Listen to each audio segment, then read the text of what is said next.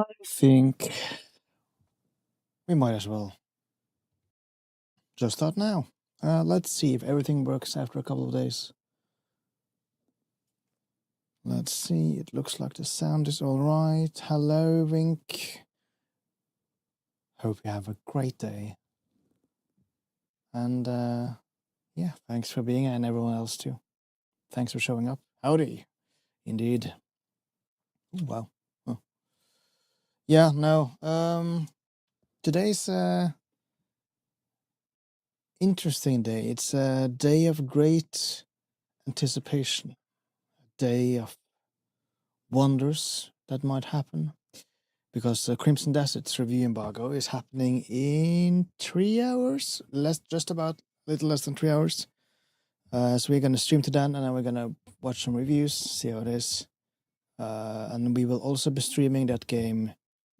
Whether reviews are saying it's good or bad, we will be streaming that game tomorrow, exactly 24 hours, I believe, after the review embargo goes out today. So exactly, yeah, in 3 hours tomorrow, essentially.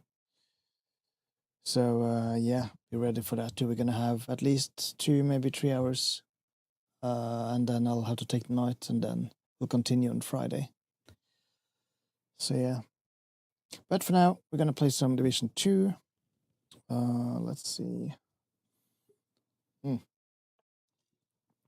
And just have a little bit of fun. Good time.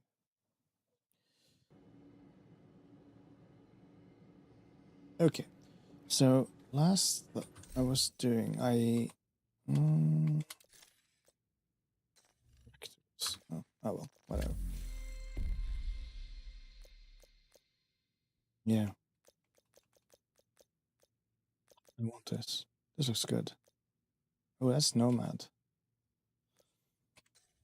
I need to do 2 more. So this one is fine, but we have 1 more after that. Talk to Snitch, purchase an item, cast a Mendoza, or gain a Shepherd level. I think Shepherd can be gained by simply helping people, I believe. For now, that's the activity. 1 loop. Okay. I never tried this hunt. How do you do this? I think it's here. There it is. Sure. Let's go. Why not? Why not? Why not? Ooh. Shade tech prohibited. Access denied. Oh, welcome to the simulation agent. Protocols. Entering combat simulation program.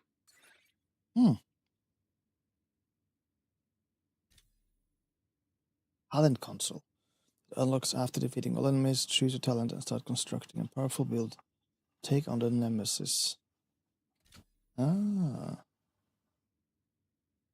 Okay. Combat simulation activated.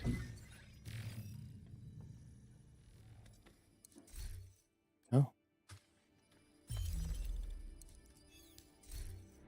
Oh, I need to choose. Okay.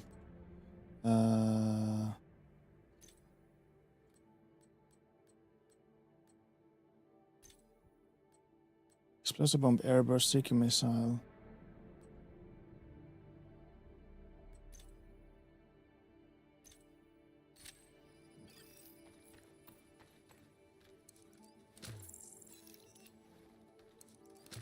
Okay. Wait, I can't. They are equipped though. Maybe they. Oh yeah, okay. Choose your path. We'll do this one. This is probably fine. Entering new location. I've never done this before. Hard. Hostile construction initiated. Hostiles constructing. Hostile spawn from highlighted doors. Okay.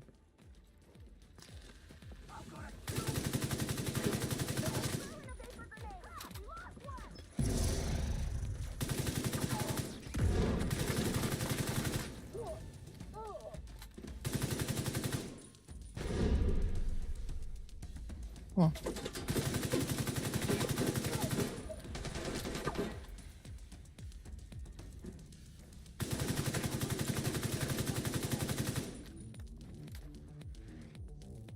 Come on.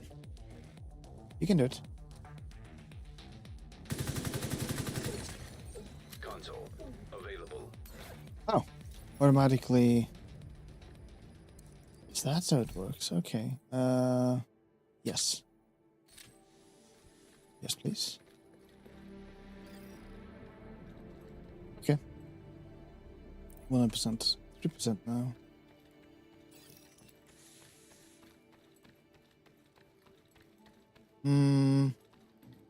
We'll try level 2, I believe.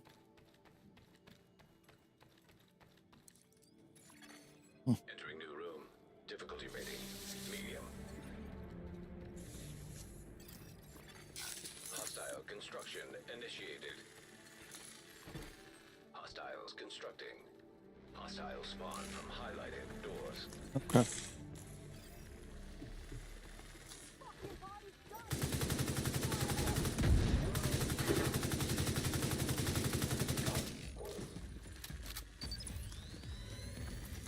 Crap.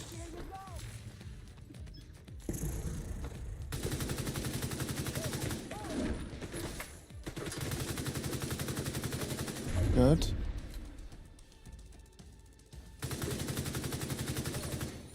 Console available. Okay.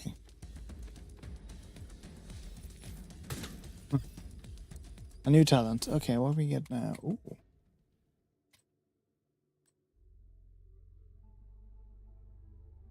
Yes. I like this one. So we need to go for critical hit and critical hit chance. Critical hit damage. This is 1. Oh, this is 3. Let's try 3.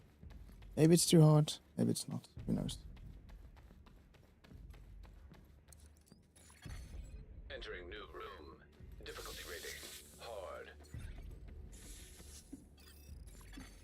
Hostile construction initiated. Constructing hostile combatant.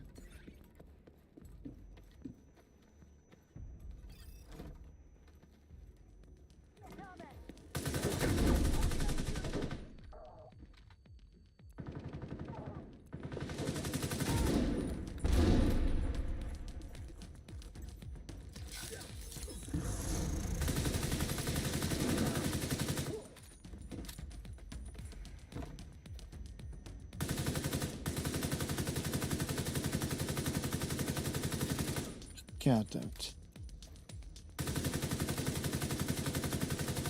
Recon!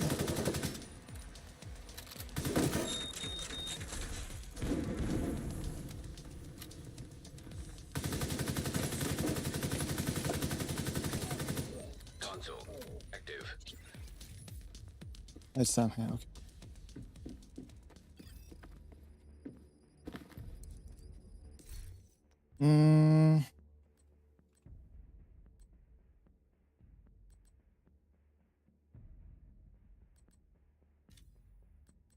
S-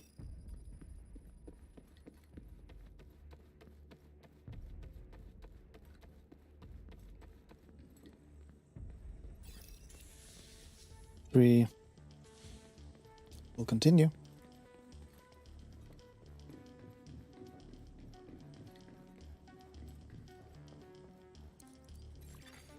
Entering new location. Difficulty rating hard. Hostiles constructing. Hostile spawn from highlighted doors. There. Hostile There. construction initiated.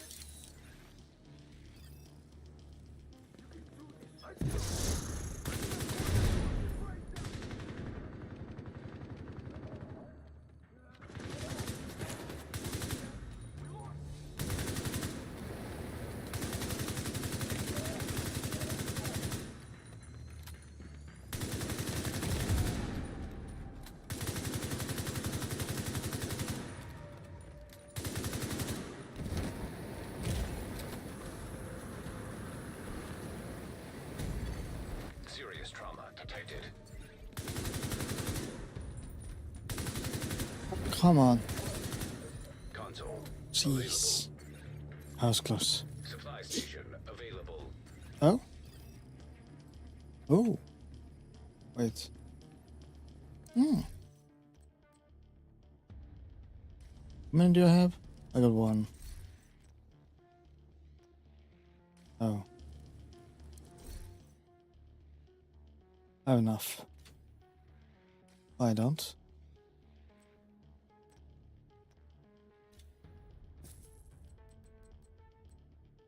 Oh. Okay.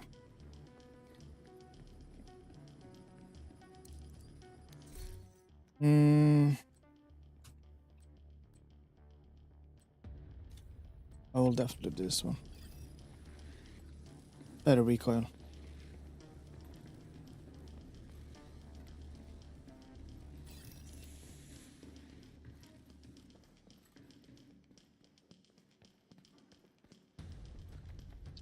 Here for arena.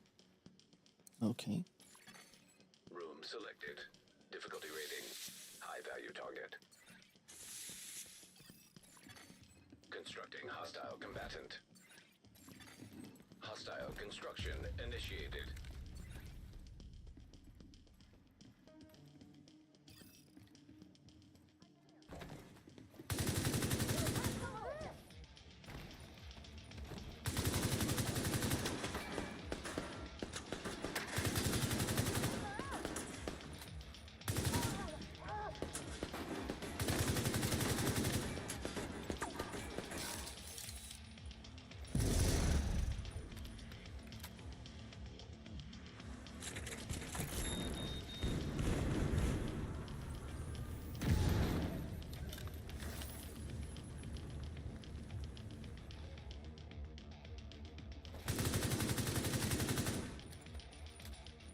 One more, right? This one.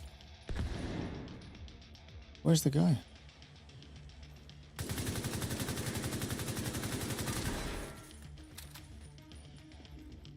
What? Oh.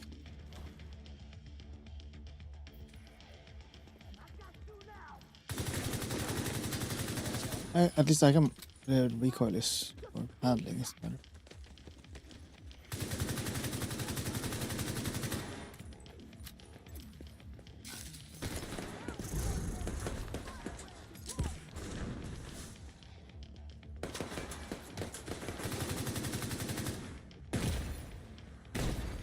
Immediate medical assistance needed. I'm so fucked.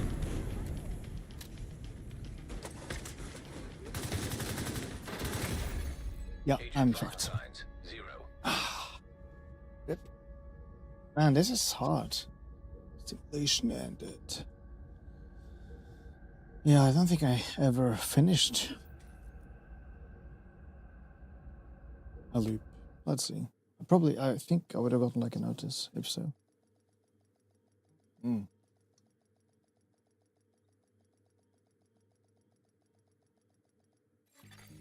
Safe area detected. Directive active, yeah.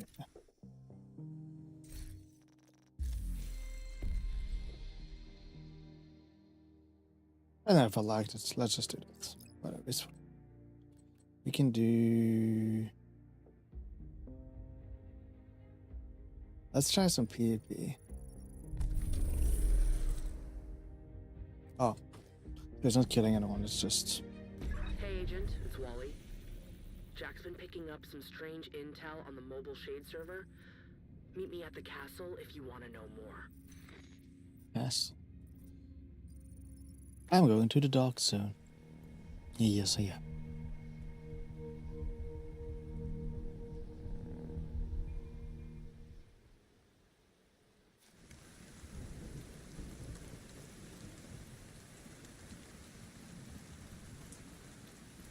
Where am I?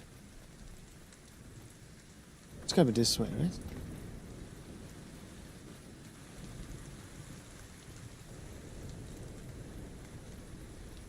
Yeah.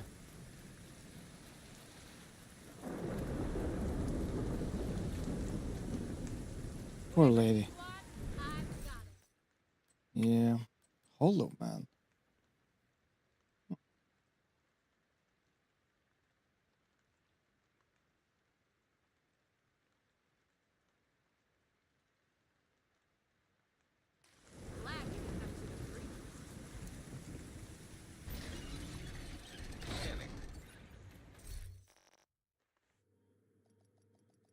Well, Access granted. we still have some space. Reception limited. Proximity coverage only. What do I have again? I have this one. Chem launcher revives me.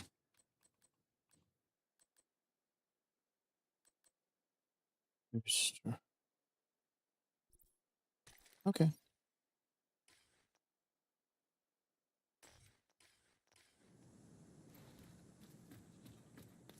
Let's go. Where can we go? So this one is a nice one.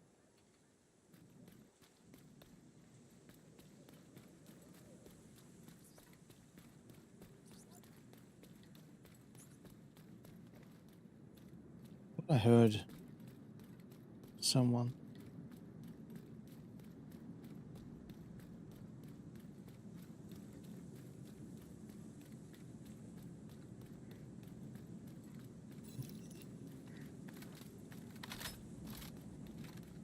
Oh, this is the area. Extraction called.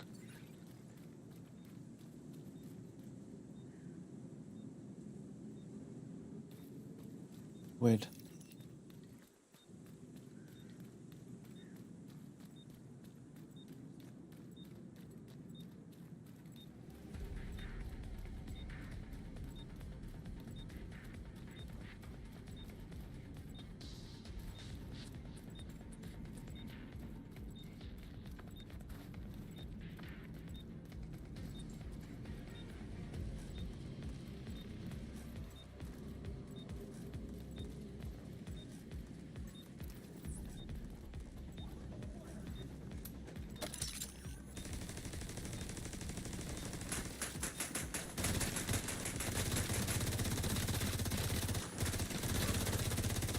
Ah, that's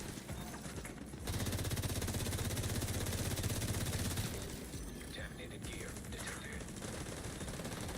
Extraction helo almost within range. it's 10 against me. Nice.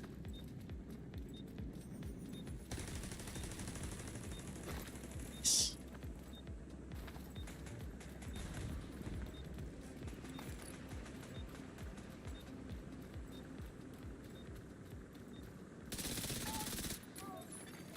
Helo is on site.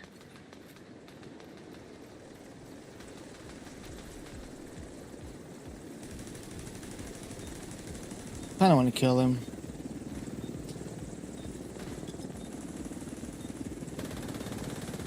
Extracting cargo. It's too. That's too much of a dick move. Yeah, too much of a dick move.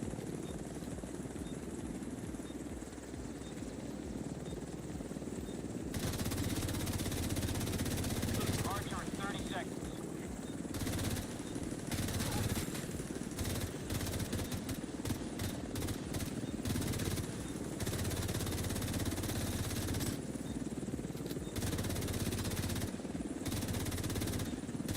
We're outbound in 15 seconds.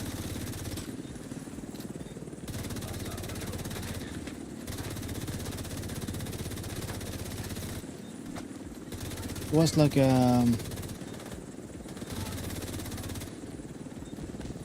okay.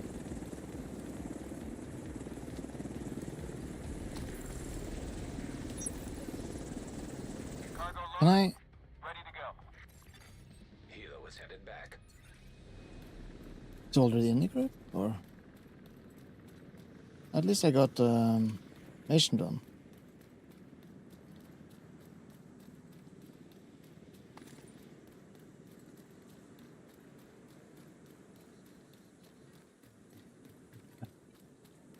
Something just happened.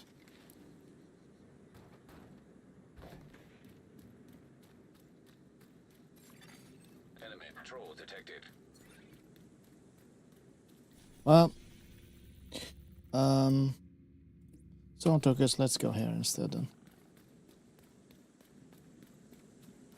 we will go to another place.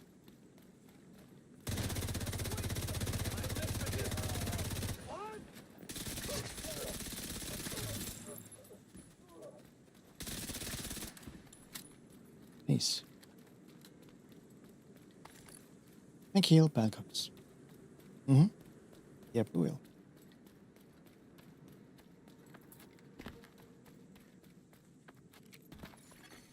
Hostile patrol detected.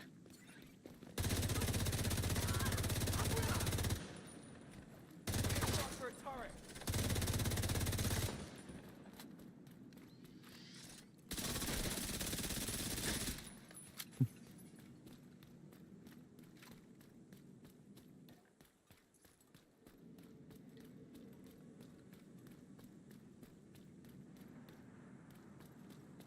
Someone? That's true sense. Normal heroic. Oh, we'll definitely do heroic. Heck yeah. Better loot, hopefully.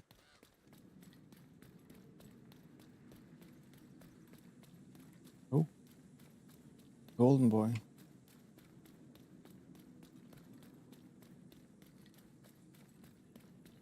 I'm really looking forward to. I wonder how the reviews are. Crimson Desert. I'm hopeful. Try not to hype myself too much, but it's hard.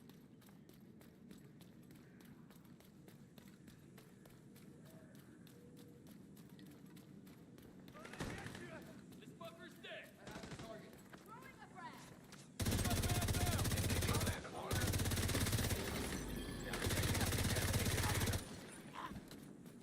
Stay alert. You lost him. You find him. Watch out.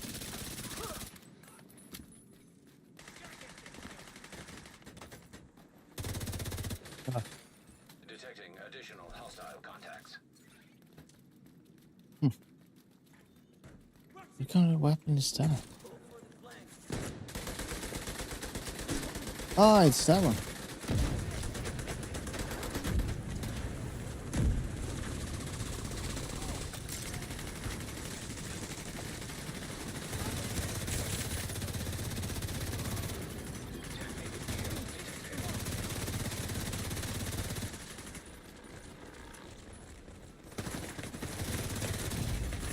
Serious trauma detected.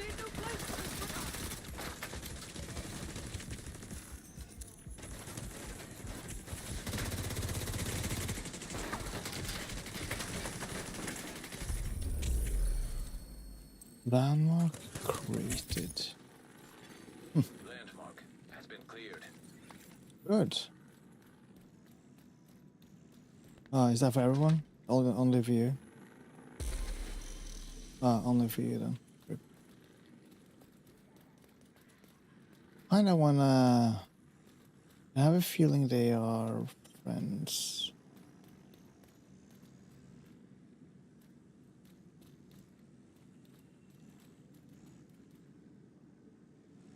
It's the...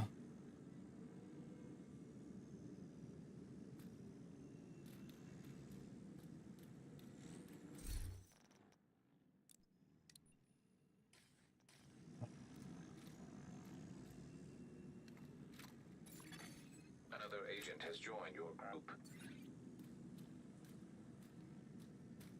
I follow who?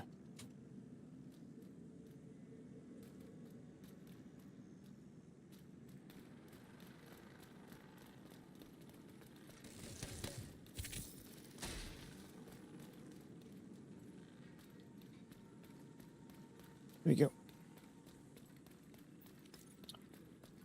Let's see what shenanigans we can get up to. Du kan.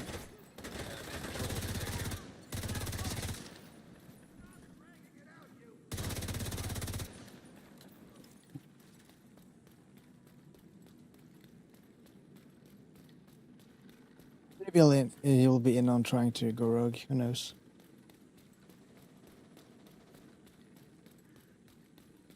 If I go rogue, does my whole team go rogue? Or is it only me?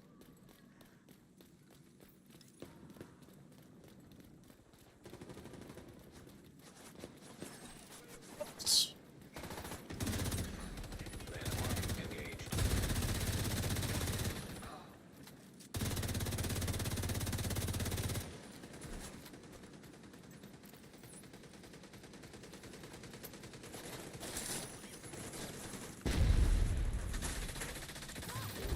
Jeez. Contaminated gear. Nice.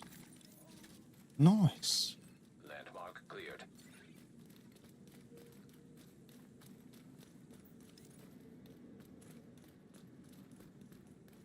I need to take my bot. My clanker. Begin.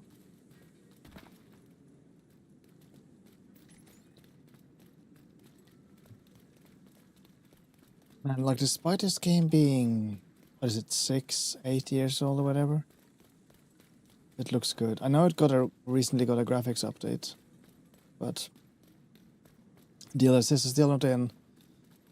I know like the new more modern version of this engine has like path tracing support and everything, ArtXGI and stuff. Because Star Wars Outlaws has it. Shame about not updating this one.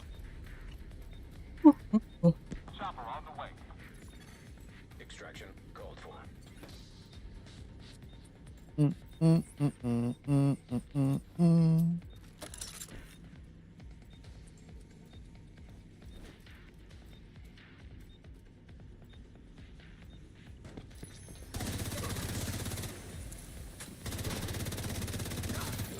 Contaminated gear detected. Even more. Yes, please.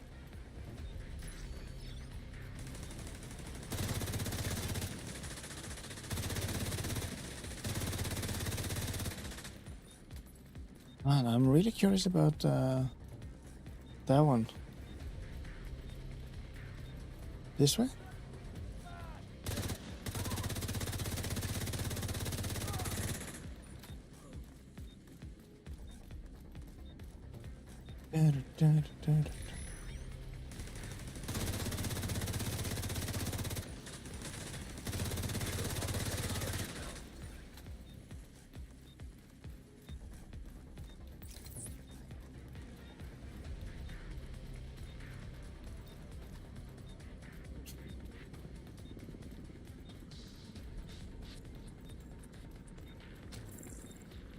Oh, Arrived.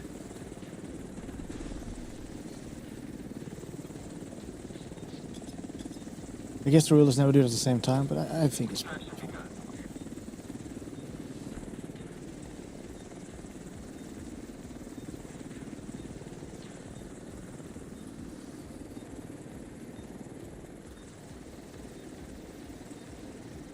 Leave, chopper, leave. 30 seconds left.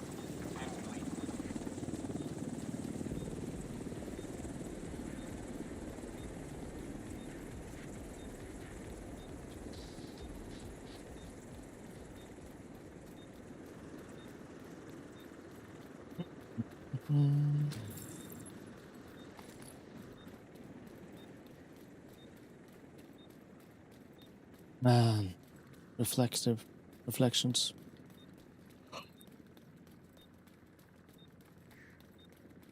And I'm tired too. Yeah, I'll get over it. Oh shit! Hilo is returning to base. Oh, yeah, I got it.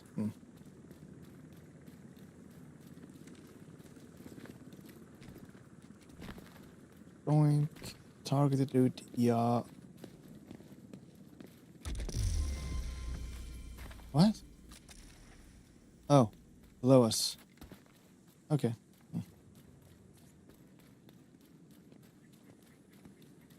Okay, you are going for it.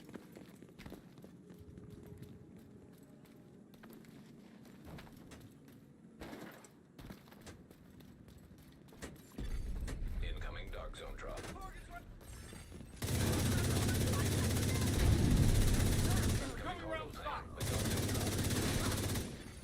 Engaging landmark.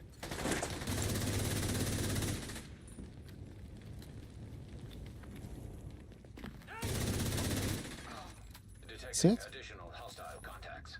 Oh.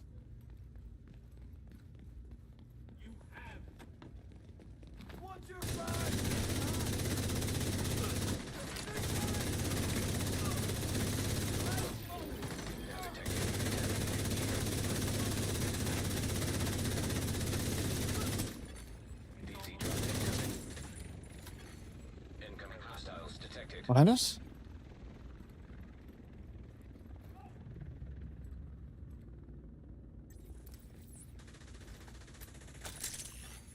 Contaminated gear detected.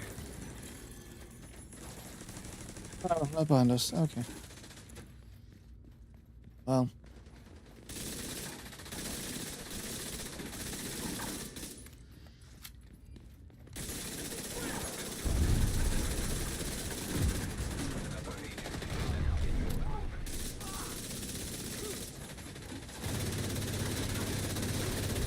Now detecting contaminated gear. Yes. Landmark cleared.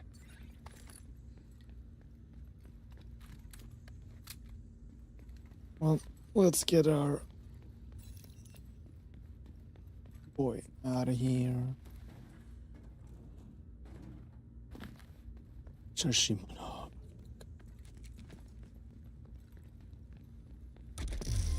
Oh. Oh, system best level. Nice. Dark Zone supply. Wait. No. God damn it. It says Dark Zone supply drop. I actually didn't catch that.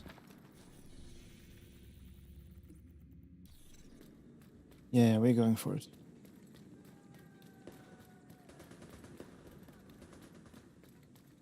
Oh, wait, we have a new... Why did a new guy join us? Oh, I don't... Who knows anymore?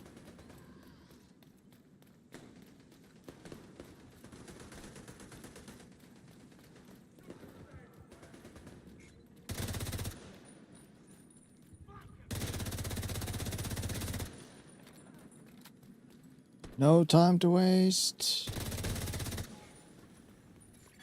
Need to run. Patrol detected. A shade agent has claimed the dark zone drop. No. Hostile striker drone detected.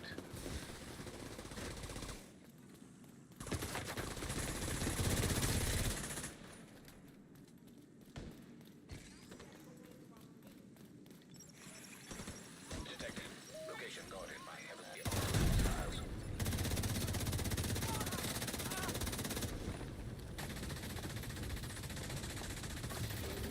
Contaminated gear detected.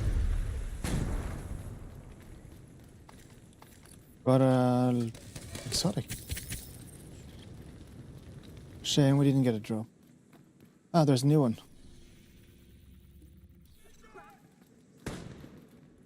I see him.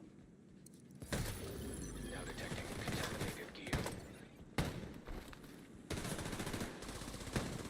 Wait, Contaminated gear detected.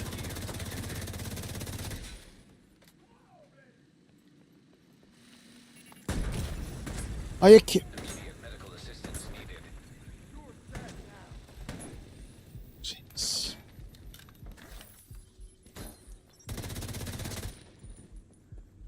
Let's go.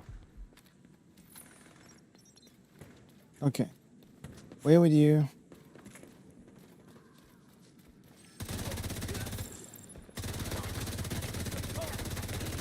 I have the high ground. You got no chance. Detected.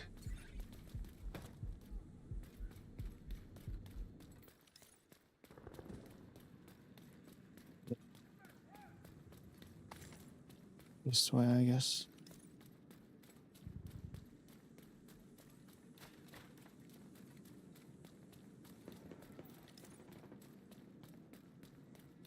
Get the drop, get the drop. Get the drop. Hopefully when one of one of my teammates takes it, it's hopefully counts as ours.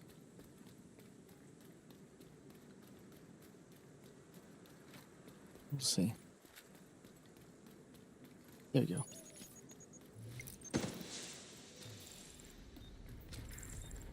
Oh, you do actually want to do this first? Extraction called.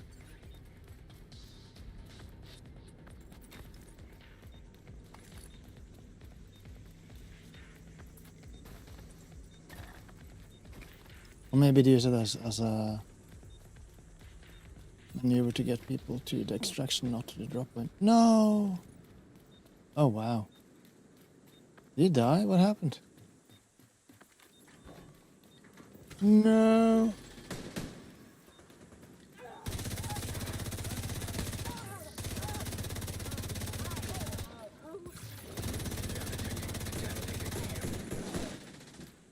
Oh, I don't have space.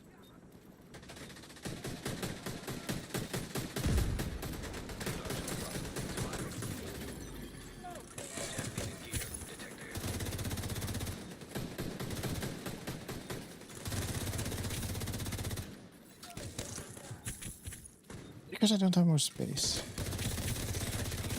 Almost within range. I think so. Probably fine. Just deconstruct it. Gear retrieved. What about this one? Honey badger. Ooh, wonder what. Helo is on site.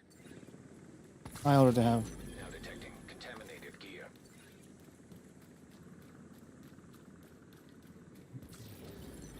Oh.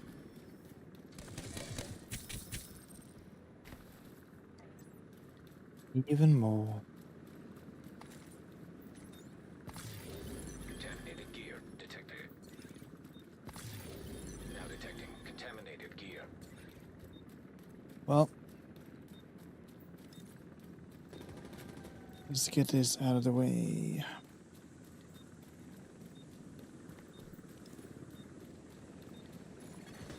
Element patrol detected.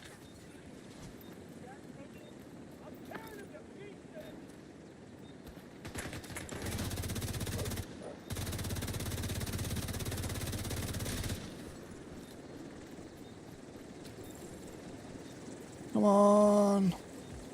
Tell me I have time. I don't.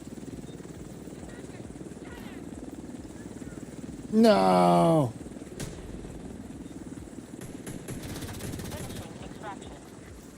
Oh well. Helo was headed back. That was my fault.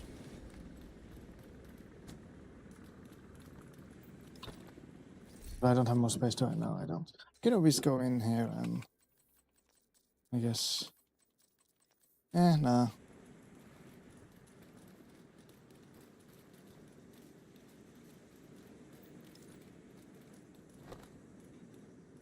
I guess when it stops blinking on the map, that's when I can send in a new chopper.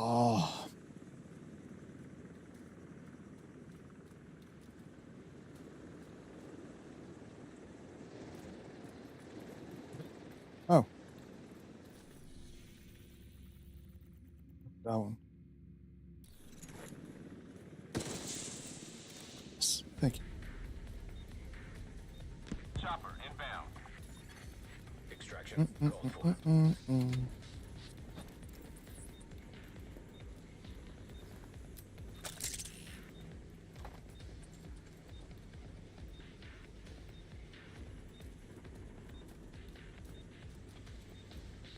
Which weapon do you use?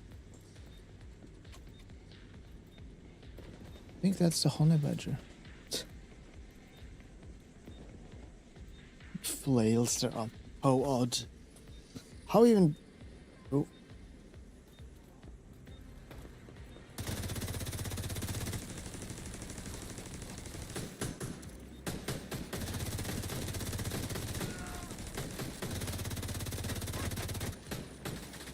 I hit your shield.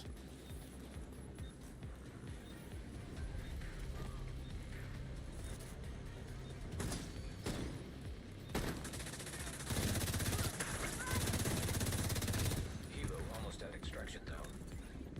One more? No?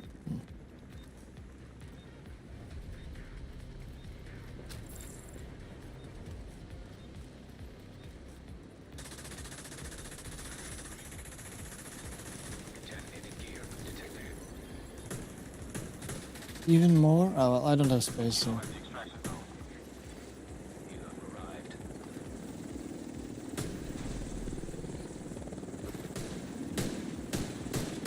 I just loot. Immediately, Ghost gets smoked.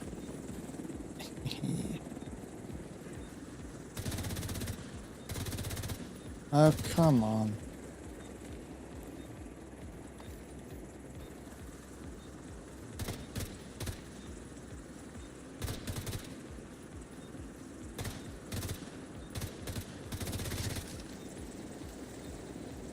Jeez.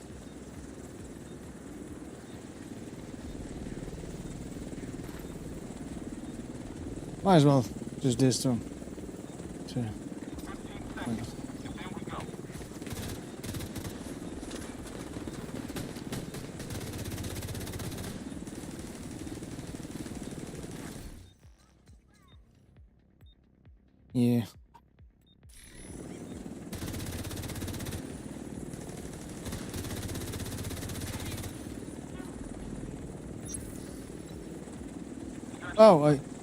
Oh shit, I don't have any Vehicles returning to more base.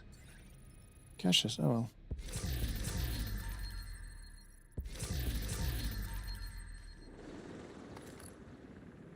What's this?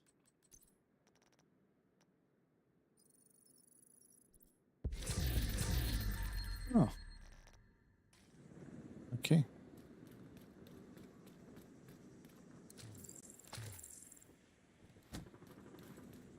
Let's go. I am leaving. Dark winter. Extraction Another level. failed.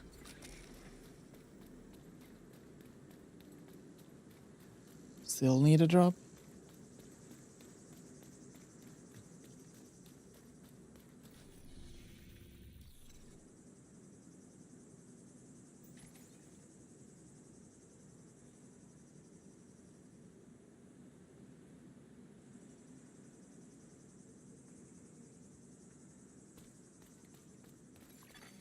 Extraction helo. Almost within range.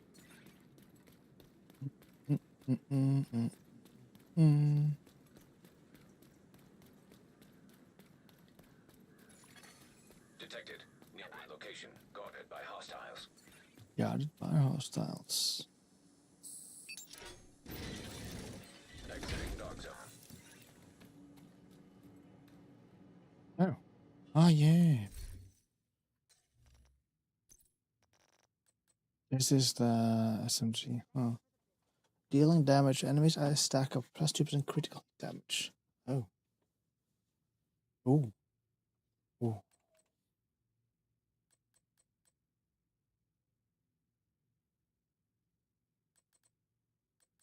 This one is good. This one is really good.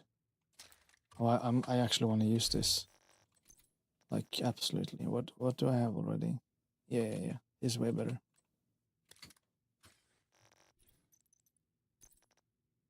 Accuracy, headshot damage, stability, weapon handling, reload speed. That's probably a good one actually. That being said, yeah, that's fine.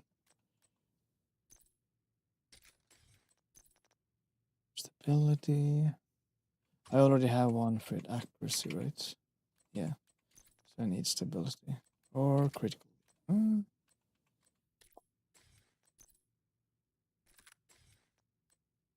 Damage, critical chance. Don't need this then. I need. What is this again? This one. Yeah. Stability is already max. Hostiles. Guarding location nearby. Oh. You went out. 100 out of 100. Oh man, what should I do?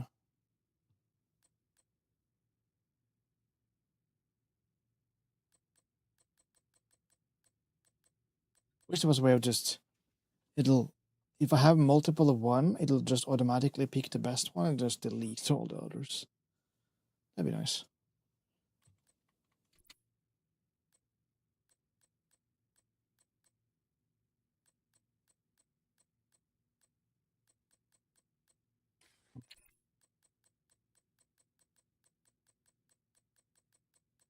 Yeah, kind of good, I think.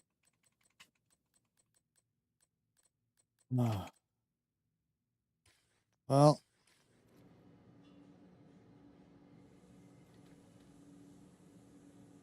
Let's go back out. Transmissions jammed.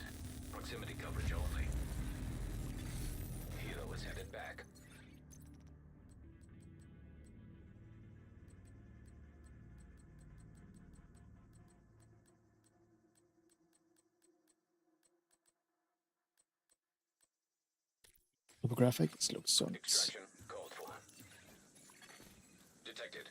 Nearby location. Guarded by hostiles.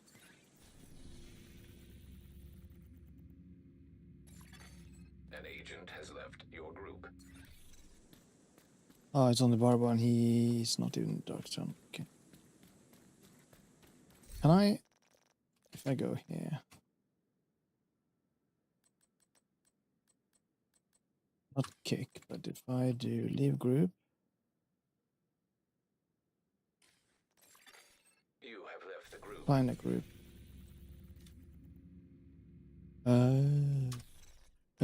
Maybe because they are on. You know, let's try it solo.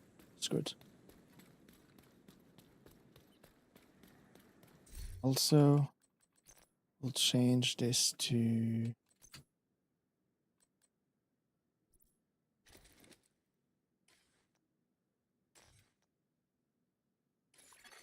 Hilo almost at extraction zone.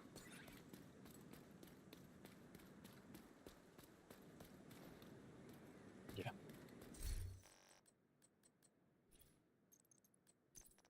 Jeez, I don't have anything. Active regeneration. Why can't I? Oh, specialization. Okay. Shield health, shield health. Hilo is on site.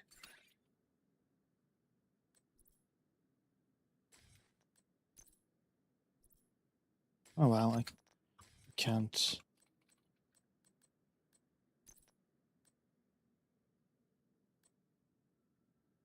Per what? Why not? We'll do this.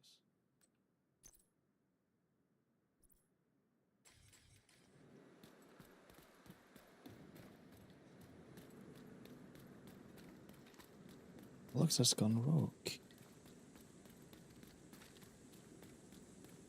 Check out how the SMG actually works here. Hostile patrol detected.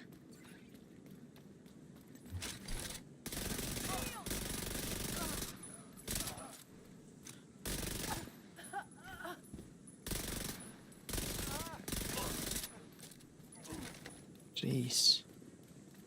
I think that's good.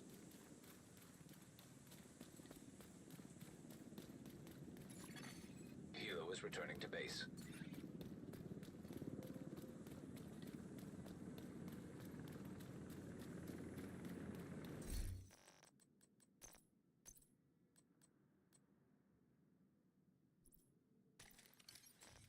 It's a good.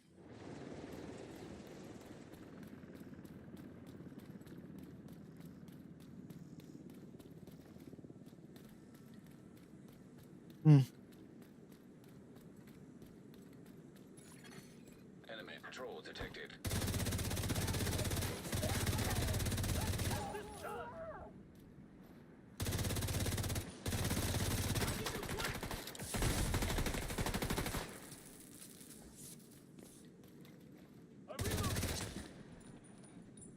Hello.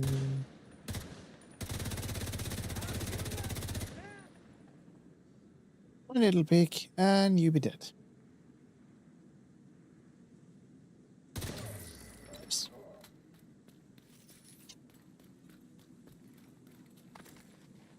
Oh.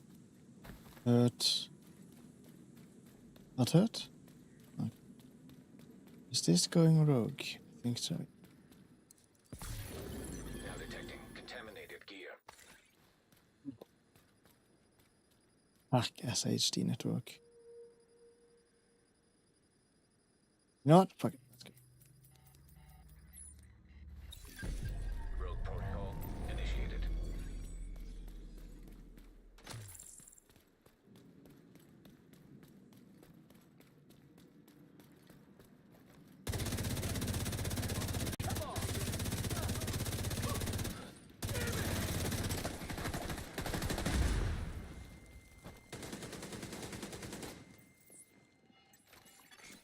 Hostile patrol detected.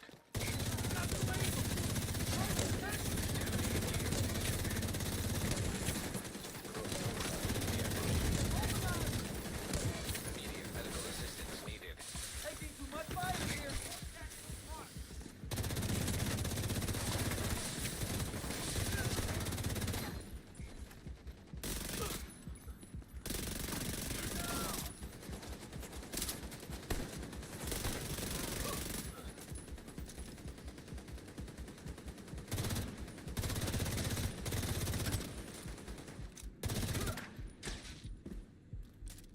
Jeez.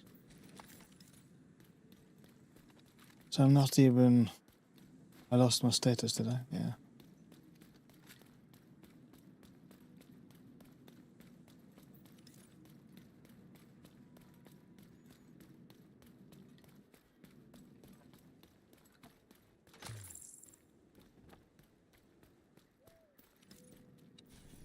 Is there like a timer for when the drops start coming? Oh, wait, not. Let's go for it. Heroic. Oh, wait. It's got... Oh, someone took it. I'll take this one then.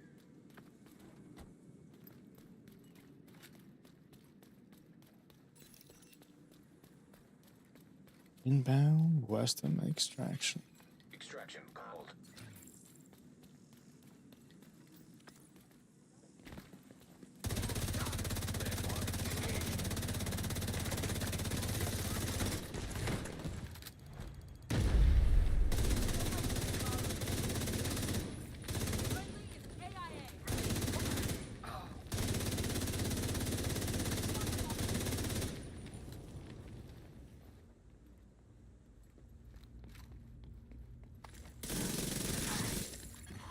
Incoming hostiles detected.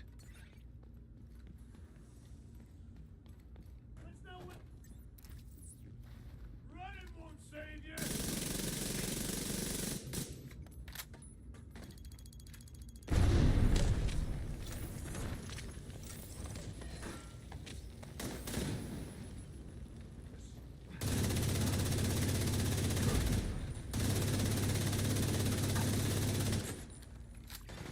Extraction helo.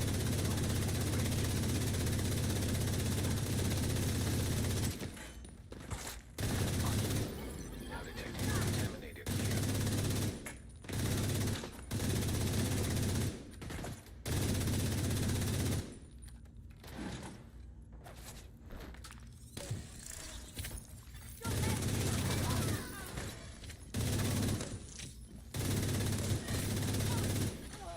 Incoming hostiles detected. Contaminated gear detected.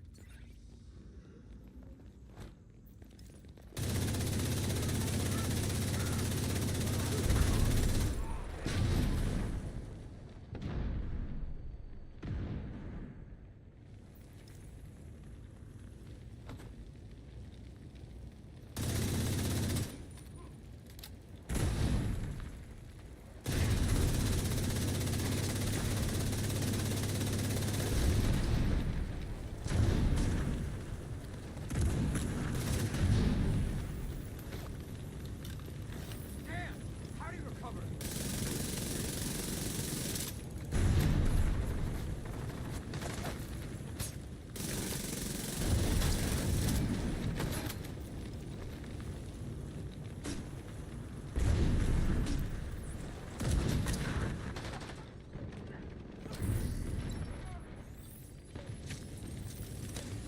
Helo is headed back.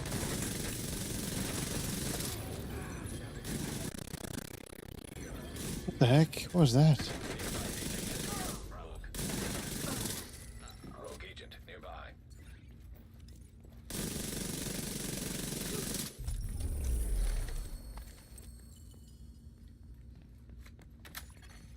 Landmark cleared.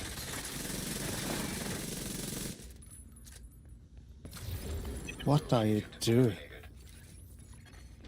Contaminated gear detected. Haha. Idiot. I mean, he tried. So I guess... Good try, but... No. Okay.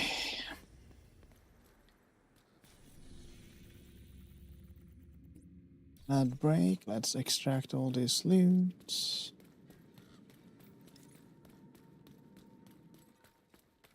Jeez, how many caches do I have? 20 out of 20. Okay. We're gonna do this then. Enemy patrol detected. Yeah. Seen it drop thing. Oh. Up here? Yeah. Up.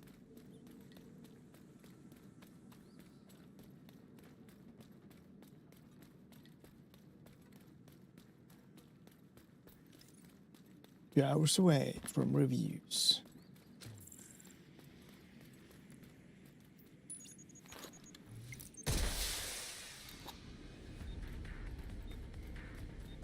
Chopper on the way. Extraction called for.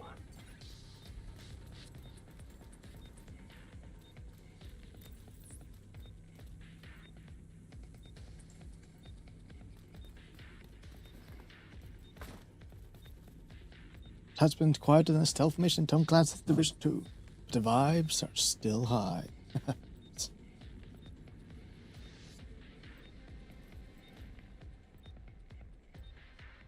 She's still alive. I heard some people say that there is this one.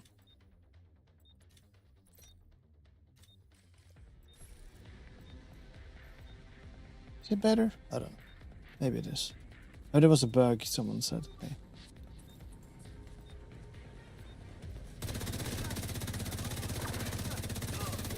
Now detecting contaminated Hilo almost at extraction zone. Take it here.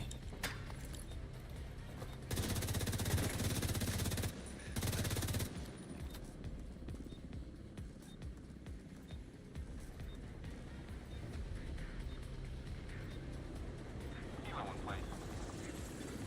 Hilo is on site.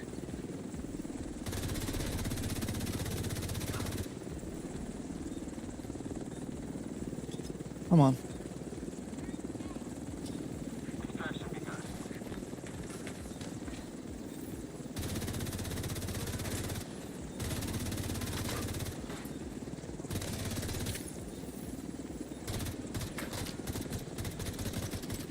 Oh, not the best ranged weapon, I guess. Chopper will leave in 30 seconds. Where's the sound gone?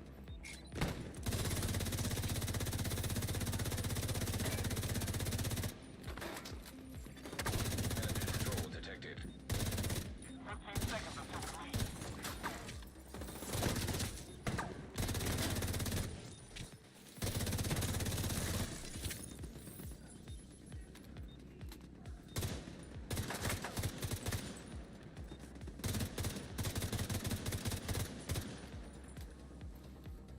Okay.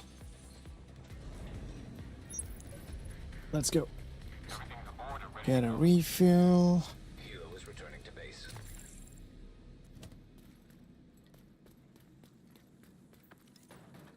I just need to. Maybe I should go to the other dark zone and see if I can get a drop there.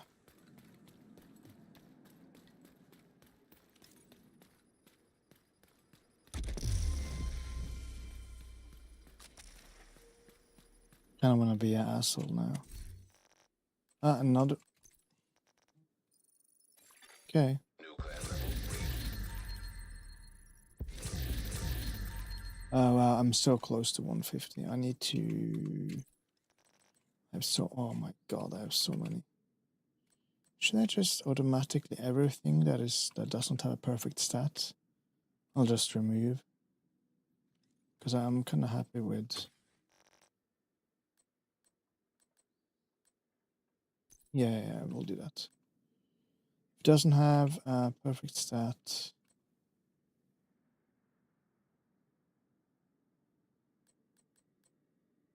Two, jeez.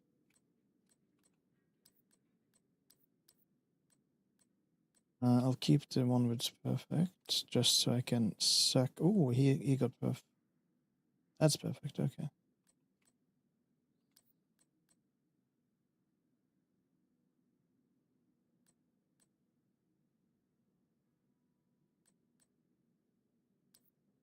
Yeah, I can't do that.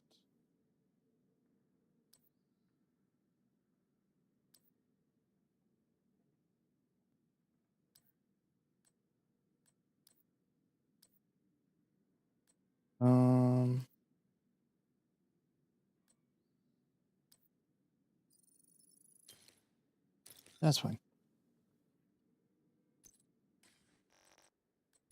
Probably shouldn't just stand here, but oh well.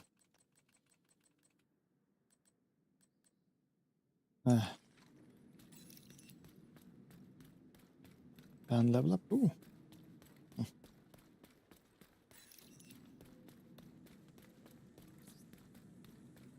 I don't. Extraction called.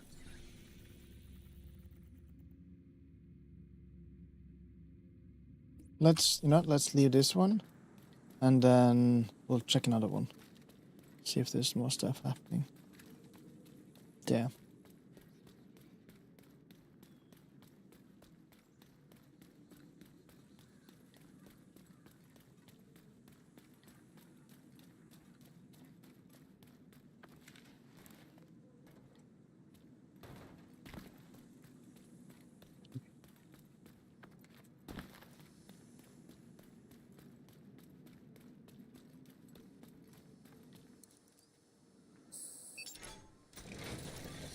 Clearing top zone. Why did I 6? It's fine. I can let that stuff stay there for a little bit.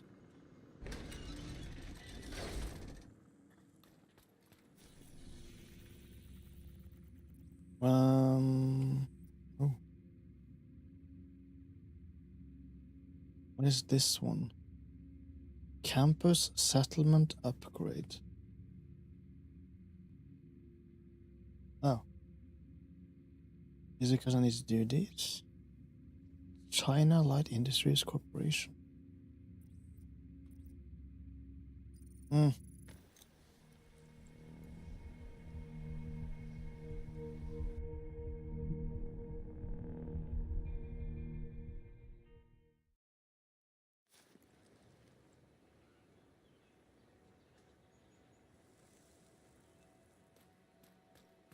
Yeah, I was wondering. Right now I have 73, 122. Oh, same. Okay. Yeah, I think they both have the increased critical. Come on over and take a look. Oh, an Emperor scored. Armor region. 1. That's 150. I don't have. Can't buy it. Oh well. Thanks for the business. You know, someone has to give you business. Scan in progress. Standing out there all alone. Oh. Well. Access complete. Someone's outside. Transmission range limited. Proximity coverage only.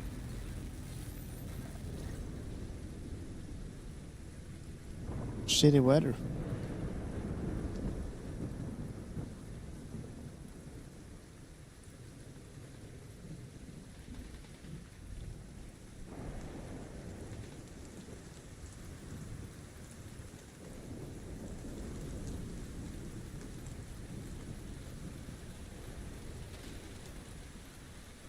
Should I?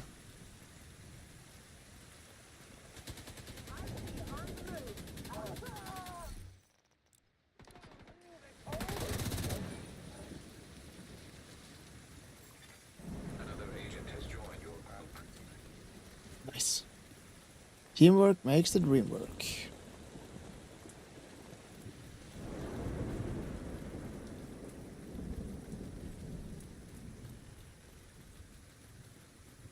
Jeez.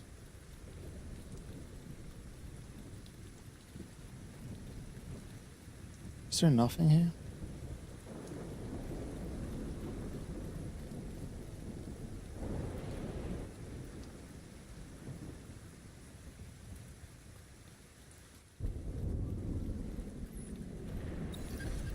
Allied agent now rogue. Okay. Sure, we'll do it.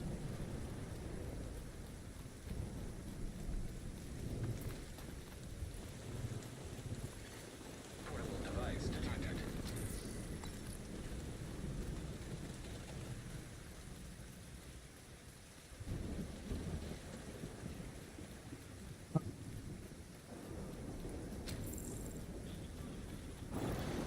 Probe status removed.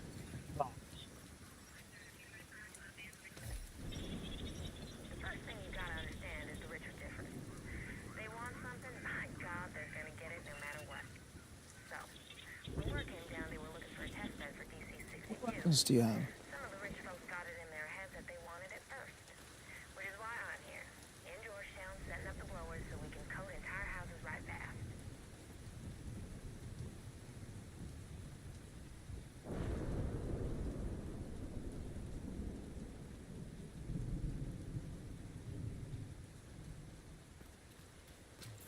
Let's see if he says okay.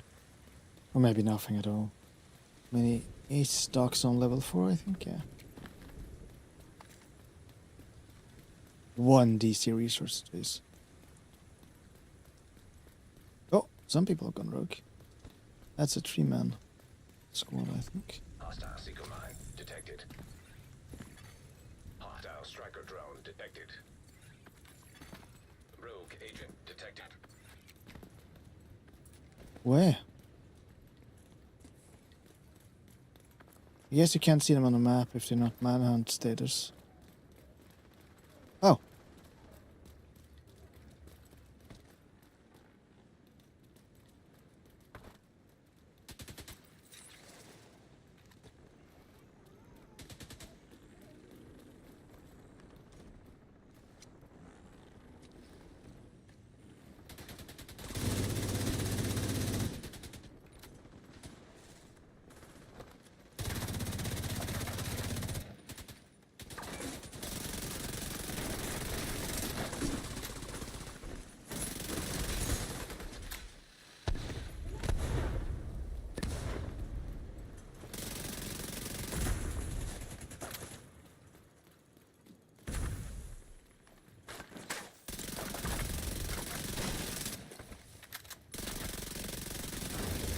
Rogue agent neutralized. Oh. Contaminated gear detected. Rogue agent eliminated. Jesus. Now detecting contaminated gear.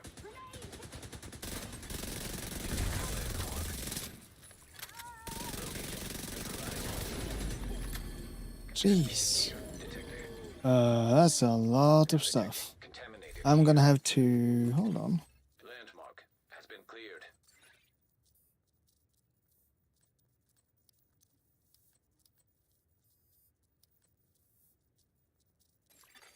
Contaminated gear detected.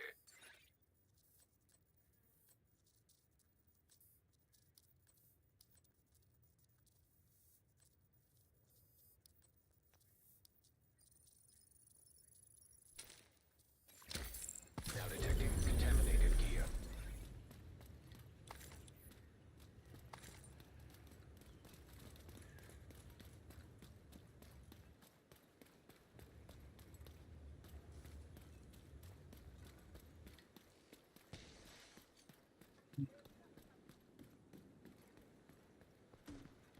Yeah, not a... I think that was one of the guys.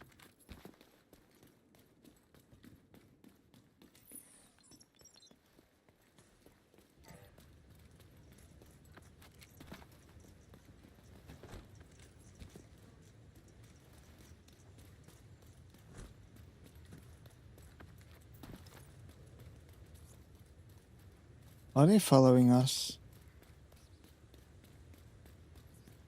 Wonder.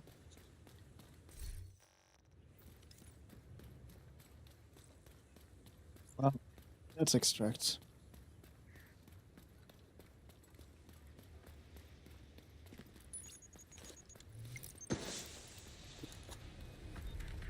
Oh. More ammo. Extraction called for.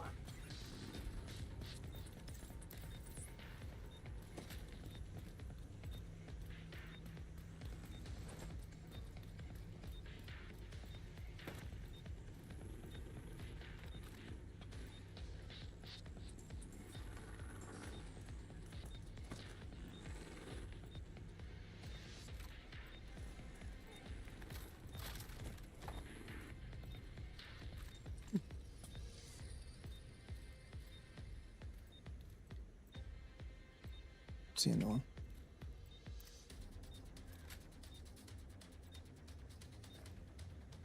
This way.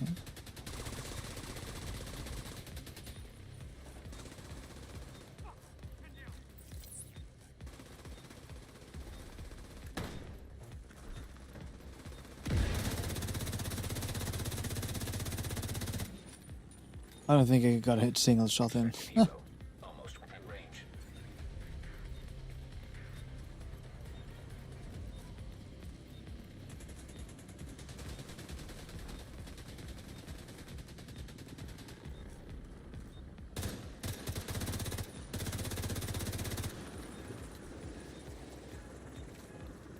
Helo at the extraction zone.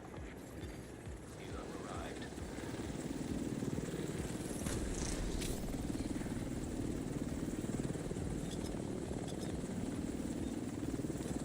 Pickup initiated.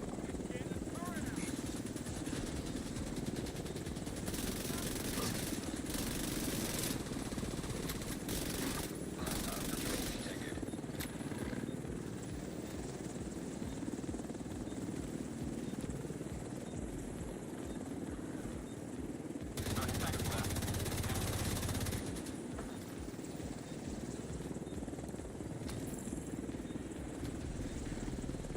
Mm-hmm.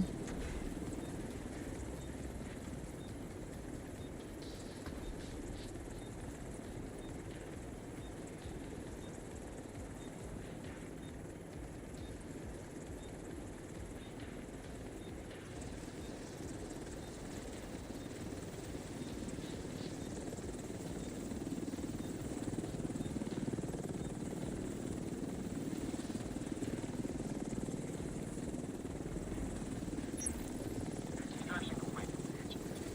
Helo is headed back. Still no drop though. Hmm.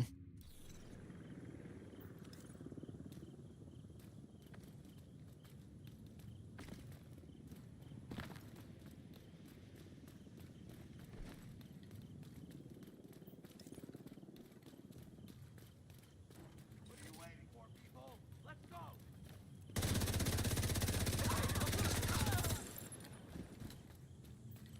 What the hell was that? Their lives cut short in a hail of bullets.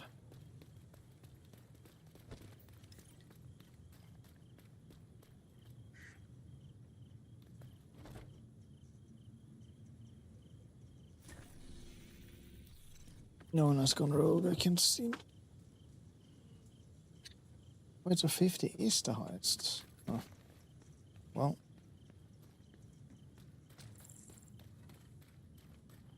What?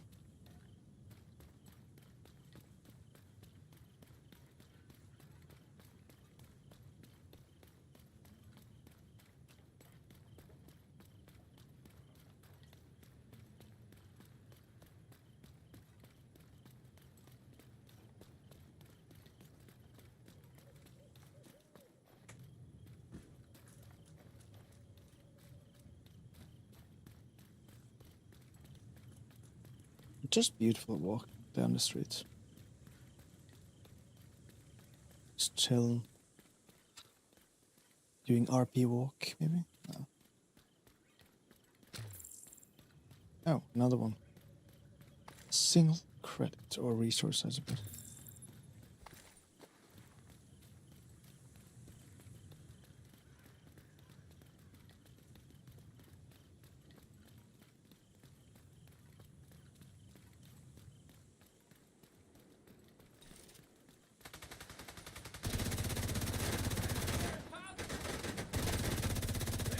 Engaged.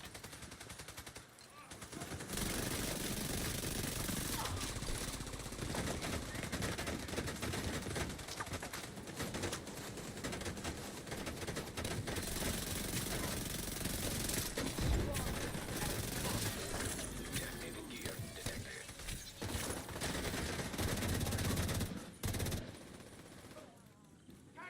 Come on. Bastard.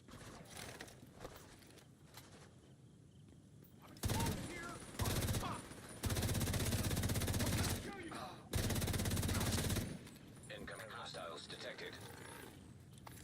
No. Was it another person?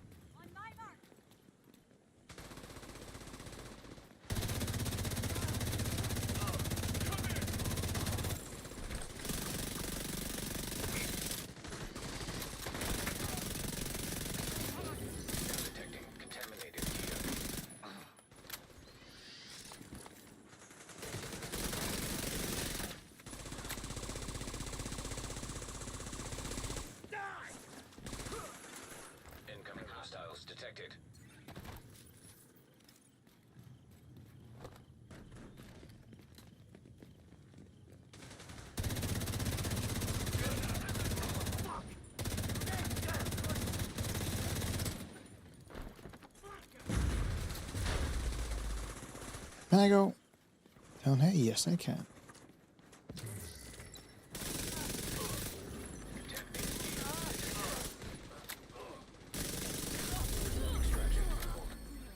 Like, no chance. Detecting contaminated gear. Landmark cleared. Something here too. Is it two things? Only one thing. Okay.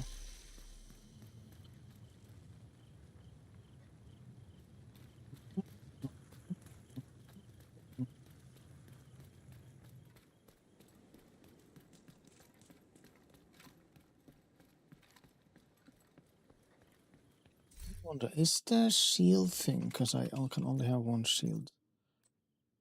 Oh, I haven't unlocked it. Sidearms.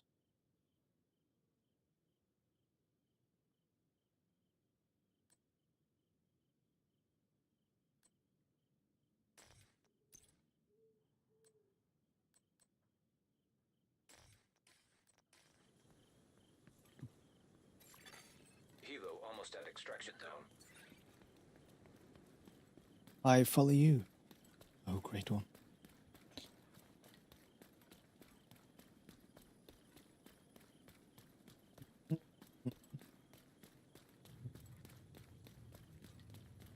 How much do I have? 6. Okay. Helo is on site. High threat enemy patrol detected.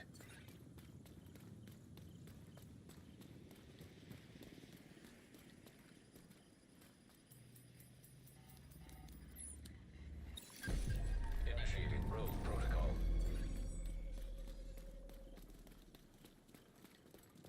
Oh, you're not rogue.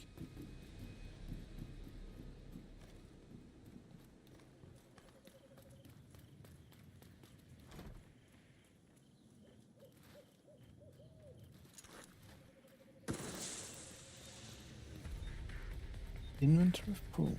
Chopper on the way. Extraction called for. Rogue protocol deactivated.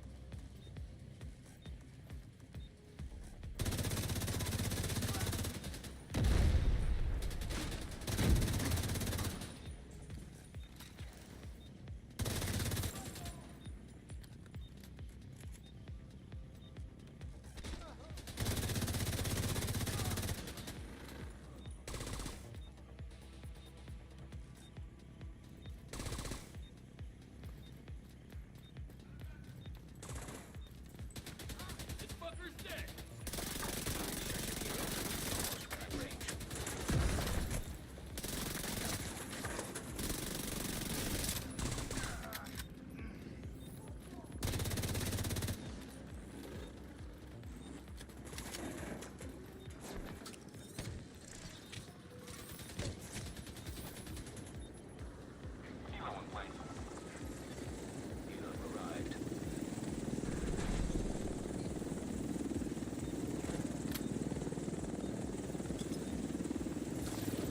Contaminated gear. Extraction begun. Hmm.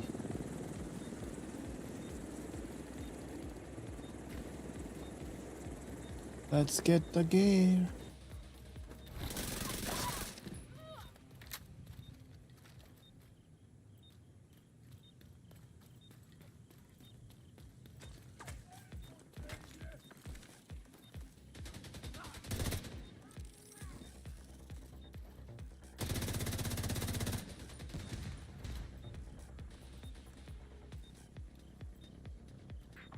Seconds, and then we go.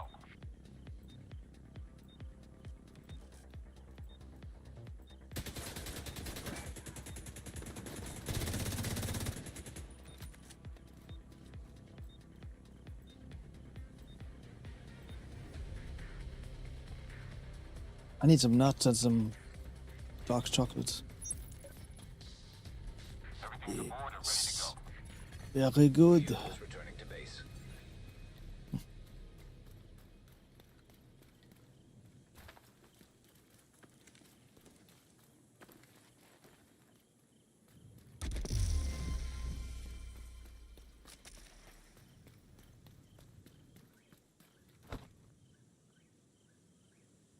Be right back.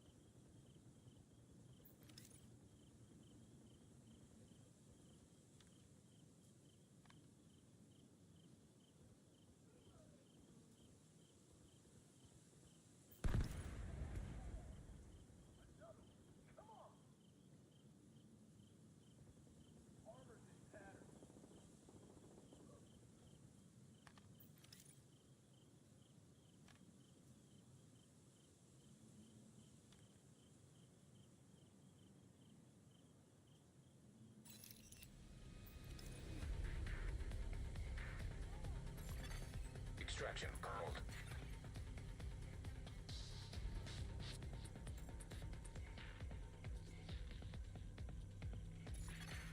Detecting high threat enemy patrol. Portable electronic device detected.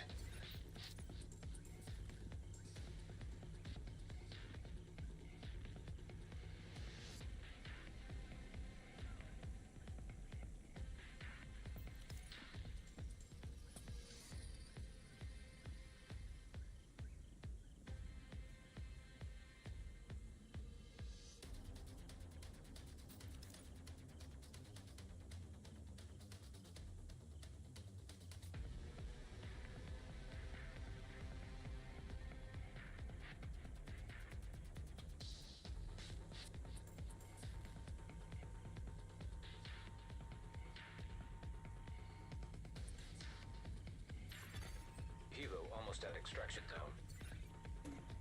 Well, what is going on?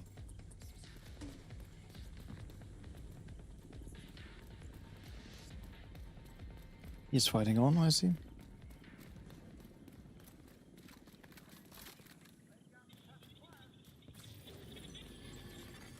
Hilo is on site.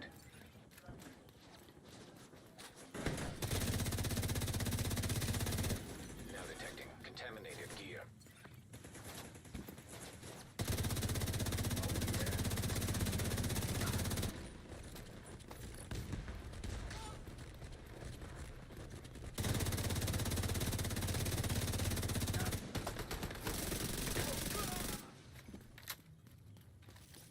Jeez. Okay.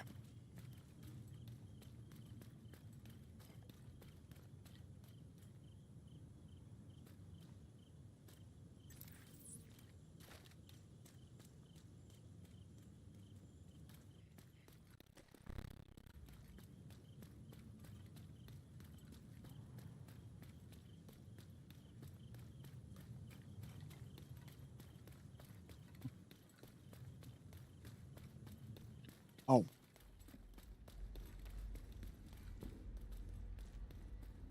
Oh. Spooky place. Hilo is headed back.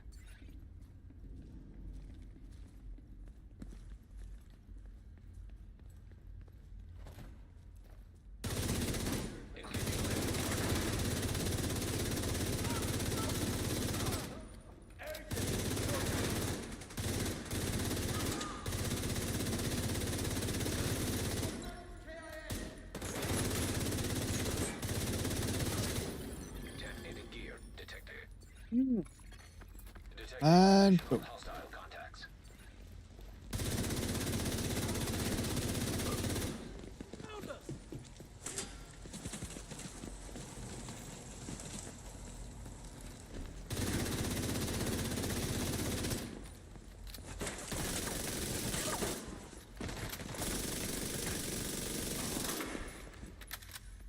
Jeez, it's hard to see in this darkness.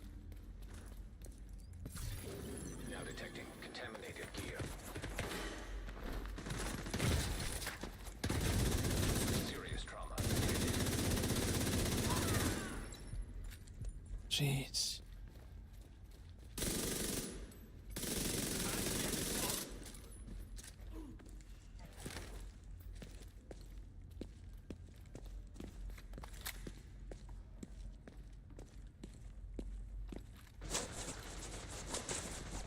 Kill him, right? Yeah.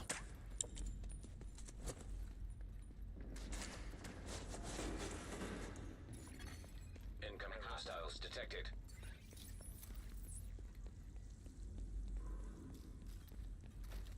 I need to kill them all, though.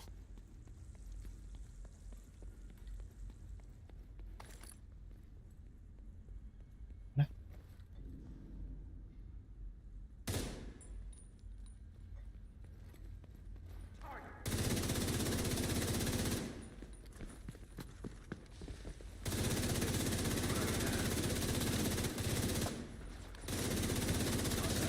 Drone detected.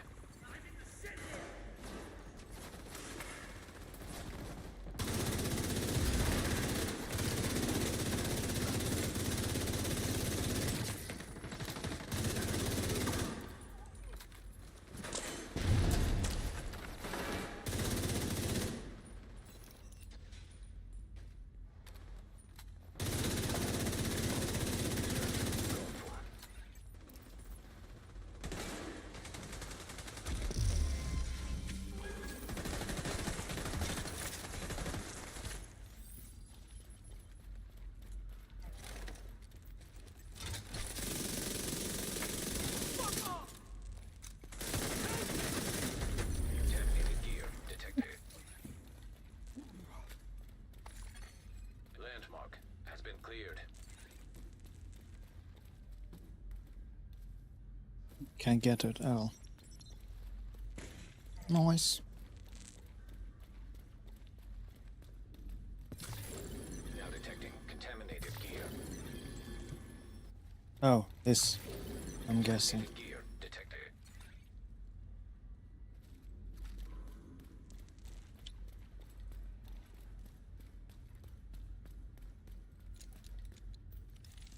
What is this? Just upstairs. Extraction helo almost within range.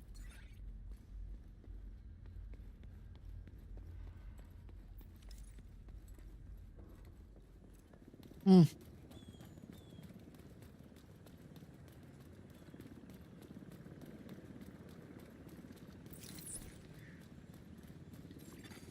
Enemy patrol detected. Helo arrived.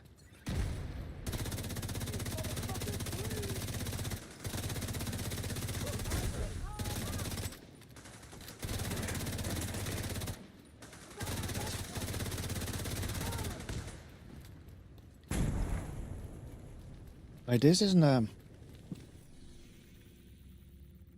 Oh, we went past it. Okay. 2 more slots and then need to extract the loot.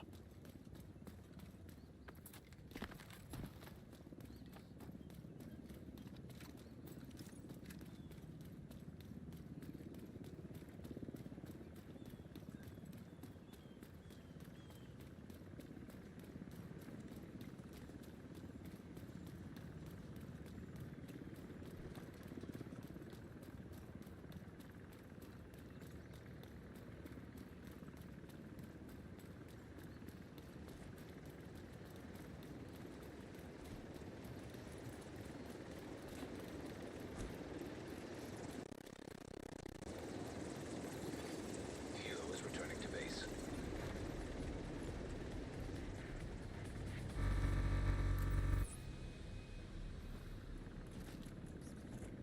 Oh, they left.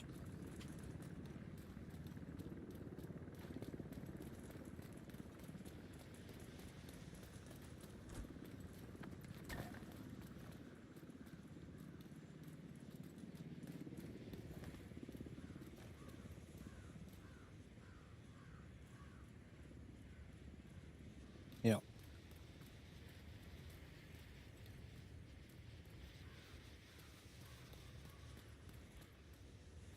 He's a superstar. What are you looking?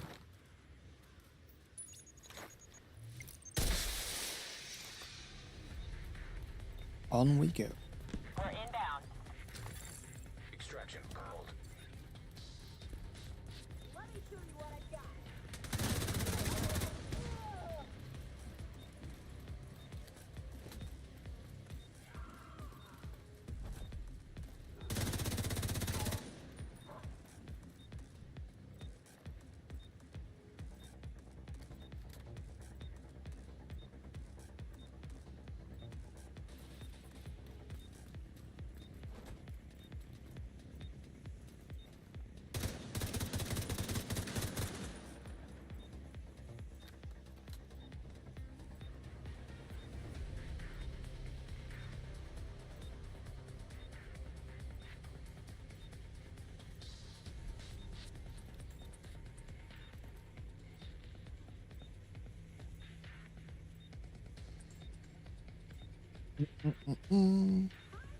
Oh. What? Hilo almost at extraction zone. Oh. Now detecting Okay. contaminated gear.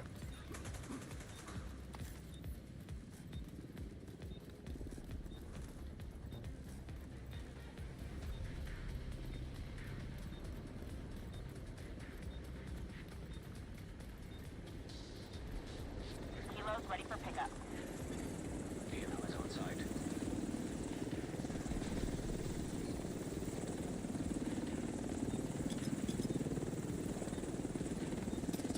Pickup begun. Wow. Swinging wildly.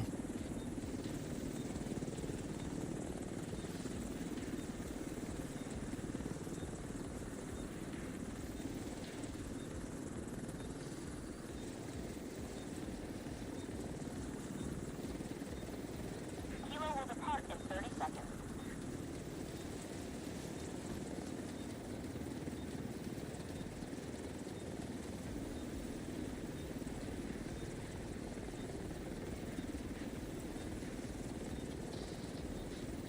We're going in 15 seconds.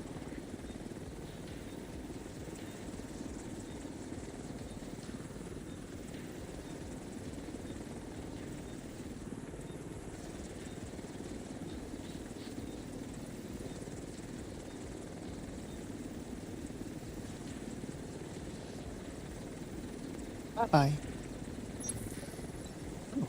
Oh, because I don't have space.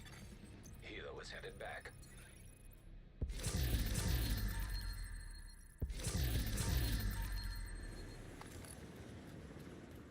Well, I guess we'll do one more round and then we can go over to talking about Crimson Desert and just chill.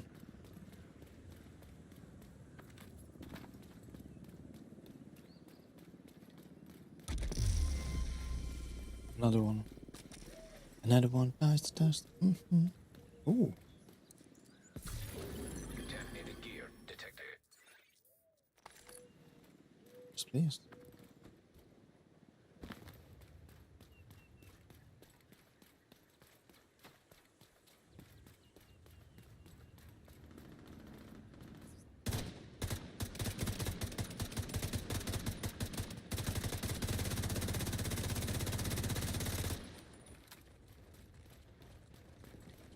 He's still exploding. Rogue agent nearby. Oh. Hostile striker drone detected. Hostile Okay. patrol detected. Let's mug him.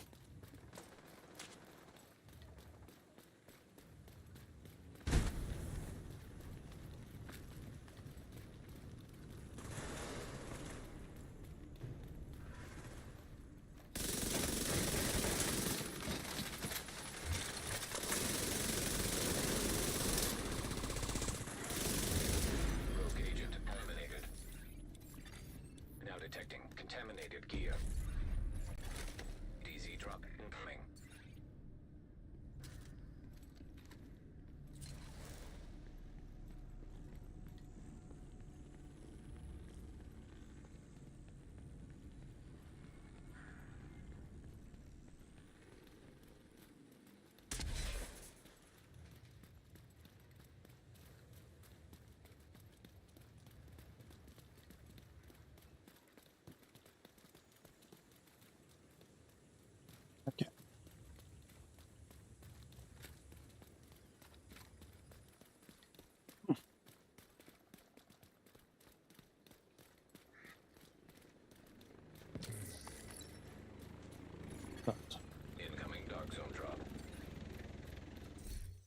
Probably. Heavily armed hostiles guarding location nearby. There's a big show which I already have, but there's nothing special there. Oh wait, you're going out, are you? Yes. Okay. Wanna see what you have. Oh wait, if I go here. Dark zone drop available. Do I lose it? Let's see what happens. Oh, it's special deliveries.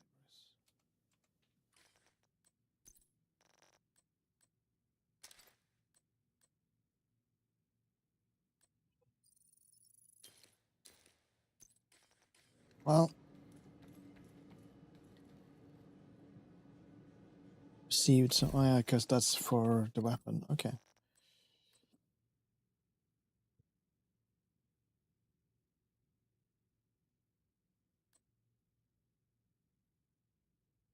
That's kind of nice. Killing an enemy. So if I had this and then that, that'd be kind of nice, honestly. Wish I could have two. Oh well. Perfectly accurate. Maybe I should use this one and then. What people say St. Elmo's engine is like one of the better ones for the striker build.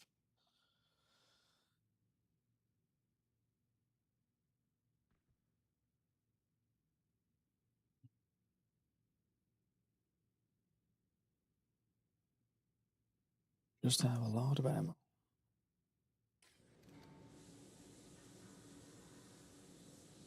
Just a second, too.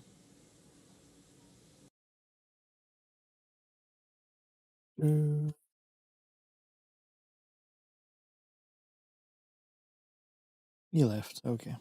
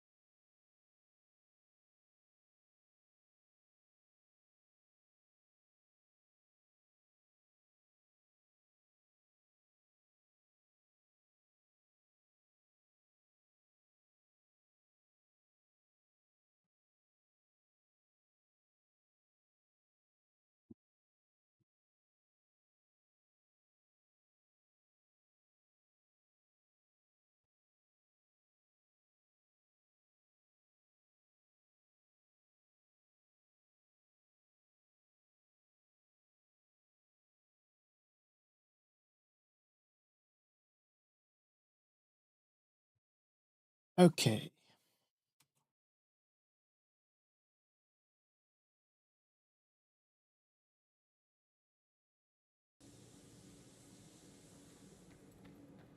You know what? We're done with dark zone. Limited.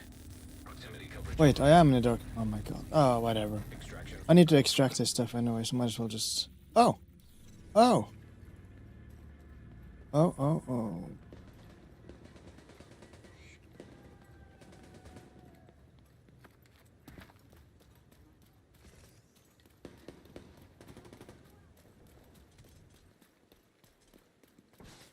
No.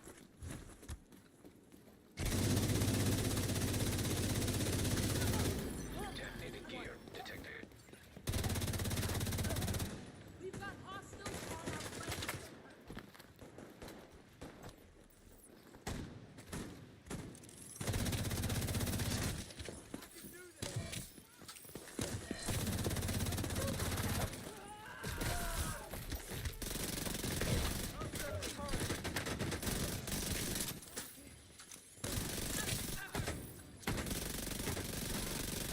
Evo. Almost within range.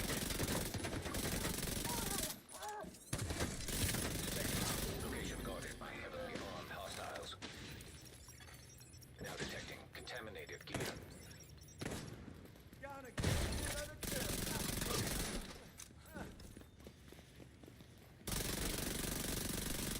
Evo arrived.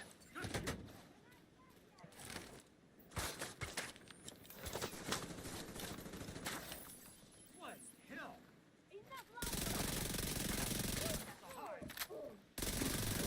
Contaminated gear detected. Steal? Oh, nice, I got it. Oh, I can't take it, of course.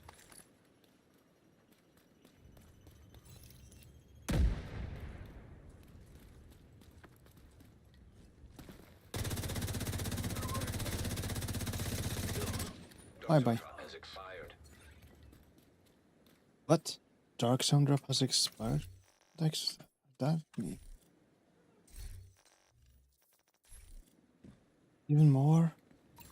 Come on. Priority objective available. Okay, thank you. Now detecting contaminated gear. But I can't loot as a junk. Oh, I don't have more space. Okay, we can do resources. Can't take that, so I'm just gonna mark as junk. Hilo is returning to base.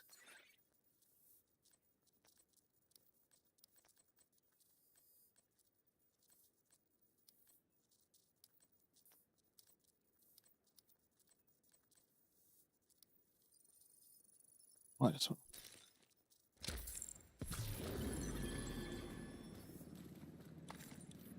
Let's take this. Let's take that. Let's take my ball. Say hi. Oh wait, there's one thing I forgot one thing. Apparently. Yeah, there we go. And also this one.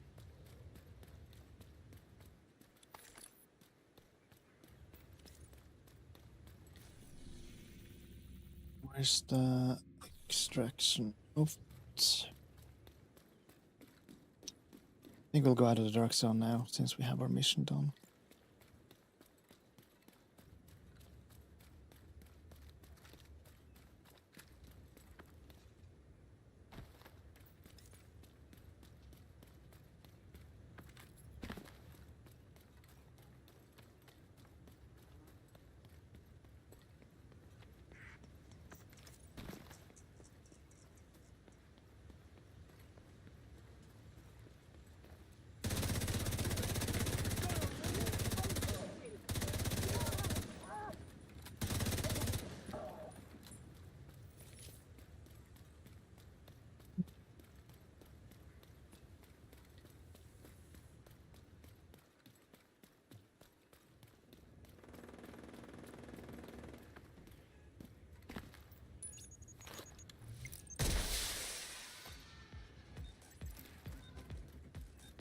chopper on the way. Extraction called.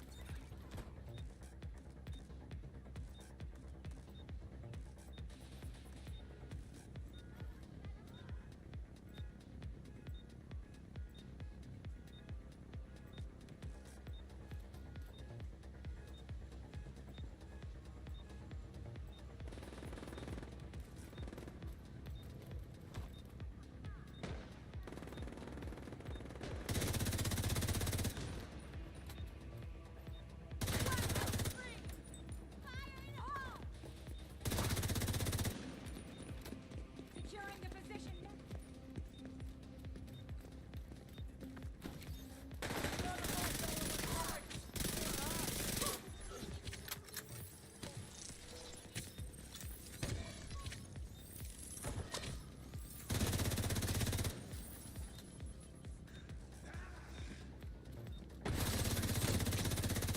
Helo almost at extraction now.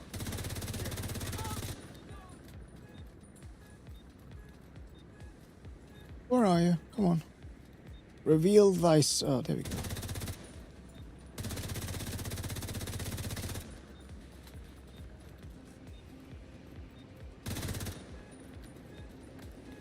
Helo in place. Helo is on site.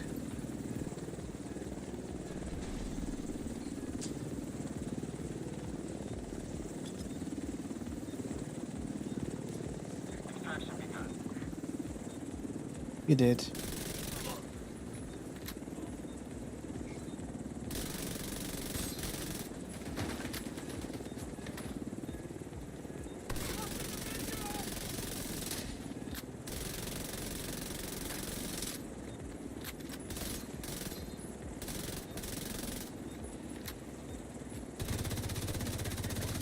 Contaminated gear detected. Wait, more? Jeez. Fine, I guess I'll take it.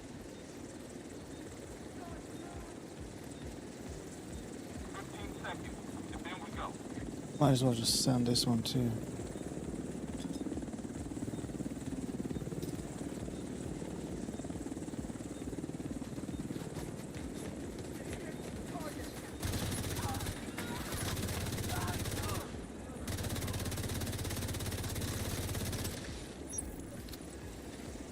Helo is Bye-bye. heading back. Okay. That's out. I think next one is just going back. I want to say bye-bye to the dark zone. Also, how long is the event we're currently experiencing right now? It is 1 day, 10 hours left. Okay. We could probably play this tomorrow then too, before Crimson Desert. Start the stream a couple of hours early. It is quite late after all. And I kind of wanna. Oh, nice. I kind of wanna. I'm not gonna play too much tomorrow. I'd say maybe 3 hours, because 3 hours is 2 o'clock. And I have something at 1 o'clock tomorrow. I don't want to skew the day-night rhythm too much. But yeah. See how it goes. Hot zone.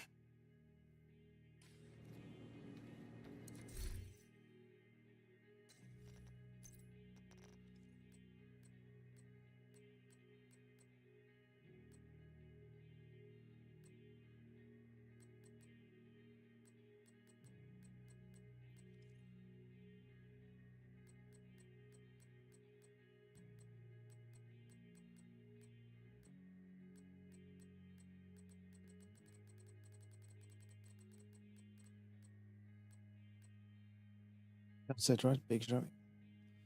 Thunder strike. I guess if I had like a thunder build, could be a good. Choices, excellent prices. How much do I have now? Anything you're That's looking 79. for. I appreciate your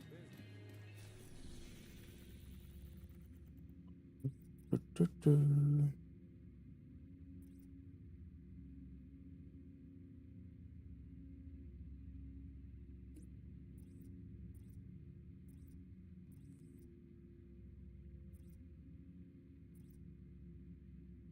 We haven't been here though.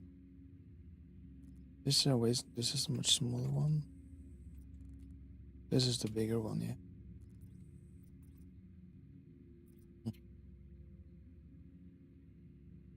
See, at 1 hour, then we have the reviews coming in.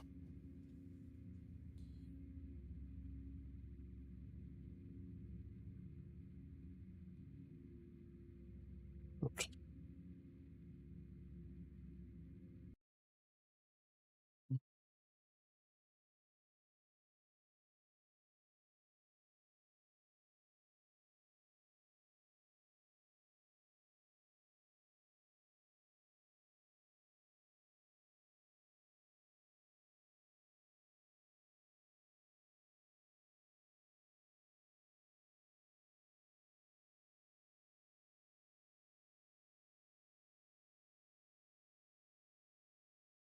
Ad break.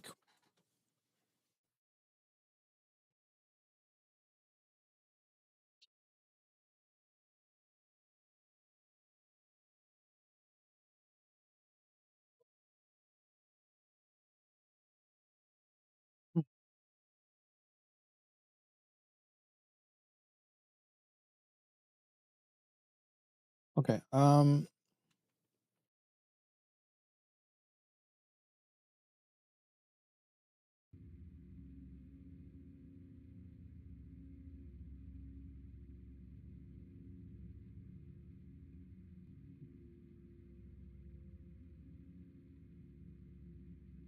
Normal.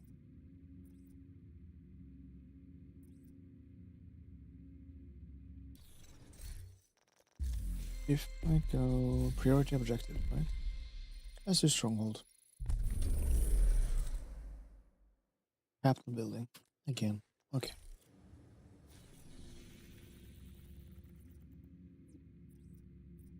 I should probably do this. Tidal Basin, Roosevelt Island. Replay mission legendary difficulty on daily reports. Okay.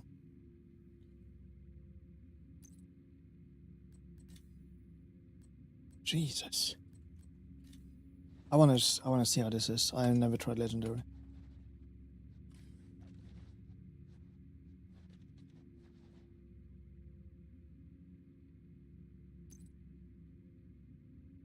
Let's see what we find. Invite to another agent's group. Received. Wow. Yes, please. Probably do not. I'm probably gonna die immediately.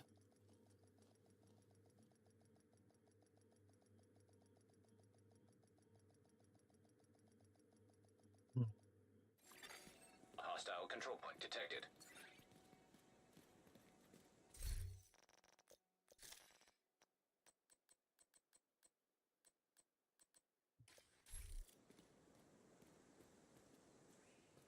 Please.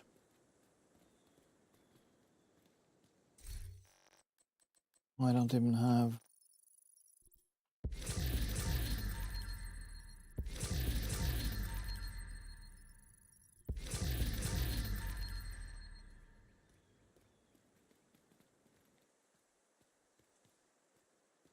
Go back.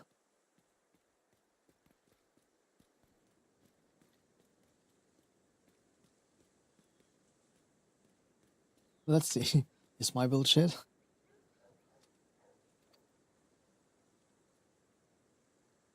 Let's see what it says.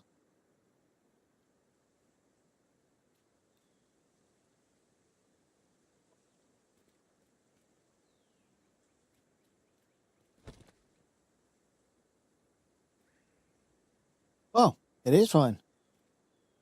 Nice.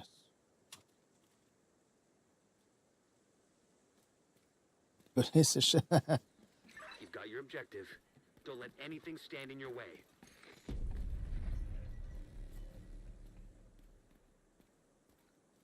With building AR damage for shotgun is fucked up.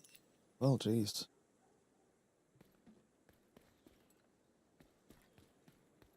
Well.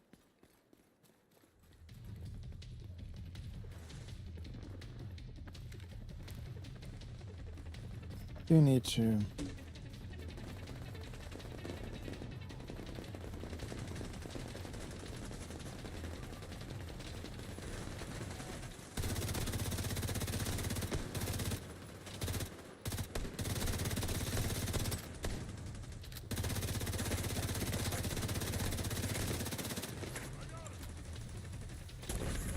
if he doesn't want them.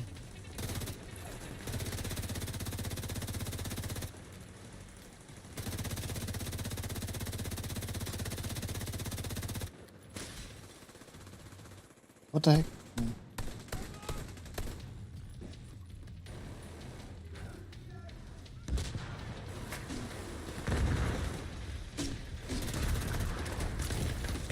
Vital signs critical.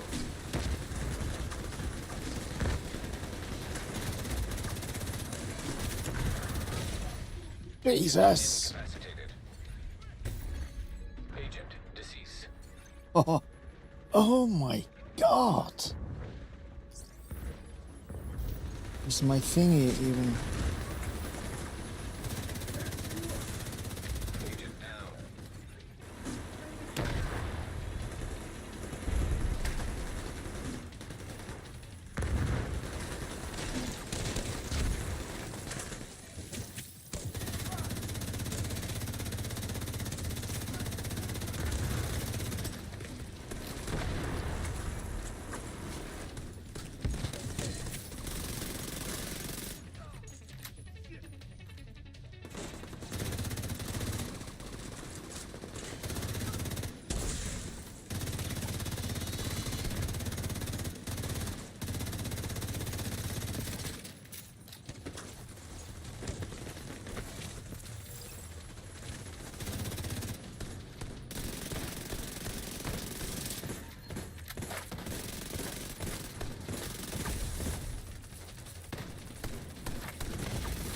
Immediate medical assistance needed. Fuck! Oh, Agent down. thank you.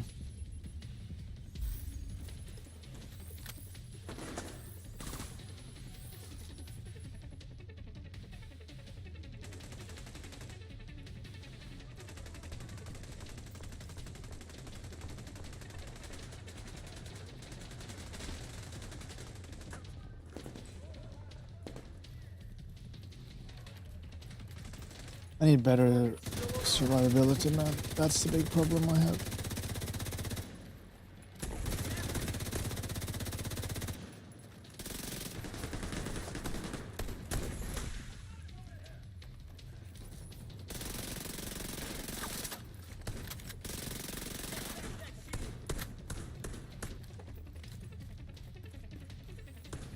I'll provide cover.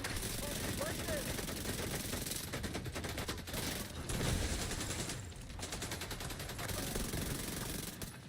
Jeez, I barely do damage.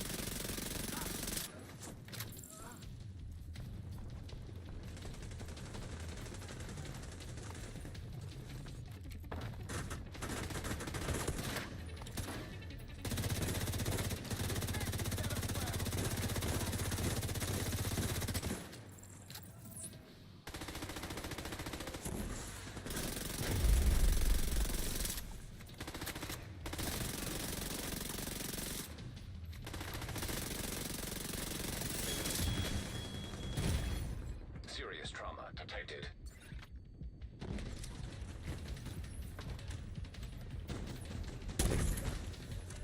I get health immediately afterward. Is there some sort of ability from some of the others?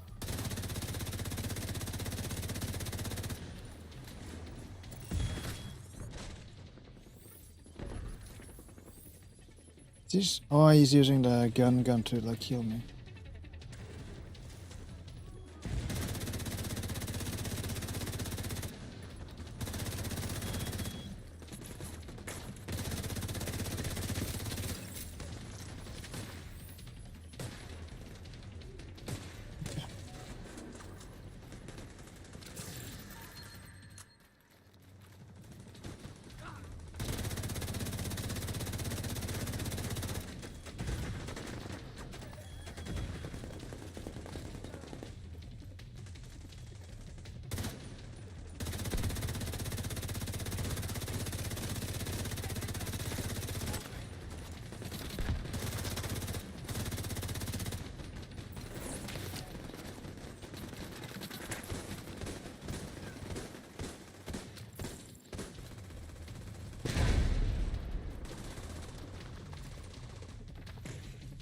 Wait, can I get up there?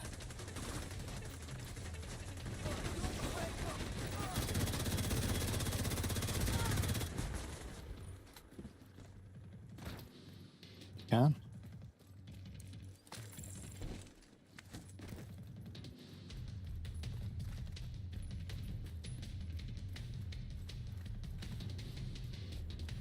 I don't have more space though.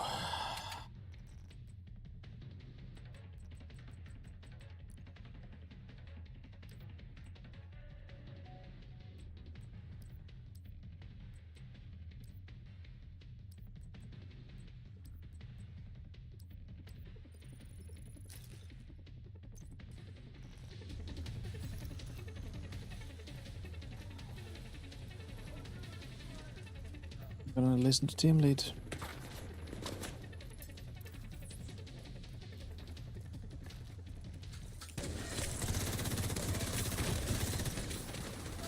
Jesus.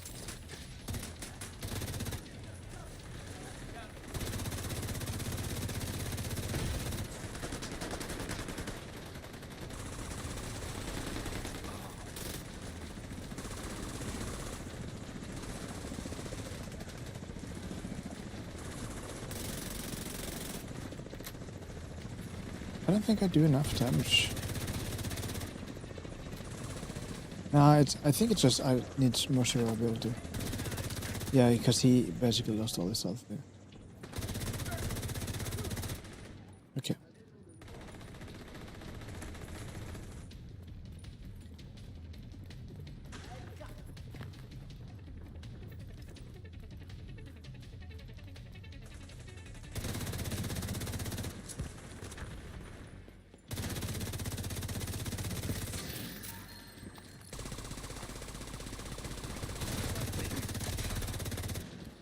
Jeez.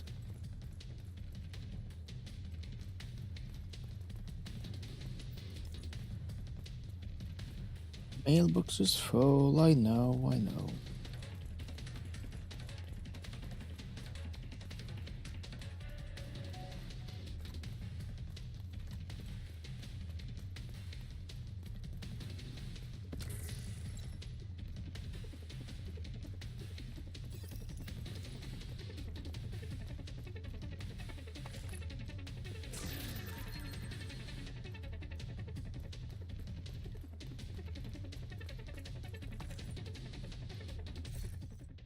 Oh.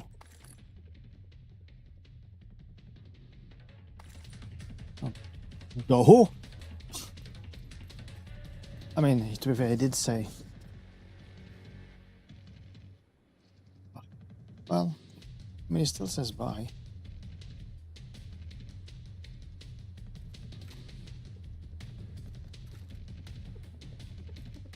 Oh, build shit. Very straightforward.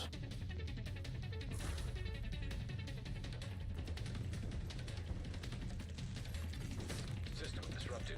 Confirming.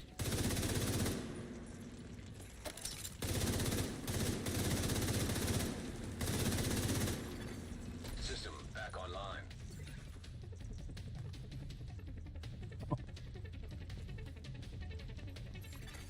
An agent is no longer in your group. System malfunctioning.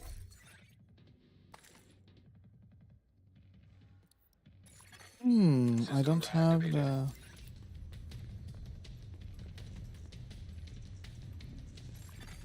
System curtailed.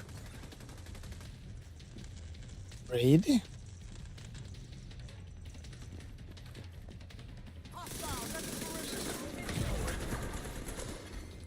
System malfunctioning. Immediate medical assistance. Jesus! Wait, why do I not have... Needed. System reactivated.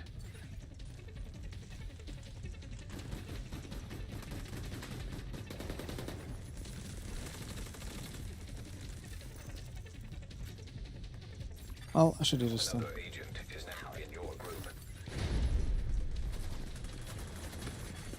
System curtailed.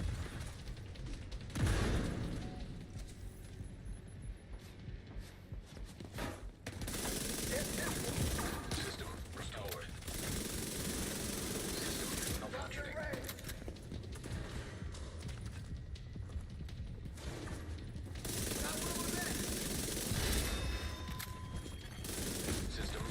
Jesus! Man, I don't have the survivability here.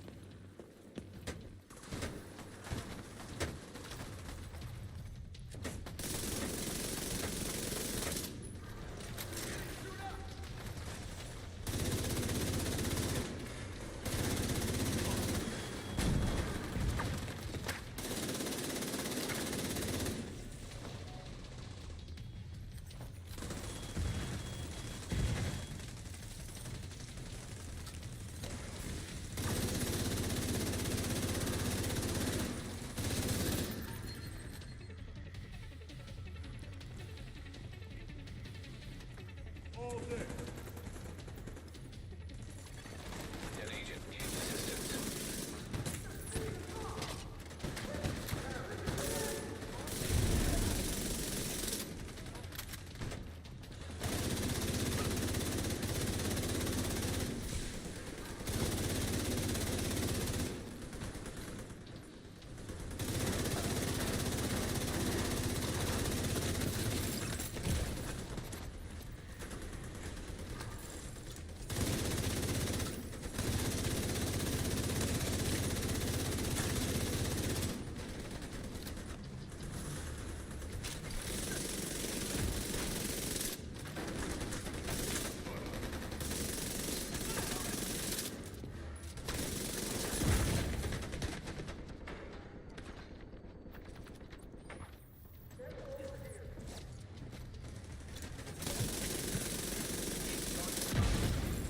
Vital signs critical.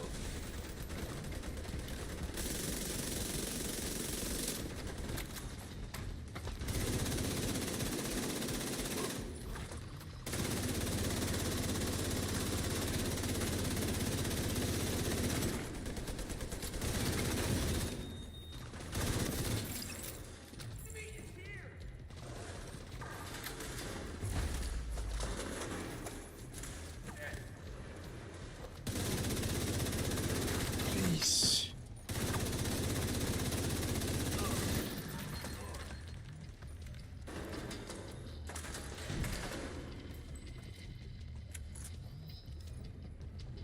Oh.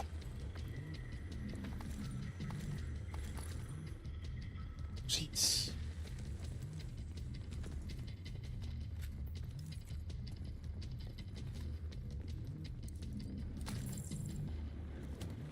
Okay, so I barely have any.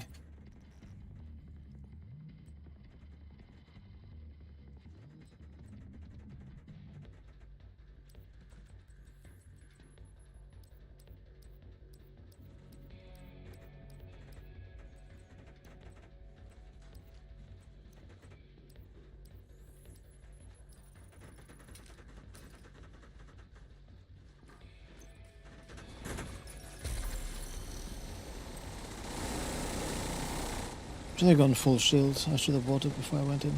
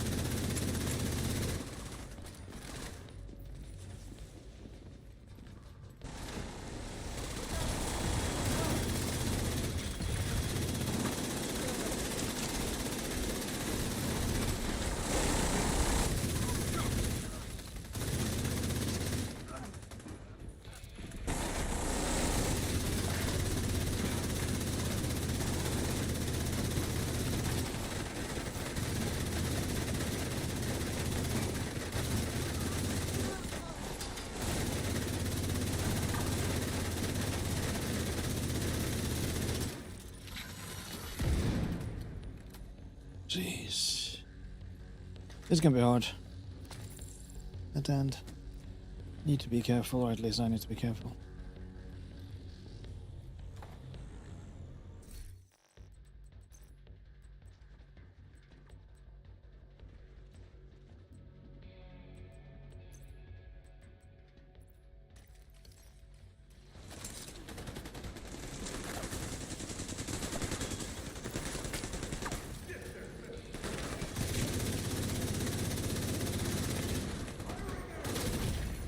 Serious trauma detected. What the f- Agent incapacitated. Agent killed. Jeez.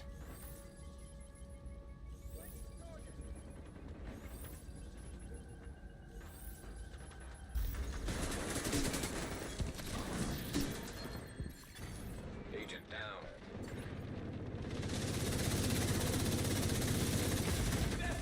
Immediate medical assistance needed.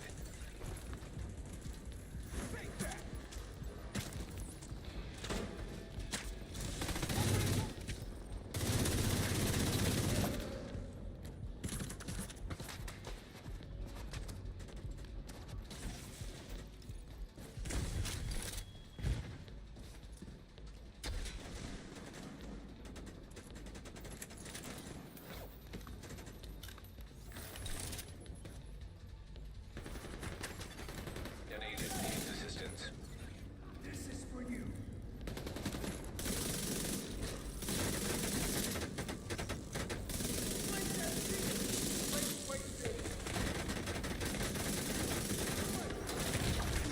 Serious trauma detected. Whoa.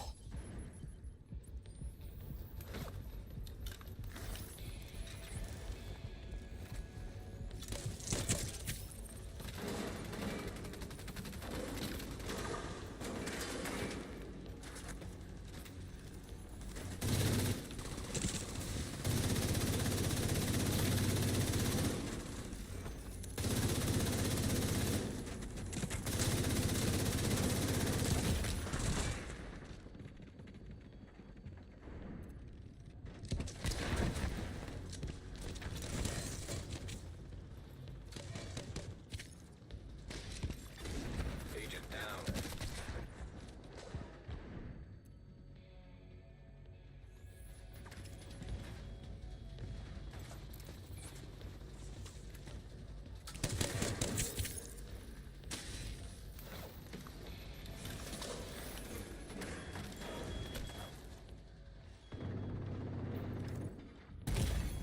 Immediate medical assistance needed. Well, I'm gonna do this.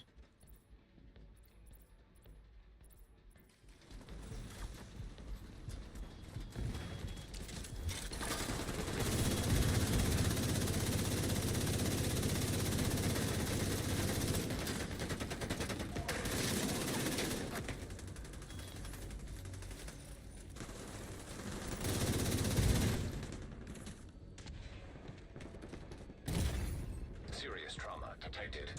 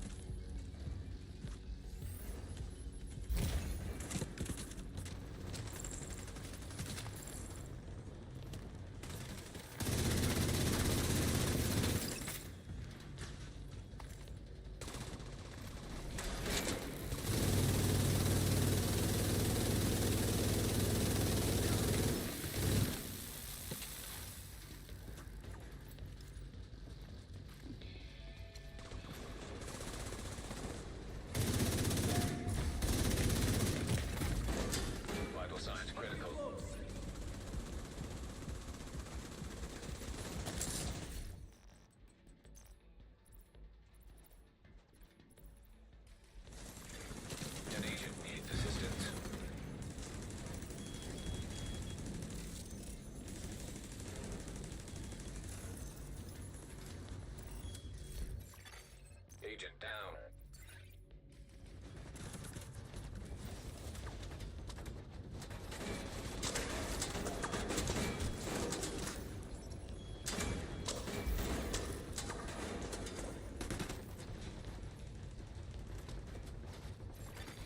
An agent has left your group. Yay. Is now group leader. We really fucked up, didn't we?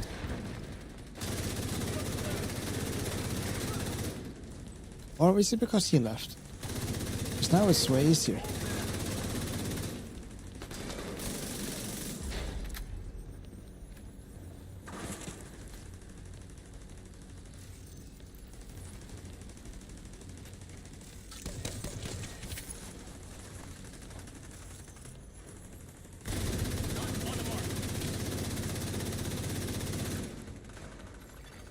An agent needs assistance.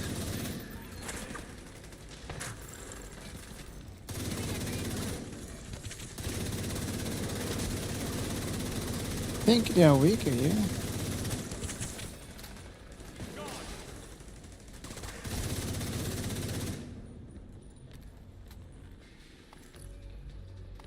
Jeez. Yeah, the second he left, it became easier. Live and learn, I suppose.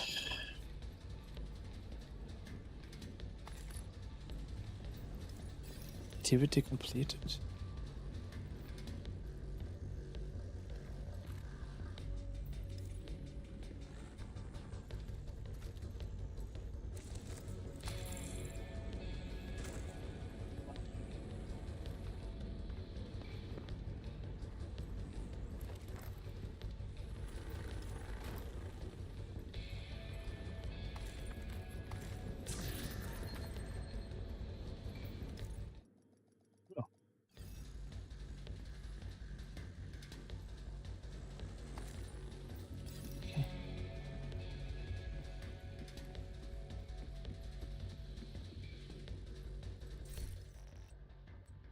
I tried changing this to something else. It's probably.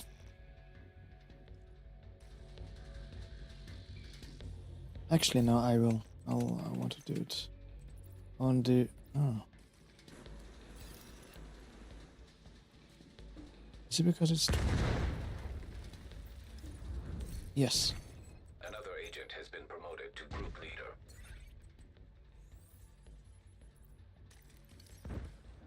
We can do it.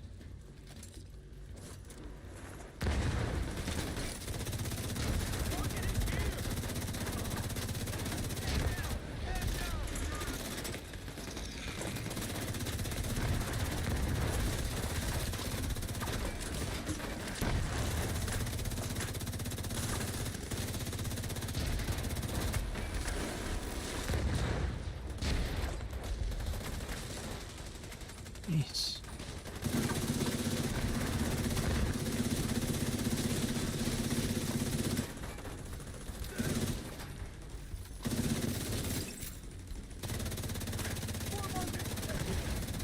Serious trauma detected.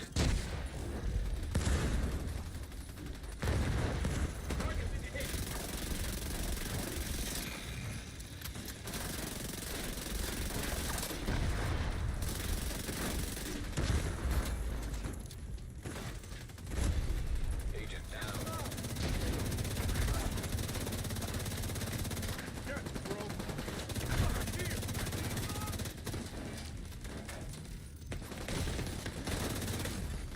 Agent out of mission.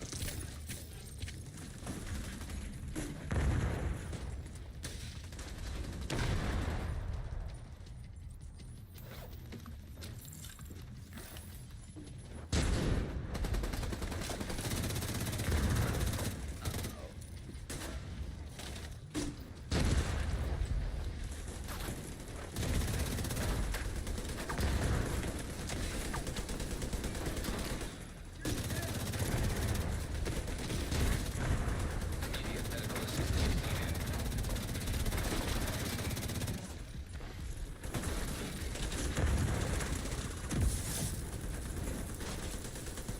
Jesus. An agent needs assistance.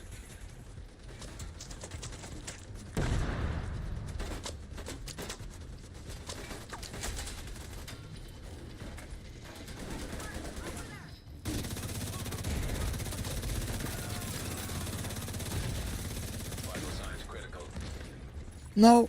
Agent incapacitated. Oh, they're still shooting me, aren't they? Yeah, they are. Agent killed. Well, let's see if we can do this. I pushed too hard. Too fast. I was gonna try and see if I could revive him, but yeah, no point.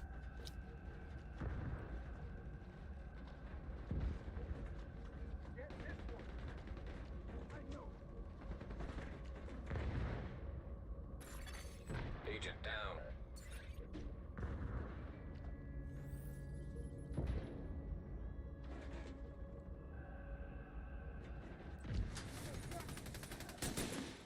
Give me a reload.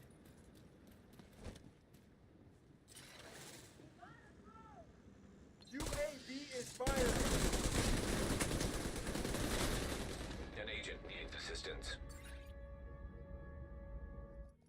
We wiped. Rip. Legendary's hard, man.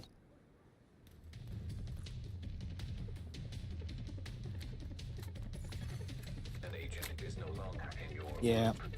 I think we're gonna, nah. I think I'll stop here for today. Boink.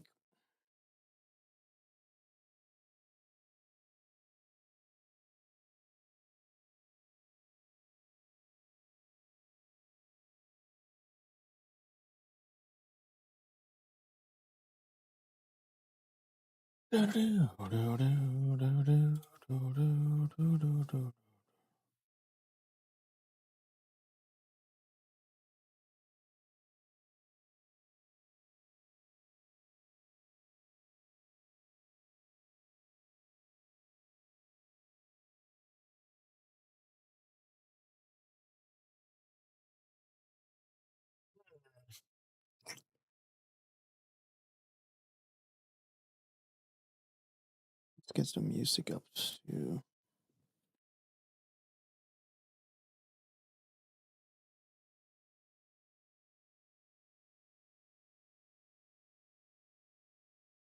What music?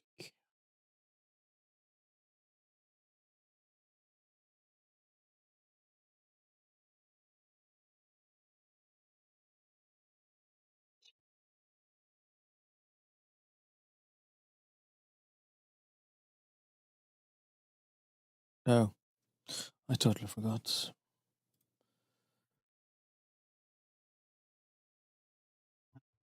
You couldn't hear that, could you? Well,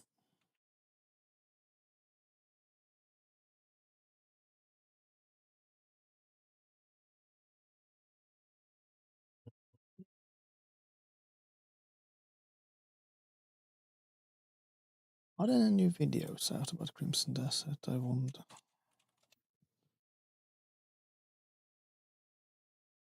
Spider-Man Exodus.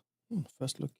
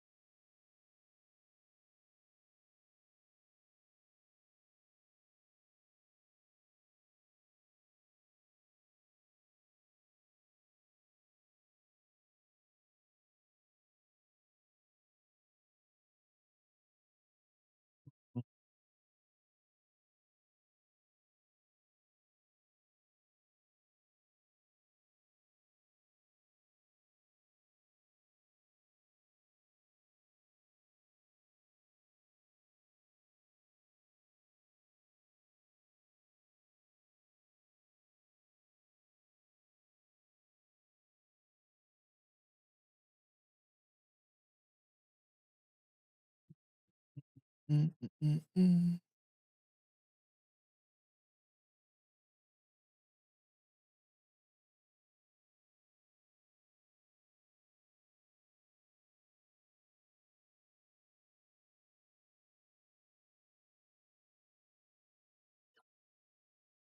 Doesn't look like.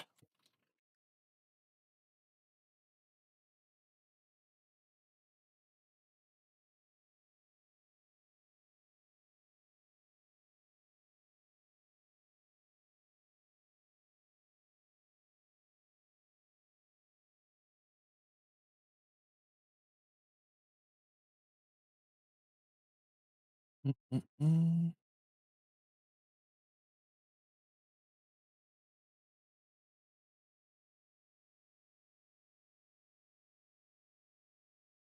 Let's watch the launch trailer again. Is it only in H? Oh, there we go. Fuck.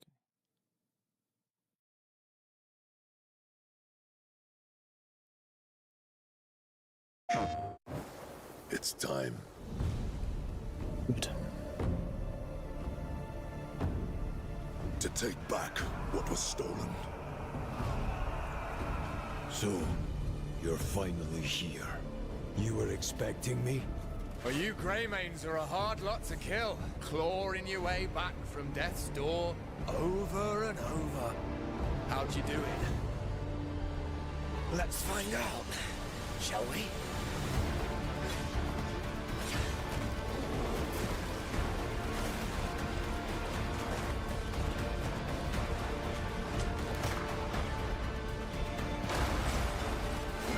Big crap.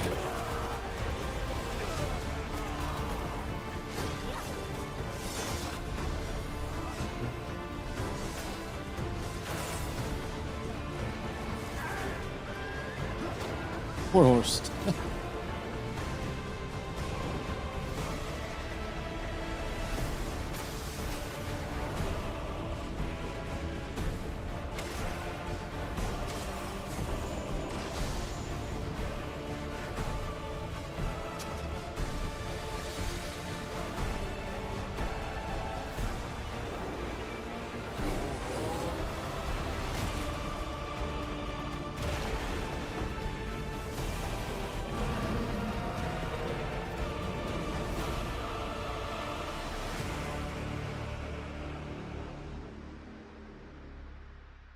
Ay, ay, ay, ay, ay.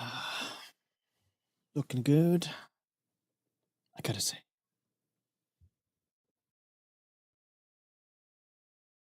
That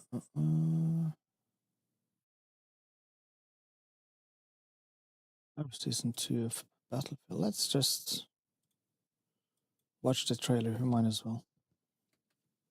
I haven't seen it. Varnungo.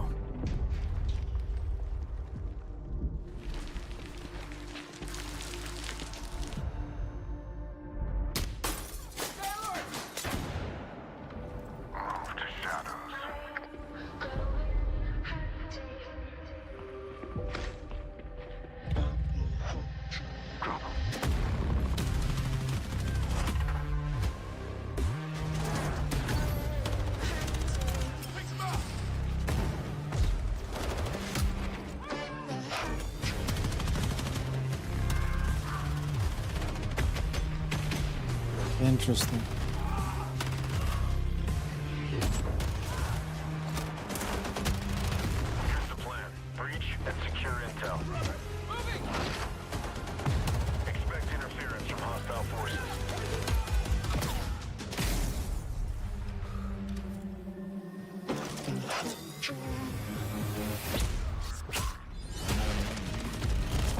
Oh, the dirt bikes.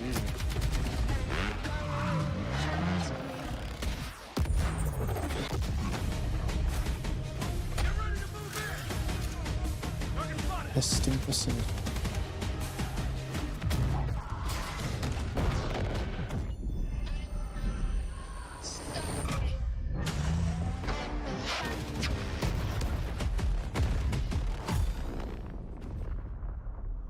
Big boom. Operation over. Upgrade now. Lots of money to be made. The extra this one. We can watch some gameplay, I think. Because this is the spiritual successor to Mass Effect, right? I think so.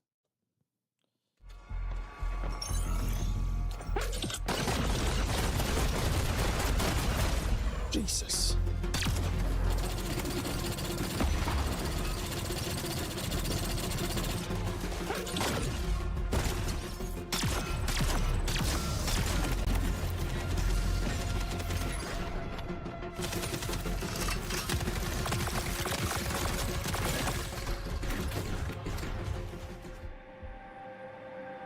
Wow.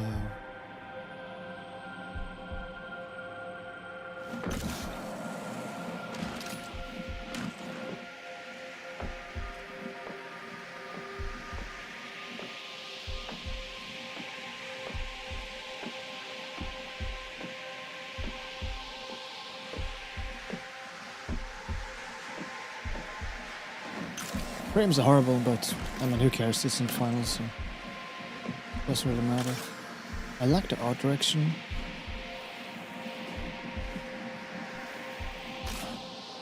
That's swinging.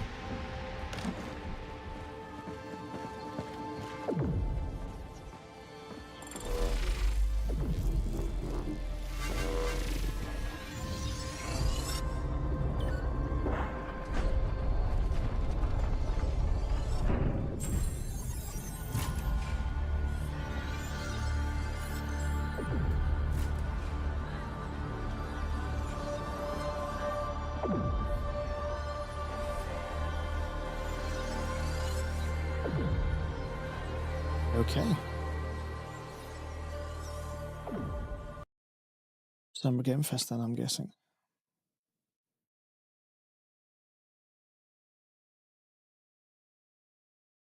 Mm-mm.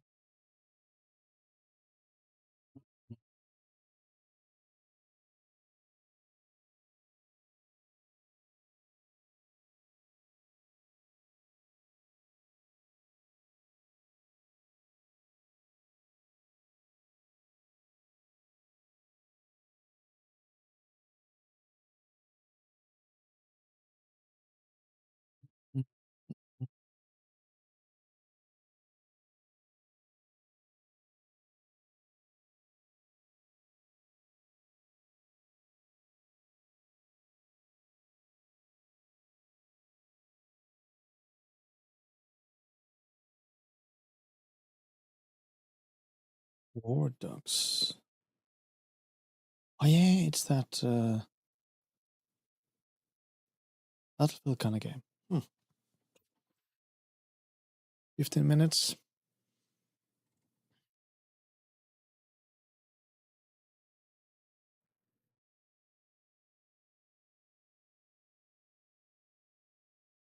The Grey.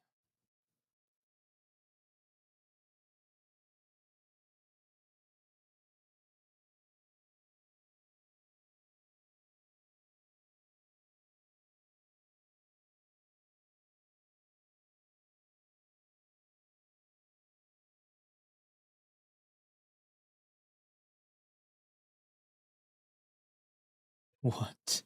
Vernon Dursley, Chief Palpatine.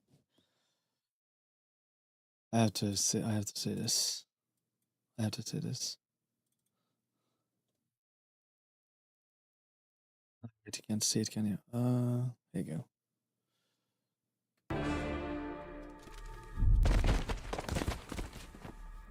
Happy, are we, now? Eh? You've finally done it. You've finally driven him loopy. Vernon Dursley, you survived. Your arrogance blinds you. Now you will experience the full power of the dark side.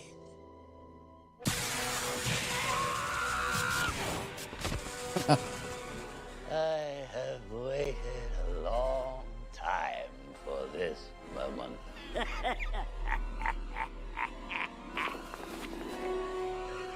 At last, the Jedi are no more. Shoot! I've reached my limit, do you hear? This is the last I'm going to take of you and your nonsense.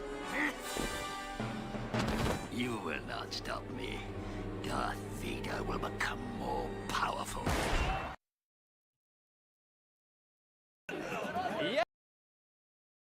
Good God. Well, hopefully he learned something. American Psycho in Baldur's Gate 3. I have to say this.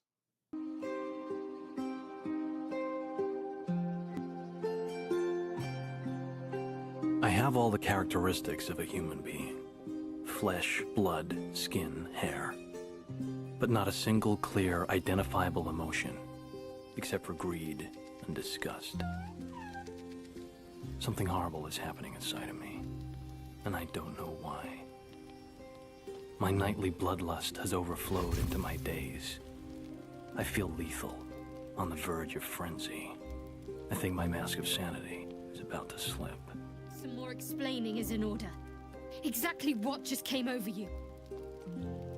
I don't think I can control myself. Impossible. Why isn't it possible? No more questions. Why not, you stupid bastard? I like to dissect girls. Did you know I'm utterly insane? You are so full of promise. The perfect chosen.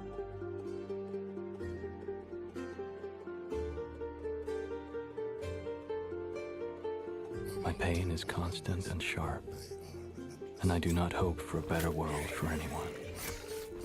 In fact, I want my pain to be inflicted on others. Jeez. I want no one to escape. That was kind of dark. But fun though.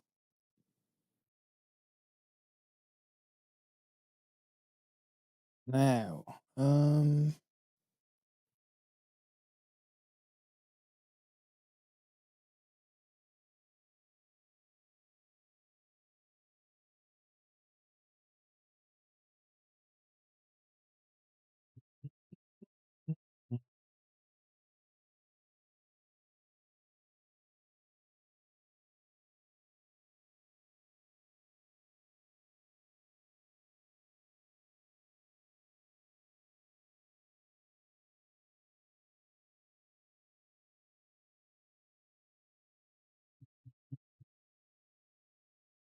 don't see anyone leaking anything totally.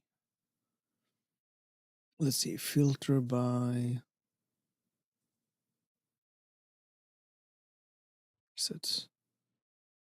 No, I can't. Today then.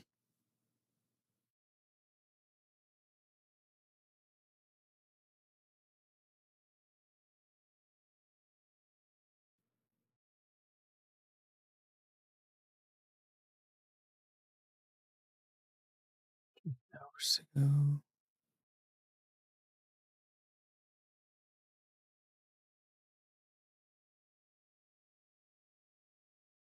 Yes, we can watch this one. It's about exactly 9 minutes. Okay, so Crimson Desert, it is a hugely anticipated game. A specs page has been revealed by Pearl Abyss.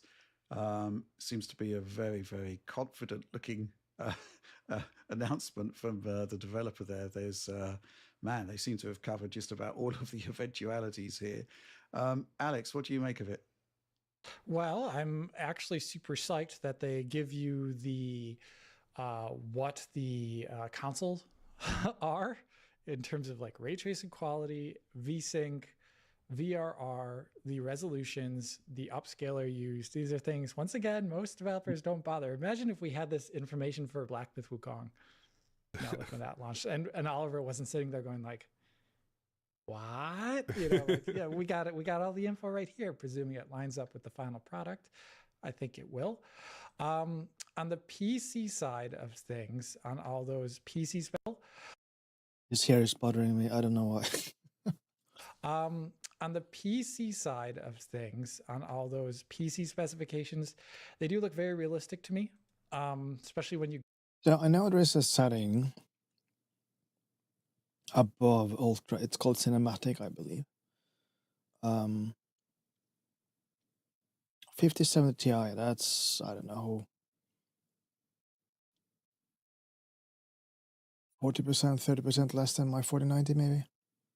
I don't know. Maybe a little. It's probably better. It's more efficient, at least I know, for like ray tracing stuff.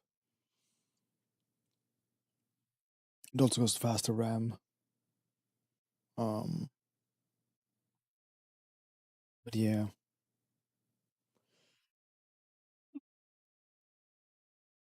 So we'll see. It only requires 16 gigabytes of RAM, so that's kind of nice.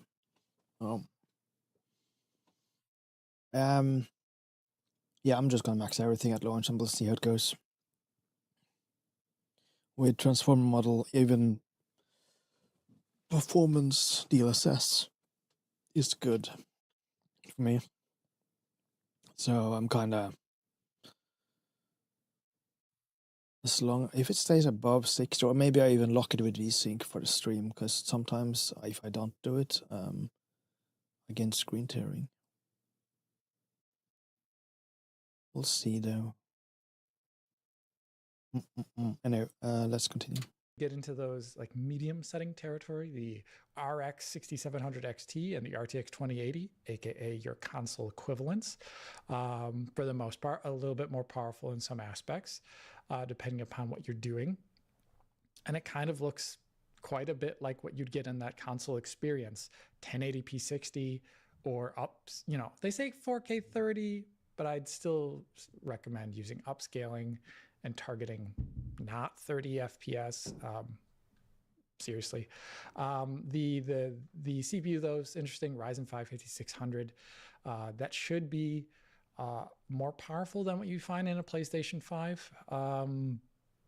But, you know, we'll see when you get to those maybe heavier CPU areas what it actually means for hitting 60 FPS. So I'm kind of interested in that. The Ultra spec though, like I described, I think it might have been in the QA session most recently, that 4K 60 FPS at Ultra is a very rare thing to see in games. Like usually Yes. A developer would say, this is using upscaling to get there or something like that, or you would assume it's using upscaling to get there. But here, I think in this game's case, that the Ultra settings for certain things, also our interview points this out quite well. I think things like RTGI in this game are lower res than you might see in other titles. So that's one of the great ways that they're saving on performance to allow you to be a higher output res, is because the internal resolution of ray tracing is lower. And that actually makes a lot of sense. And given the games, if you spend most of the time in the countryside, that couldn't be actually a problem, depending upon what you're doing. But it's all stuff that's going to be in my video very soon. So yeah, I look forward to testing out some of the claims here, but I think they should line up at the end. Any thoughts on that, Oliver? Or do you want to talk about the console specs? Because they've actually done a big table of console specifications, which oh yeah, again, that's pretty awesome. They're even telling you what upscalers they're using. You know, it's pretty impressive. Even internal resolutions. Yeah, I mean the PC specs, like Alex said, they're pretty generous there, but the console specs, I mean, this is interesting stuff. We so rarely get this level of insight. Let's just say that Xbox Series S, I guess if you have a Series S, you don't really care about frames, do you? As long as it doesn't look like total ass, I think, and it doesn't like, as long as it's locked to 30, I think you'll be happy, really. And that probably the same goes for like the handhelds. Into a game pre-release, at least in terms of the on-paper specifications. We've basically got PS5 and Xbox Series operating between ray tracing low and ray tracing high, 1080p output to 4K output. That's all pretty cool in a performance balanced and quality mode. Syncing with VSync, and then there's a curious note about 60 plus FPS VRR for the performance modes. Perhaps that's just some unlocked mode there.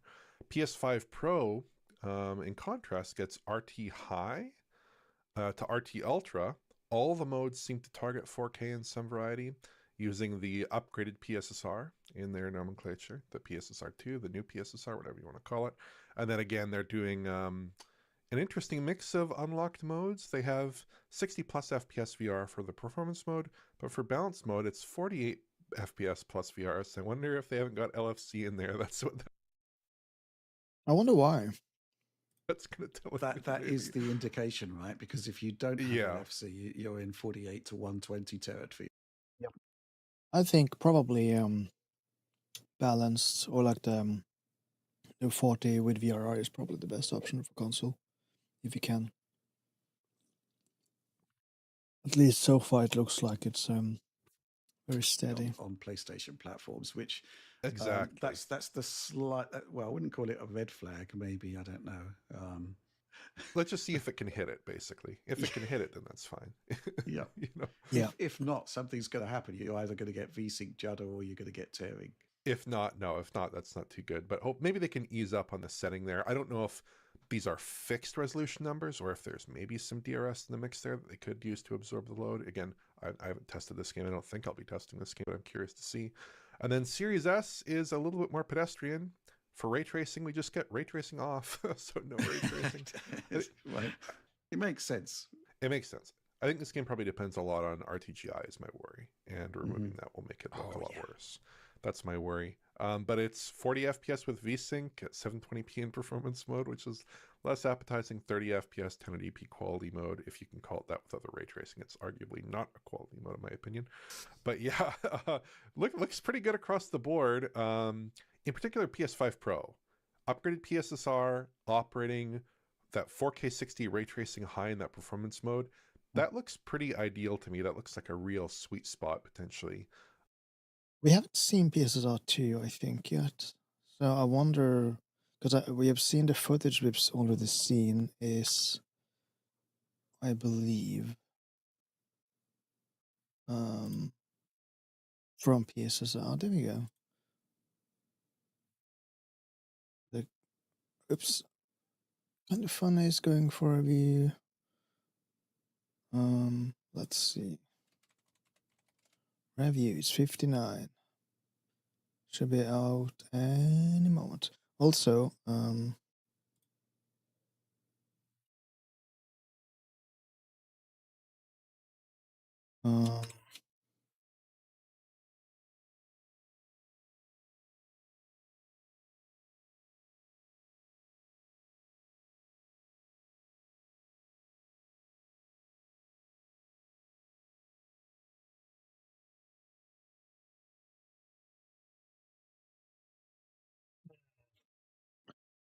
let's do. I usually don't check them out, but IGN, YouTube, we'll do them. We'll do Scale Up, YouTube. We'll do Luke, Stefan's YouTube.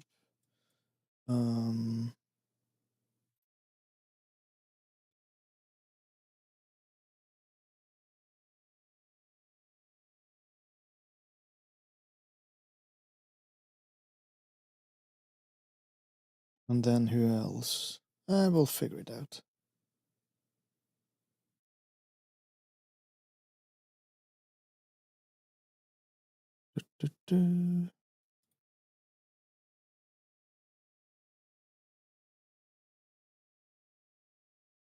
Oh, yeah, it should go live right now. Any moment. Let's see. Let's see what Reddit says.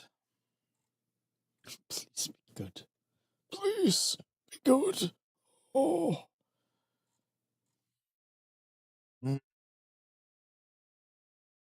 From them? Who's them? I don't know. To be.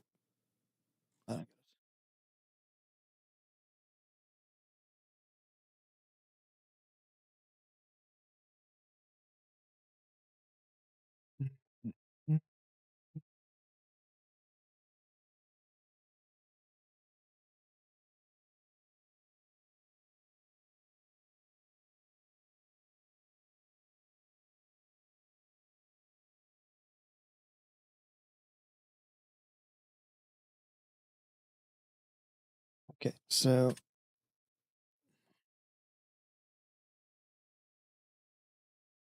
yeah, Metacritic. Not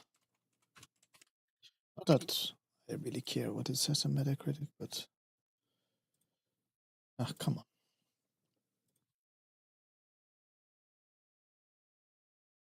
Crimson Desert.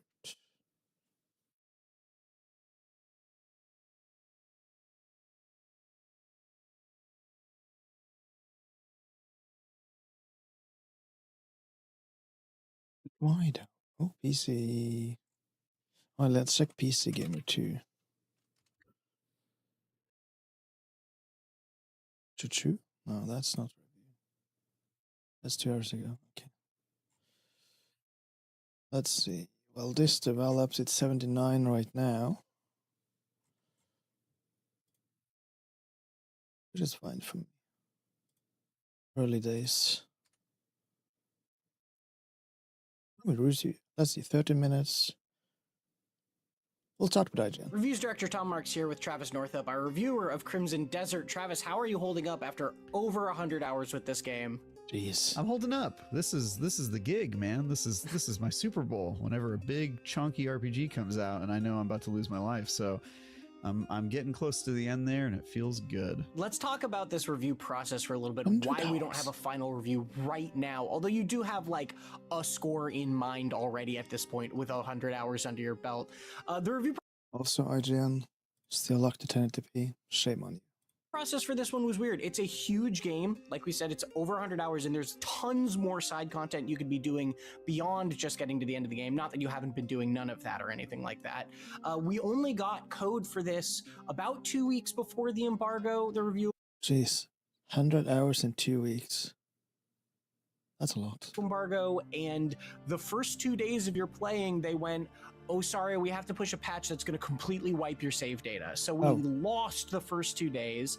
You hit a game-breaking bug at one point that made you lose a ton of progress because you had to reload a save file from like 7 hours earlier or find a different save file. There was a day where like 100 gigabyte patch came through that was slow to download, and it was just like a very stop and start review process, even in the context of only having 2 weeks to play this huge RPG. You're really close to the end and then going to spend some time with the end game. For those who haven't seen much or don't know, if have only seen trailers, have just bought into the hype, whatever, what actually is Crimson Desert? What does it play like? What type of RPG is it? And what do you think of it so far? What do you think of it after this 100 hours you spent with it? Yeah, so Crimson Desert is a super ambitious open world RPG in a fantasy setting, the same setting as Black Desert Online. And if you haven't seen this game, it's very much kind of going for like the Witcher 3 vibes, where you're riding around on a horse and you're taking out bandits and you're helping the land, kind of knights and gallantry type stuff going on, but with a very weird kind of, Eastern fantasy vibes, where there's also just like strange creatures and lore and stuff like that. So it is a interesting fantasy world, and I would say game it's sort of like trying to be Witcher 3 with a little bit of Red Dead 2, because it has like these long rides on a horse where you're just like talking with a teammate. It has like that sort of thing, and then it's also got a little bit of like GT. I remember that from like Red Dead. It was lots of just riding on a horse and talking to the mission area. EA open world like craziness, and also you have to tap A to run, which I thought was something that only GTA was allowed to do. Yeah, it's sort of going for all of those things, but I would say that it ends up landing closer to something like Dragon's Dogma, where it's not exactly of the same kind of caliber as like a Witcher 3, but it presents a compelling case for this type of bizarre, super ambitious RPG, even if it doesn't always That's what I've heard. achieve the stuff that it's trying to achieve. Very Dragon's so Dogma-ish. let's dig into that, because I feel like it's been a little bit of a roller coaster when I've talked to you about this game during this review process, where there's it's sort of a rocky start, and then you find a groove with it, and then it just gets laborious at parts, and there's all these bugs mixed in there. So like, what is it doing right? What is it doing wrong? So yeah, the very beginning, it's a little tough just because the controls on this game are crazy, like very, they have you hold buttons and do combinations of joystick clicks, and if you're on keyboard, you're hitting multiple keys at once to like access different tool sets. It's just a very convoluted control scheme. We should note also that we only got access to, they only gave access to the PC version ahead of release. We're getting access to the console version at launch, and we'll take a look at it there too. But you've played on both, with both a gamepad and a mouse and keyboard at this Correct. Yeah, and so the beginning, you're kind of figuring out a lot of stuff that the game doesn't do super intuitively, and it's a little bit rocky. You know what? Hold on. I said we were gonna watch IGN, but like it's such a shit quality. Hold on. Skill Up doesn't have one. Luke Stevens. Let's. Yeah, Crimson Desert amazed me. Review. Let's watch this one. I'm just going to cut straight to the chase. Crimson Desert is one of the most remarkable games I think I have ever played, and I absolutely adore it. At this point, more than 60 hours in, probably more by the time this video goes up. It's far from perfect, but I am so thoroughly impressed with it. I think its strengths far outweigh its weaknesses. It is massive, it's complex, it's unapologetic. This is 4K. Yeah, it is. Oh, it's definitely 4K. I recommend Twitch viewers if you want to watch a better quality, because this is going to be an encoding of an already encoded video. Go to YouTube, 1440p, high quality. In its lack of yellow paint and hand holding, and it's filled to the brim with systems and ideas that keep you engaged for no doubt hundreds of hours. That's why I've titled this a work in progress review, because even now, more than 60 hours in, I still am probably 2/3 of the way through the main story, and God knows what percentage of the way through the open world activities and the side content. And that's because the side activities and the exploration is so thoroughly engaging. I find it difficult to focus on the main story because there's just so many secrets to be found out in that open world. It's so compelling that I just want to get lost in it, and the game makes it easy to do that. At this point, I'm not totally sure how long it's going to take me to roll credits, but I wouldn't be surprised if it's well over 120 hours based on my current pace of progress. Jeez. Which is wild. Another way to say this is that it is exactly what it appeared to be in the trailers, for better and worse. And that means that some people are going to love it and it will be their favorite game of the last decade,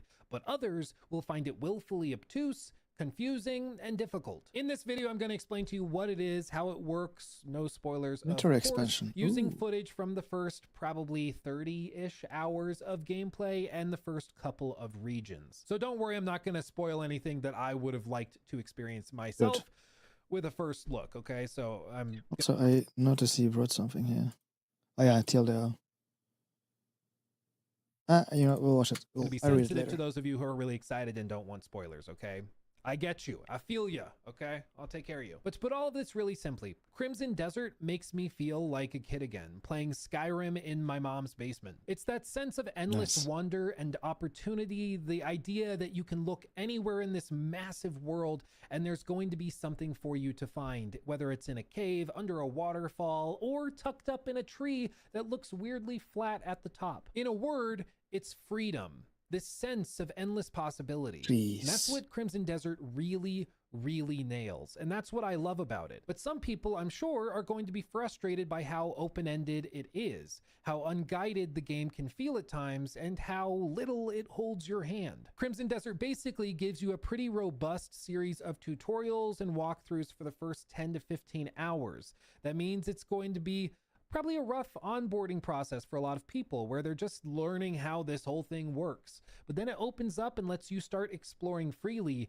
And dude, I got lost, like truly lost. I spent like 15 hours just wandering around, having an awesome time. I found a puzzle that I literally used a note card to graph out which ways these pillars moved when I used this wheel versus that to solve the puzzle. I got fully immersed and I loved it. But I think that is exactly the kind of feeling that some people are going to hate. They're going to want the pop-up with the orange arrow pointing where to go and what to do next. And that's just not what this game is. And I love it for that. Some people will hate it for that. But that sense of exploration that I love so much is precisely why it makes me feel like a kid again. Just like back in the day when you're playing a game like Skyrim as a kid, there's going to be things that leave you confused. There's going to be puzzles that you struggle to get through. There's going to be moments where you need assistance from an older sibling, or God forbid you Google something. And I think that that is actually where the community of Crimson Desert is really going to carry it across the finish line for a lot of people. As I've been reviewing this, I've largely been on my own. There has been a Discord server for us to access like technical support if we have problems with the game or if we have bugs to report and things like that.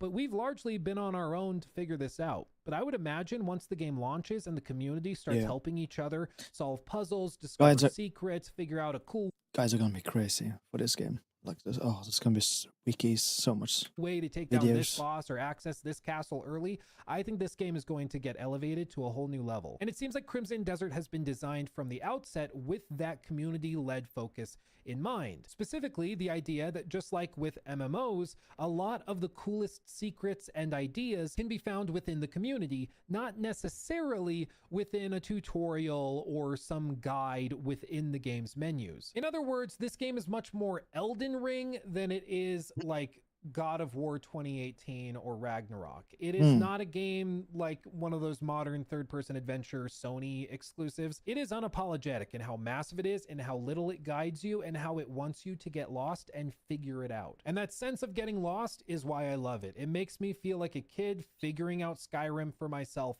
for the first time, and I love it for that.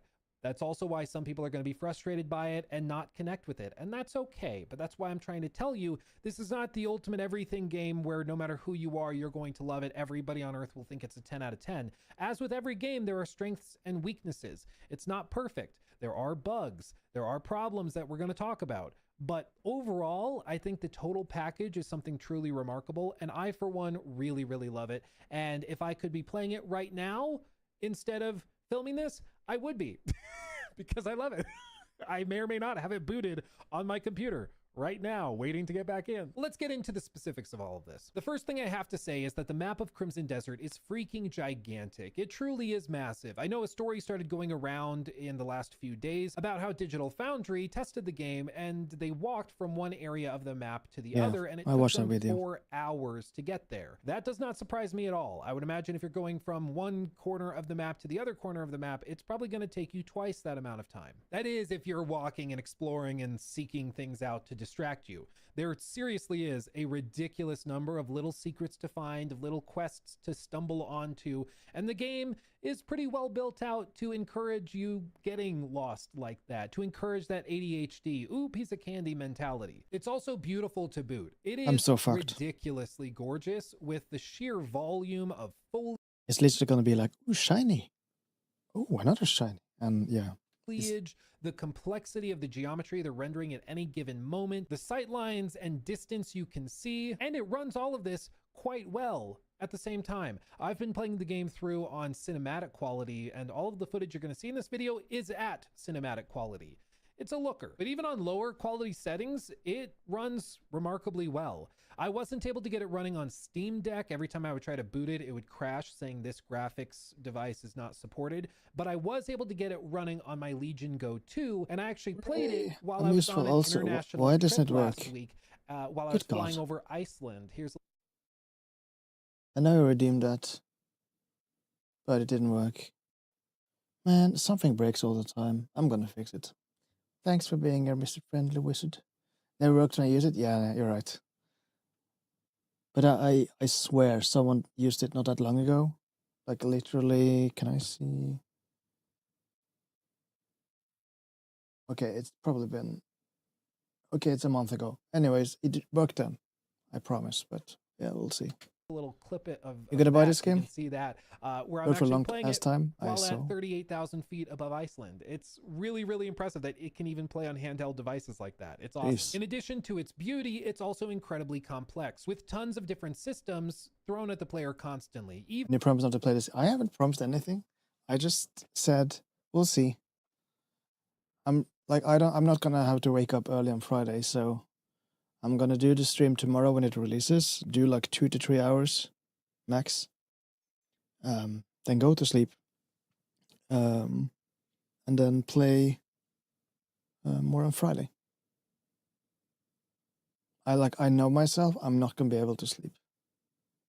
No. The embargo is today. The release date is tomorrow. Same time as the embargo. So 11 p.m. for us tomorrow is when the game releases. Not today. But yeah, the embargo was 24 hours before the release, so 70 minutes ago. See, we're watching the embargo now, watching some reviews. And then I'm gonna turn up stream tomorrow again for the release. Even 50 hours into the game, I was introduced to a new system I hadn't seen before. Like, dudes, there is even a bank in the game. There's a bank.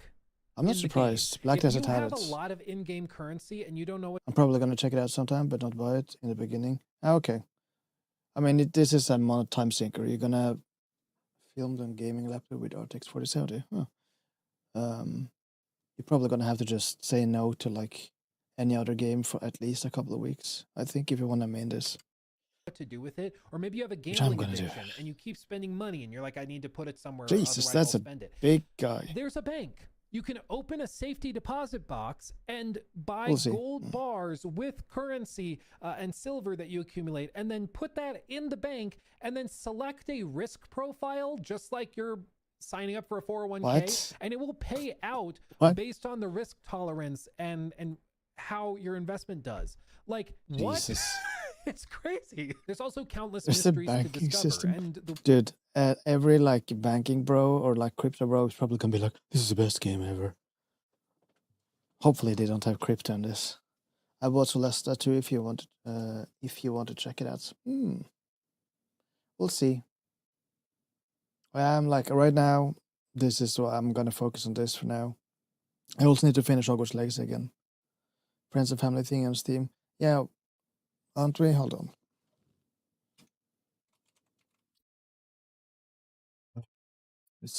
Settings. Yeah, okay, yeah, we are. I mean, in that case, you should be able to see my copy of Black Crimson Desert. So when I'm done, you don't need to buy it. You can just use my copy. Don't, yeah, if you're not going to play it now, just wait until I'm done.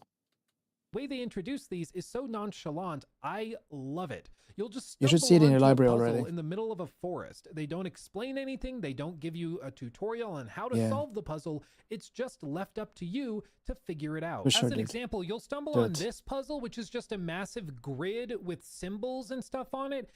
And they won't tell you what you're supposed to do or how you're supposed to progress. Like, it's just That's one of the things I really heard about this game. It's like they don't hold your hand. Same with Celeste 2. Yes, exactly.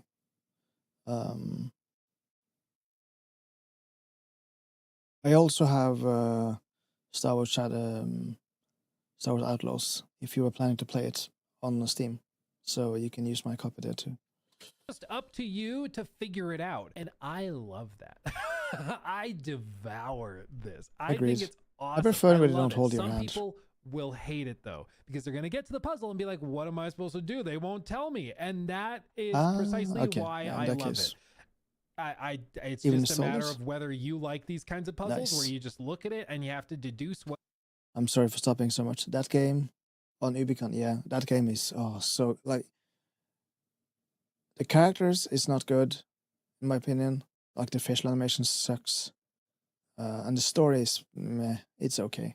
The expansions is actually better in Star Wars Outlaws than the main story, I think, story-wise. But the world, and the graphics, insanely good, with all the ray tracing and all the and the sound quality is insane, and you can just live in that world and just go around and just be immersed.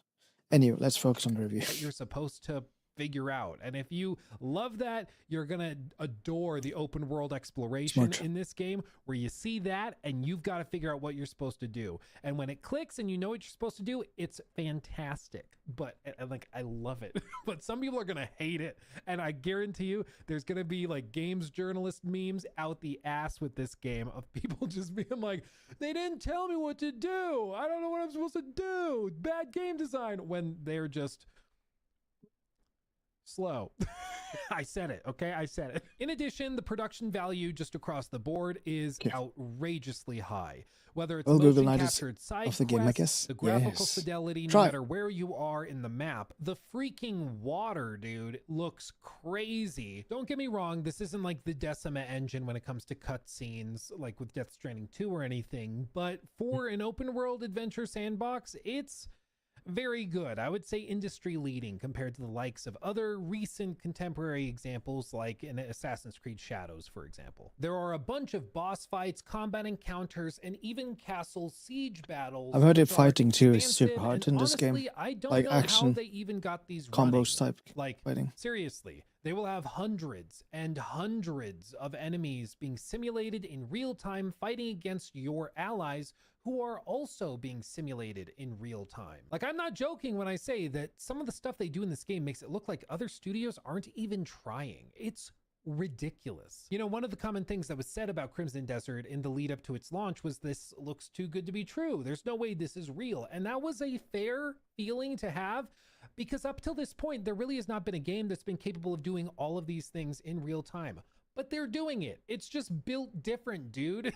It's crazy. The combat is engaging, and while it isn't level-based, it's actually gear-based. I actually really like that about it. Level-based combat systems often lead to situations where you end up grinding some sort of XP or souls or some sort of currency to purchase levels to make your character more powerful and therefore more capable of taking on a particular challenge. In Crimson Desert, though, it's flipped and it's gear-based, meaning if you struggle against a boss, you can end your engagement with that boss, leave, go and either find materials to upgrade your equipment or go do side quests that will give you better equipment with individual perks or just better stats, and that will better equip you to take on the boss. Meaning it's not just about hitting your head against a wall, grinding some currency to get better to take on the boss. It's about actually progressing in the game to get better equipped to take on the boss. And when we talk about actually progressing in the game, nature's grass, Y plus B. Huh.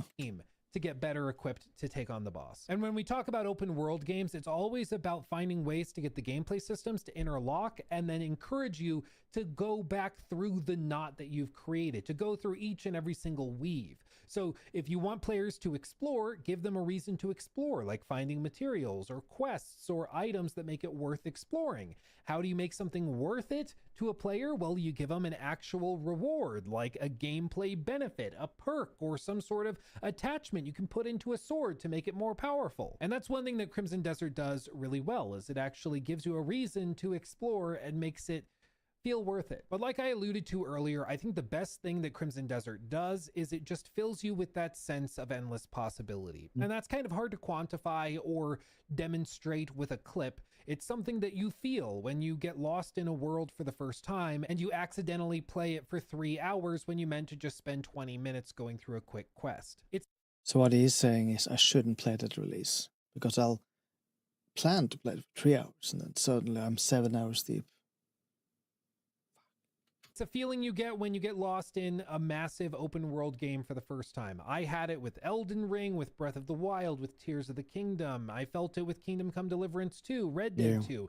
It's something that's rare, but I felt it here as well. As for whether or not other people will feel that same way too, remains to be seen, but I personally really felt that way. And I mean, that's kind of what these videos are, is me sharing my opinion.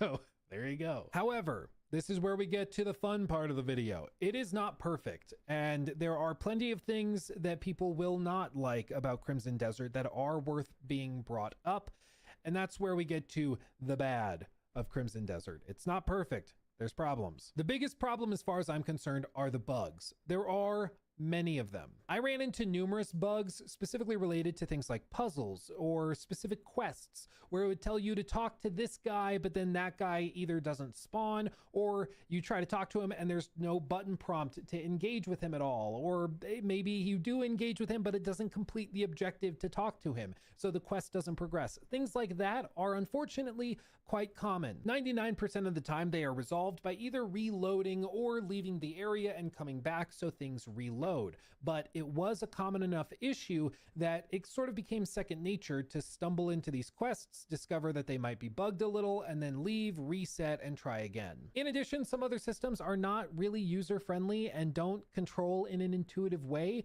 to the point where I think it's going to be really frustrating to people, and even get to the point where at times it will feel like it is bugged even when it's not. An example of this would be at a certain quest where you have to eavesdrop on different people throughout a small village in order to gain information about a local gang leader, basically. And so you go and you do this by pressing left bumper while looking at different targets that you are tasked with eavesdropping on. This will usually lead to Cliff leaning against a fence post or something to listen to them covertly. However, there's this moment where you are expected to eavesdrop on these I feel like there's something weird with the lighting here. I don't know. ladies The game tells you roughly the area where they are, and you figure out pretty quickly that these are the two ladies you're supposed to eavesdrop on. What the game wants you to do is to go and stand within like a 2-foot window outside of the building and listen through the cracks in the wood. However, it's not intuitive. You have to break some stuff to get access to that spot at the wall. Okay. And all of the previous instances of you eavesdropping, of which there are, I believe, 2 in the entire game up to that point, you are standing in a clear line of sight with the target. So you don't think that you can listen through walls until you just happen to stumble outside in frustration and press the button and it works. There's many instances like that where you're like, is this bugged? Or is this a feature? Like, am I doing something wrong or is it bugged? And you don't really know because the bugs are so prevalent. It's really frustrating. That and it's sucks. one of those instances where I think when the game fully launches, it won't be that big of a deal because some people might get frustrated and be like, I'm just going to look it up. They look it up and see, oh, I'm supposed to stand there.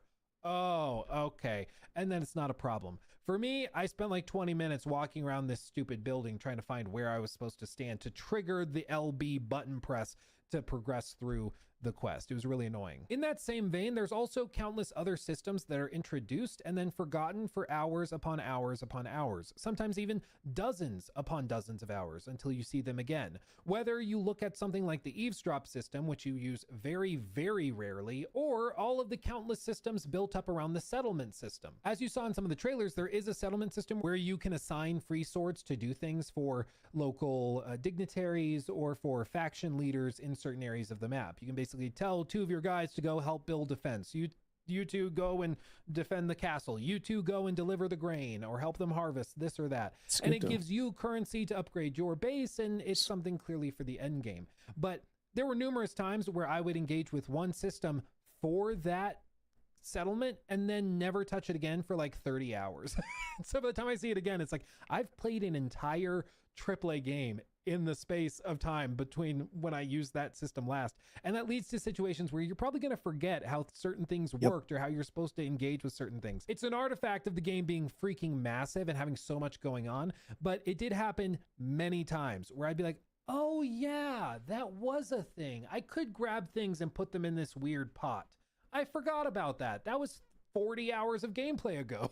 And that will happen many, many times because the game is just so massive and there's so much going on. I think this will also lead to situations in puzzles where people will forget that they have access to certain things that the puzzle may require of them. They may forget that you can tap RB and triangle to do a stab attack, which is actually how you engage with certain rotatable pillars for puzzles. Basically, there will be moments where like you have a pillar and you need to stab it with your sword and then it opens up the ability to rotate it.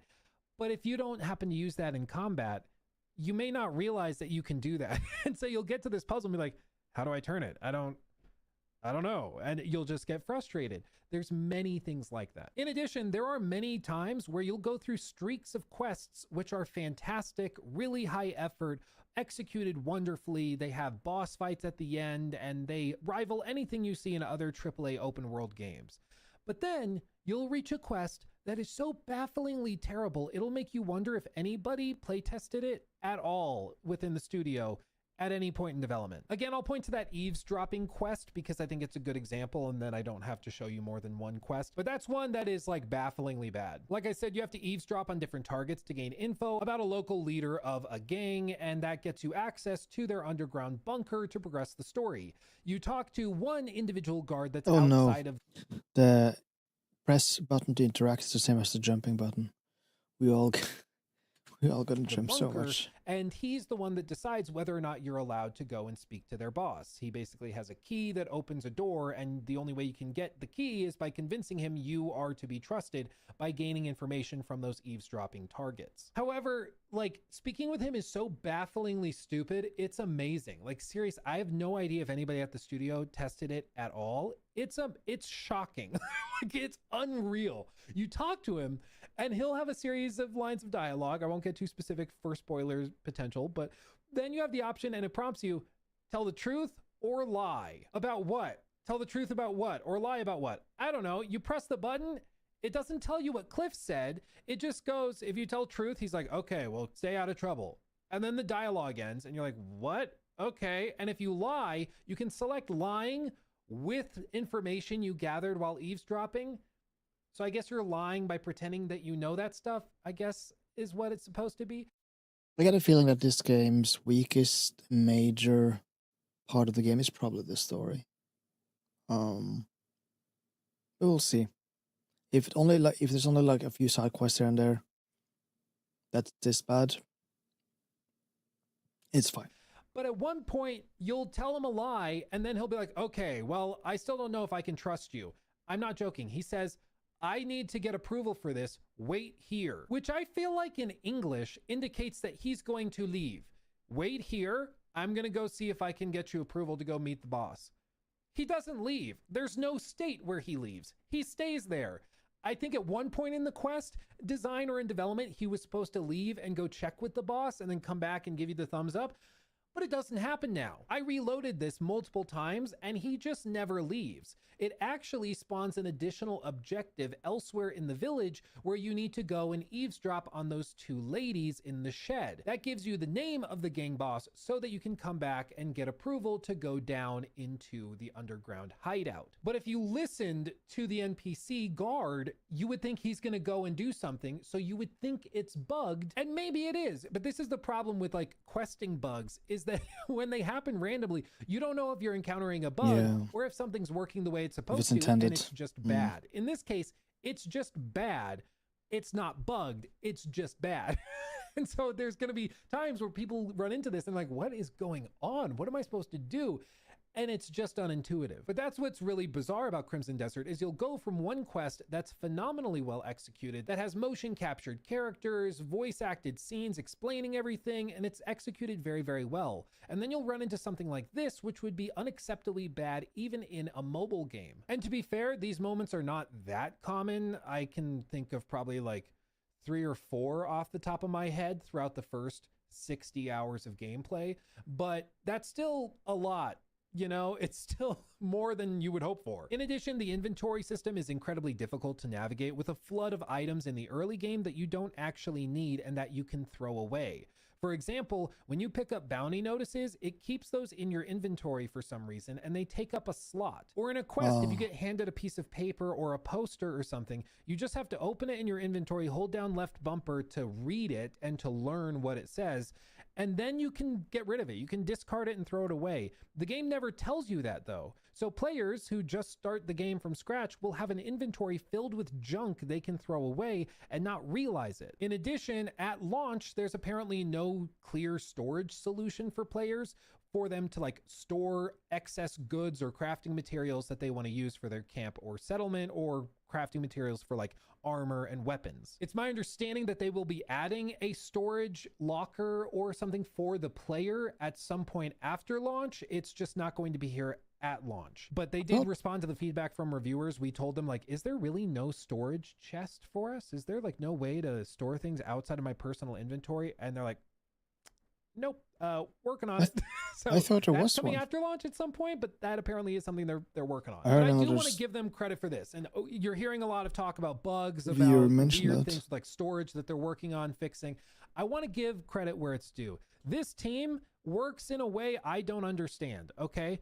I'm going to tell you a very quick story, and I wrote down exactly what happened. I was playing the game. There was a point during the review process where they issued a patch to fix some stuff, and it did fix a lot of bugs and things that I did experience, and they patched it and fixed it, so I cut them out of the review because it's no longer a problem.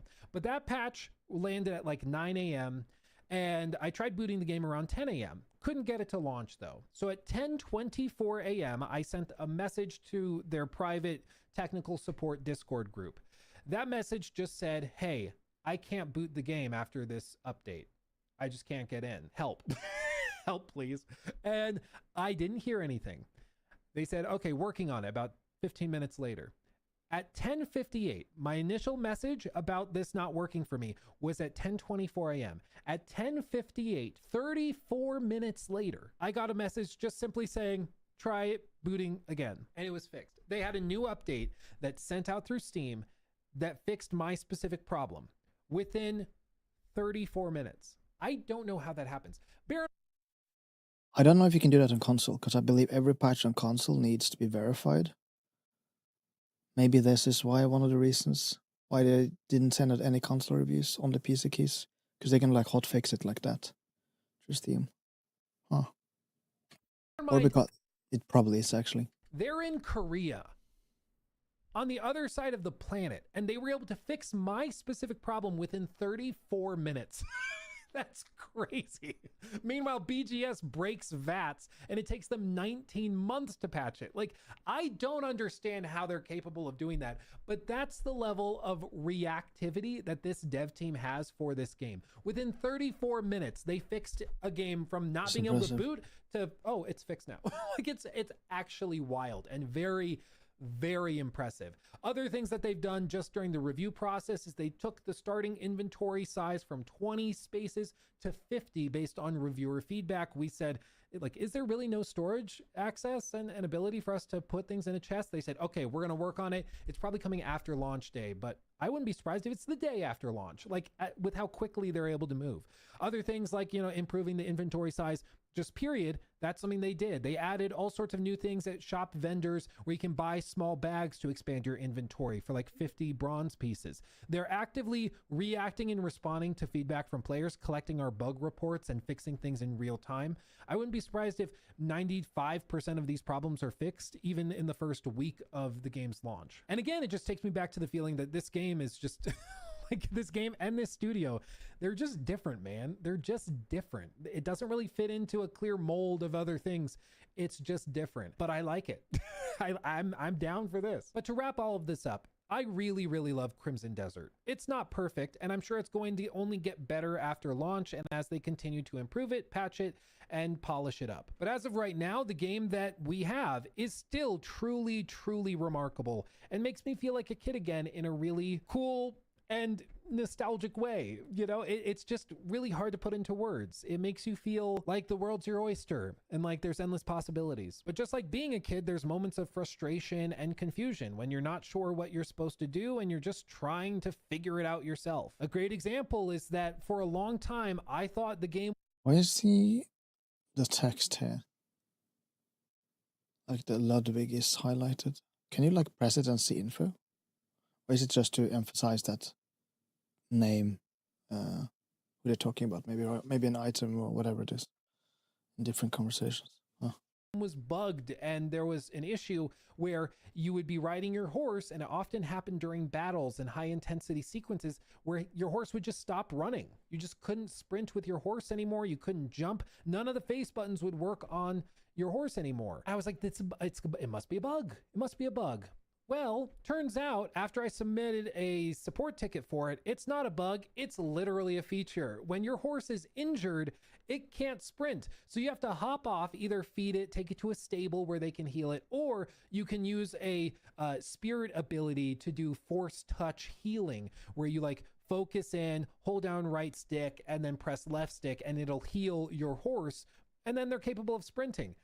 There's things like that where I'm like, okay, now that I know that, I realize it's not a bug. It's literally a feature. But there's lots of things like that where you're going to be like, is this working the way it's supposed to? Or am I forgetting a system that the game has? Some people love that. I love it because when you figure it out, you feel like $1,000,000. But some people, I'm sure, are going to be super frustrated and absolutely hate it. But at the end of the day, I think Crimson Desert does a lot more really, really well than it does poorly. And a lot of the things that it does poorly, it's actively improving in real time. Like, I'm not even joking. Since I started filming this video, I got a message that one of the other things I was going to mention in this video as a problem has been fixed. So I guess I don't have to bring it up. It was a bug and now it's not a problem. Like, it's crazy, but that's just how they do it, man. They're just different. Now, like I said, Crimson Desert is absolutely gigantic. This is a work in progress review, and it's possible that the game takes an absolute nosedive in the last act or when I get to one of the late game areas. That's very, very possible. I wouldn't put it past any game disappointing me or shocking me. But based on my experience with it at this point, I'm thoroughly impressed and I cannot wait to play more, and I fully intend to. But if I had to offer a little piece of advice to all of you who are interested in playing this and are going to be playing it tomorrow after this video goes up on March 19th on launch day, I would encourage you, don't be afraid to talk to your friends about systems. If you get stuck on something, reach out to a member of the community and see if they've figured it out. That's really something like they've built this game with that in mind, with the idea that you're going to be able to talk to your buddy and be like, hey, did you see the legendary bear mount is up on this mountaintop? Go there, check this out. You can find this. Oh, dude, that's awesome. I found that there's actually a legendary horse mount over here that has crazy levels of stamina. That is, I think, what they've designed this That's straight from Black Desert. game with that in mind. I think that's what they want players to do. They want them to engage with each other. They want the community to help discover things and share info.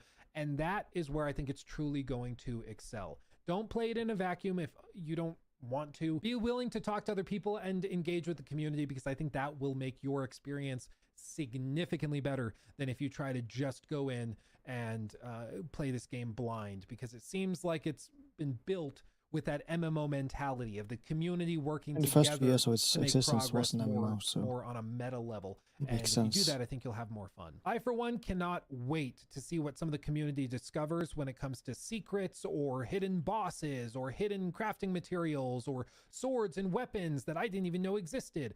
There's going to be a lot of that, I'm sure. And I can't wait to find out about it right next to you guys, because again, the game is so freaking massive. I have no doubt there's a bunch of stuff I still haven't seen. But TLDW, Crimson Desert, I'm a fan. It's not going to be for everybody. Some people will hate it, just like I said in my preview. But for me, I'm a big fan, and I can. Very nice. Let's see. TLW.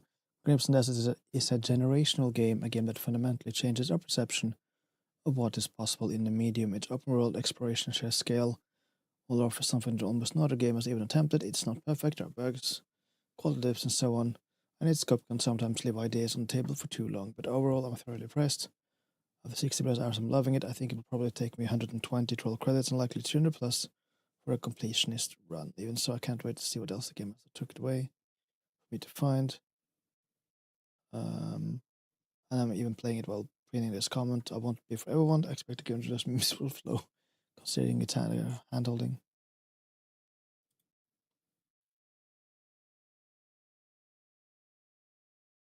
Let's see what people are saying on Metacritic. 78, huh? Yeah, of course, only on PC right now. Vice. Let's see, PC Gamer.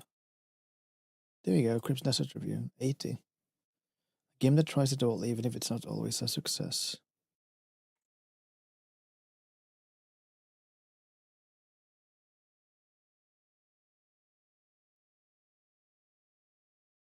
Let's see. Crimson Desert is a yes and of video games, and it's stuffed to the brim with just about every mechanic and idea that has ever existed. An overwhelming ocean of things to engage with, viewer, discover, and explore. Ocean of things to engage with. There is so much MMO DNA running through its veins too, an army of obtuse systems, a breadth of build variety, and mediocre questing. Yeah, I've truly crafted a game for this sickos. It's also full of archaic design choices. I spent 75 hours oscillating, I think that's what it said, between fascination and irritation, while still feeling like I barely scratched the surface. It's easily the biggest game I've ever played and the hardest time I've had sorting out my thoughts. It's off a cliff. So let's start with the East Staff Cliffs, Scottish accent voiced by Sarah Banks. Ooh, Adam Smasher. I didn't know that. Yeah. Reuniting. I'm not gonna do on the story. Two at each other, but only ways to tell the story. Thematically all over the place. Western fantasy, sci-fi, steampunk, Eastern themes collide and fall to queer.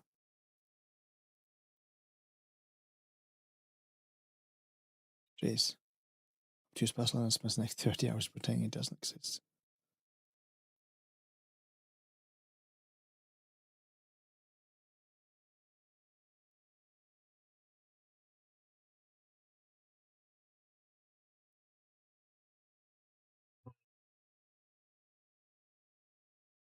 Yeah, there's a Val Pothimouth. Seriously, I am master wielder of the F-bomb. I mean, I was shocked how many swear words he would stuff into a single sentence. Iris, bossy, and a dab hand with a bow.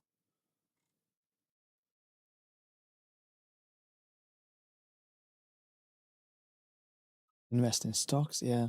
Steal goats and sell them on the black market, chop down trees, mine ore, go arm wrestling, tame a horse, expand your camp to resource management and missions, package good into a horse-drawn bag and sell the trading post, decorate a house, run fullback into a bird, tackle it and grab it just to walk around with it for a little bit, ply a dog with enough meat and pets and little lucky enough to follow around forever. Jeez.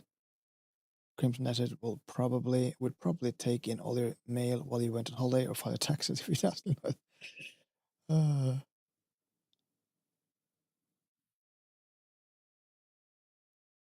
Jeez. Busted Incredible Tuesday. Yeah, I've heard this.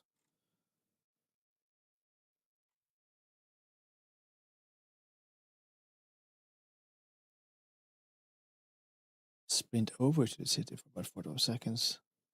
Takes a minimum of 4 chapters to get a fast travel point close to the camp. Jeez. Bridge. Hack and slash. I can rapidly combo together a lot of attacks for some quick damage or spend stamina to chuck in a harder hitting heavy to attack. Button combo that lets me do a quick forward stab to inflict bleed, or a giant swooping arc that you can send bullets of bandits flying. Yeah, bespoke animation.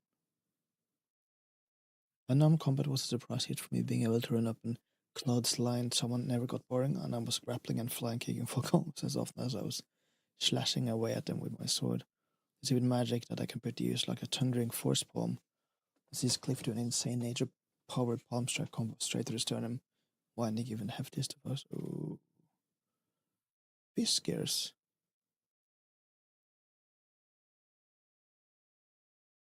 Wow. Yeah, I can. This is Vast Obtuse in a way that is going to frustrate some and accelerate others. Crimson Desert is a fascinating journey, even when the destination isn't all that. Yeah. Shame about the story, I agree. If it's, we'll see. Some people it's gonna hit different for everyone, of course.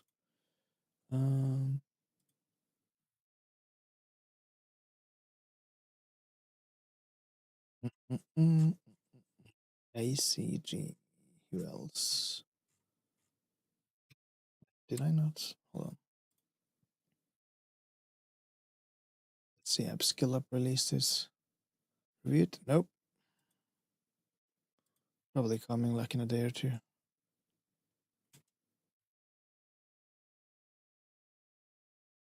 Else. Release reviews. Let's see. GameSpot. Narrative and quality of life produce. Okay. Arax Gaming. Let's see what they have to see. And who else? Oh boy. Close to perfection. It's what Joe Raptor has to say to you. Okay. We're not gonna watch all of these reviews, but we're gonna watch some of them. 4080.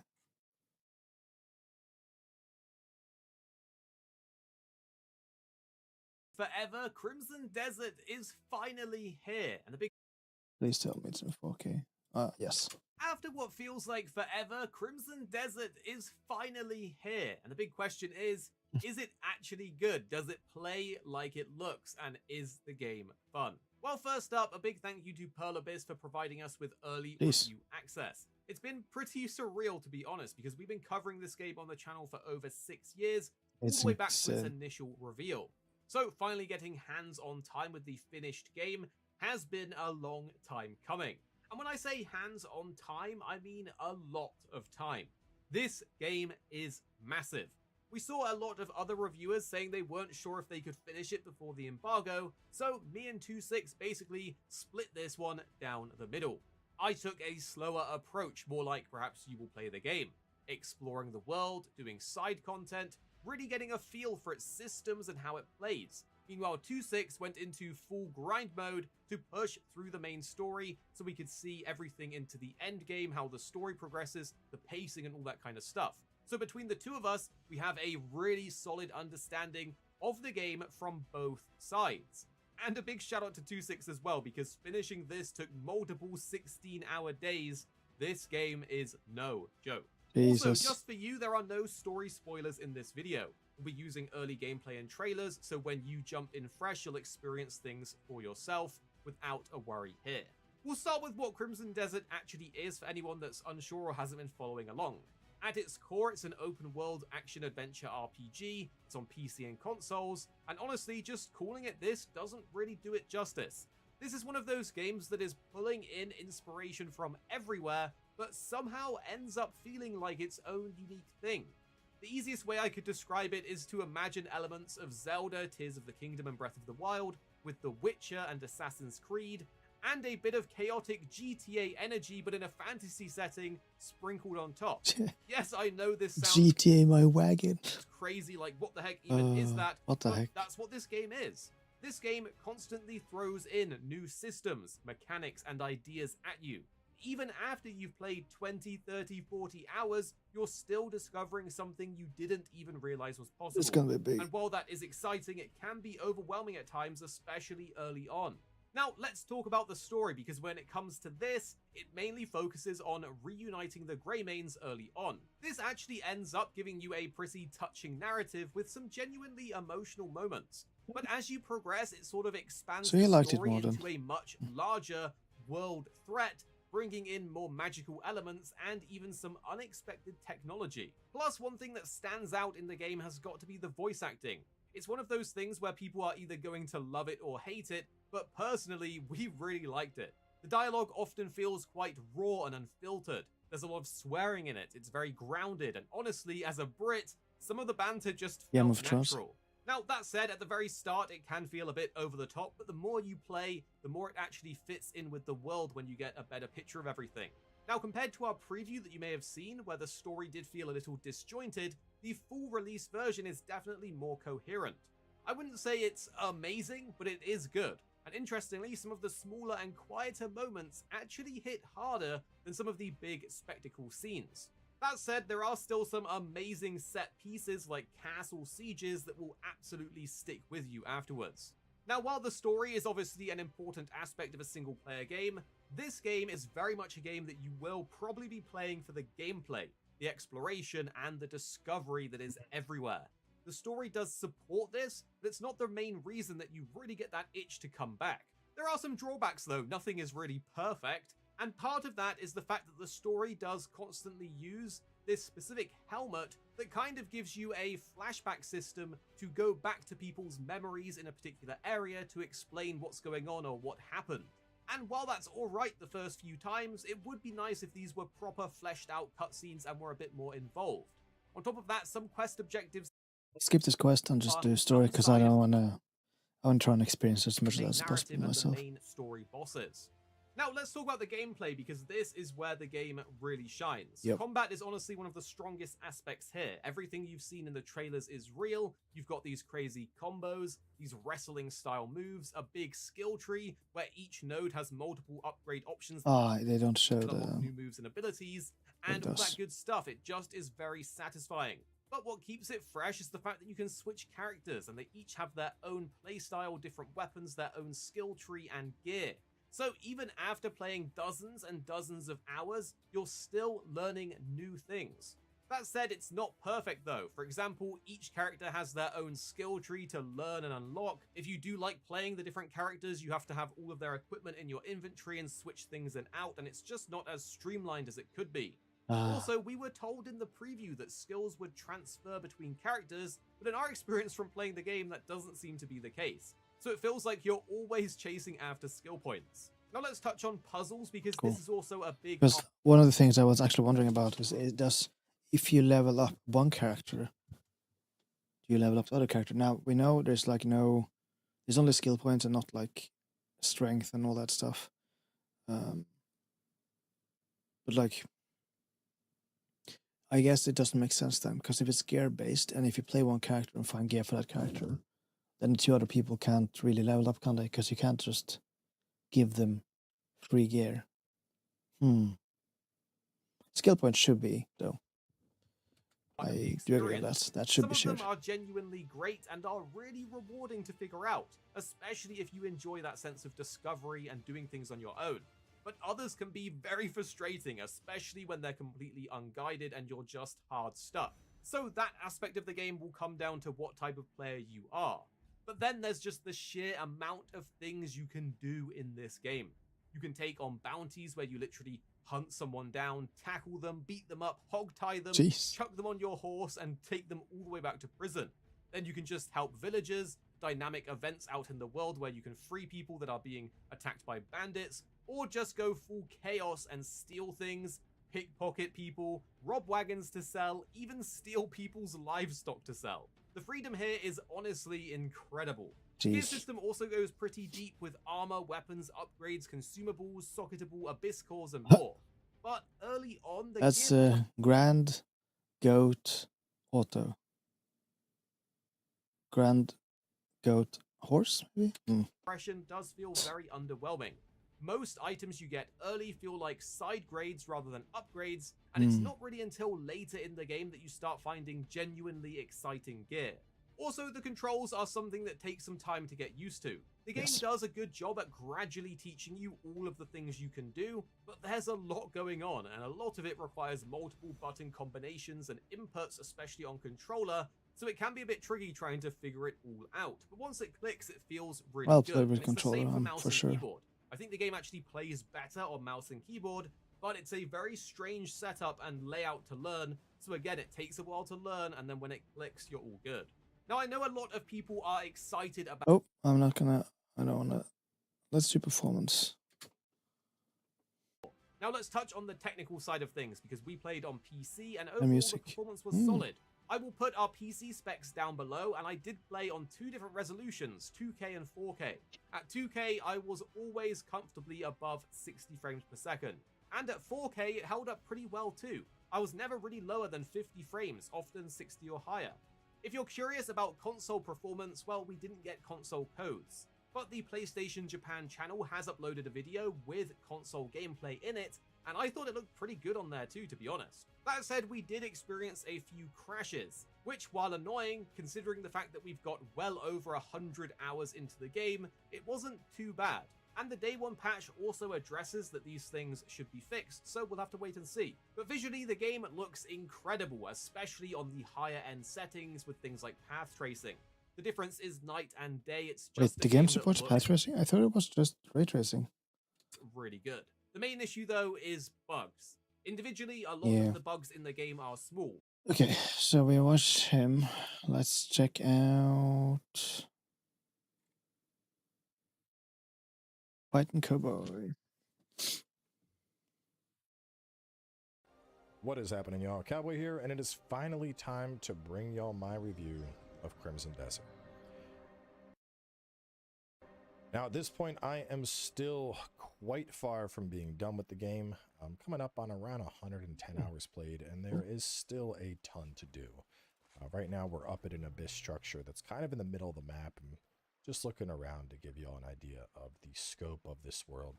I mean, I haven't even been out there yet. That's the Crimson Desert. I've been out that way. There's, city over there. There's a bunch of stuff over here. And just to really drive home, like, if we look at the journal, I'm up to chapter 7. I believe there's 12 main chapters. Gray main stuff, I'm about halfway through. Hernand, I'm maybe halfway through. Haven't touched Demonish yet. Haven't touched Delesia yet. Barely touched Payloon. Still tons of different challenges to uncover. I mean, 21 44 minutes. That's a long. 10% mastery, 10% combat, 4% life, 6% minigame. And of course, taking a look at the full map. So this is what I've been spending the majority of my time doing, honestly, is the Abyss. I have a bunch of stuff I've knocked out in the Abyss. Been really kind of focused there. This, I got a feeling this is a review.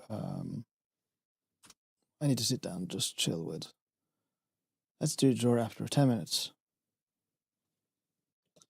I do want to. I will watch it, but I'm probably gonna watch it off stream because we ain't got time for 44 minutes right now.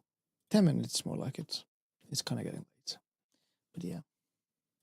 Crimson Desert is a special game. You probably think you have an idea of how much unintended to be. content there is in this world, but whatever you think, you are wrong. For example, Helicopter you can easily mode. spend 50 hours in the first area alone before you move on to the 4 other regions. We rarely have that feeling of a next-gen game these days, where you put the controller down just to take it all in because you cannot believe what you're seeing. Well, Crimson Desert is that type of game. It's so much fun to get lost in this world that you're willing to put up with its many flaws. I like to compare it to a really good TV show with amazing final episodes, but some mediocre middle parts that you have to sit through. In the case of Crimson Desert, those filler episodes are found in extremely annoying checkpoints, bosses, puzzles, and other systems that could have easily been improved before launch, but will likely be addressed in the weeks and months to come. You will be picking up a ton of loot in Crimson Desert, whether it's stuff for your camp, equipment to improve your character, food to stay alive, many crafting resources, items for the other playable characters that you, by the way, switch between GTA style. Like, there's a ton of crap to fill up your backpack, and no kidding, during the first week of that's the how it game, looks. 25% of my time was Jeez. spent in the inventory menu. So we got the review code 2 weeks before launch, and after 1 week they released an update to address the feedback that we shared in a special Discord they set up for this review process. In this update, they increased the starting inventory from 20 to 50 and gave more ways to earn inventory slots. I've never seen developers address feedback during a review process thing like Luke this. said. Now, the inventory management is still far from perfect, but this does show that the developers are very reactive and will probably address many shortcomings during the post-launch. Now, I don't think this should stop you from jumping into this world now, although you will likely have a much better experience if you wait a month or two. Don't expect the best story or very engaging dialogue. The main character in Crimson Desert So he doesn't say he doesn't like it that much then. is its world and setting. It's rare these days that we can experience a brand new IP where you can constantly be surprised because you're not familiar with the rules of the world. This can lead to very awesome moments, like early on when you go after the Reed Devil and have to fight an army of his minions before reaching the enormous rice field where a really cool boss fight takes place. Every boss battle has these super cool fighting sequences before, after, Betrayed. and during the battle. Pearl Abyss is not holding back in terms of cinematics, which often makes it feel like you're part of something epic. Every story arc has its primary topic that mostly gets resolved by the end with its own iconic set pieces and moments. Again, like a good TV show episode, only Crimson Desert is dropping 8 seasons worth of episodes in one go. So yes, don't expect PlayStation Studios level writing, let alone what Rockstar is able to produce, but still, the characters have personality, there are large stakes that make the main missions enjoyable, and it also gives you that Game of Thrones sense of scale with multiple factions Yeah, I've been hearing that too. fighting for power and having their own troubles and worries, and we as Cliff are a great pawn that can help turn the tide. The main quest is also a great way to progress through the open world, because sure, you can explore the world very early on, but it's not as welcoming as, say, a Red Dead Redemption 2 or Ghost of Yotei. While it was always said that Crimson Desert is an action-adventure game and not an RPG because you cannot make dialogue choices, for example, I overall simply don't agree, as your character's power is extremely important and the world is designed like an MMORPG. There's no difficulty setting you can select, but every new region has more difficult enemies, Dude, and if there's a hidden this is like the second time I've seen the rainforests. Oh, great. level requirement for each zone. This means that if you want to go to a new zone before the main story takes you there, so with very underpowered gear, then you will easily be swarmed by enemies and one-shot by bosses. Some big cities or encampments are also occupied by enemies, so not really accessible until you complete the associated mission, meaning that you cannot really engage with a lot of the open world content when you go to an area before you're supposed to. This does not mean that your curiosity will not be rewarded, as there are encampments in these late game zones that can give you quests that you can already complete, although for some of them you do have to fight enemies or bosses that will be way too strong. You can also find some gear already lying around that you can pick up, or reach some shopkeepers a bit earlier than if you would follow the main quest. But it's not always a very pleasant experience compared to some other open world games, so it's overall best if you stay in the zone of your current main quest. But Crimson Desert is still a very good open world experience if you understand its rules. The side content is really good, with lengthy missions that end in very cool boss fights that reward you with unique equipment. There are many factions Oh, yeah, that that's need a your shit. help to fight rival clans or seek out traders, and you will miss entire villages and special unlocks if you don't take the time to explore the world. It really feels alive in its own way. There's not one, but a couple of huge cities with a ton of NPCs walking around. Crimson Desert just delivers in terms of scale, in the amount of stuff that there is in this world. These people on the street don't really have their own schedule, and some of them will just stand around, although they also improved that already with an update before release. But the fact that you always see a huge wall with castles in the distance, or an enormous tower and other settlements, it's rare that the game keeps that sense of mystery even after 50 hours or more. You simply want to see what the game throws at you next. It also really helps that the combat is an absolute blast. Hitting these enemies, dodging their moves, taking them out, it all feels amazing. The amount of depth in combat and skills, combined with the cool items with special effects, ensures that you constantly feel a sense of growth. Even after 50 and I would assume 100 hours, you're still learning new ways to take on enemies. Now, a big difference versus other open world games is that you're often fighting an enormous group of enemies, something that will only grow as you get further into the game. There are more enemies in an enemy camp than you need to kill to liberate that camp. It starts with 100%, and by taking enemies out, you want to lower that number to 0. But no kidding, this means that you're fighting dozens of enemies at the same time, and sometimes can easily spend 30 minutes just cutting through bodies.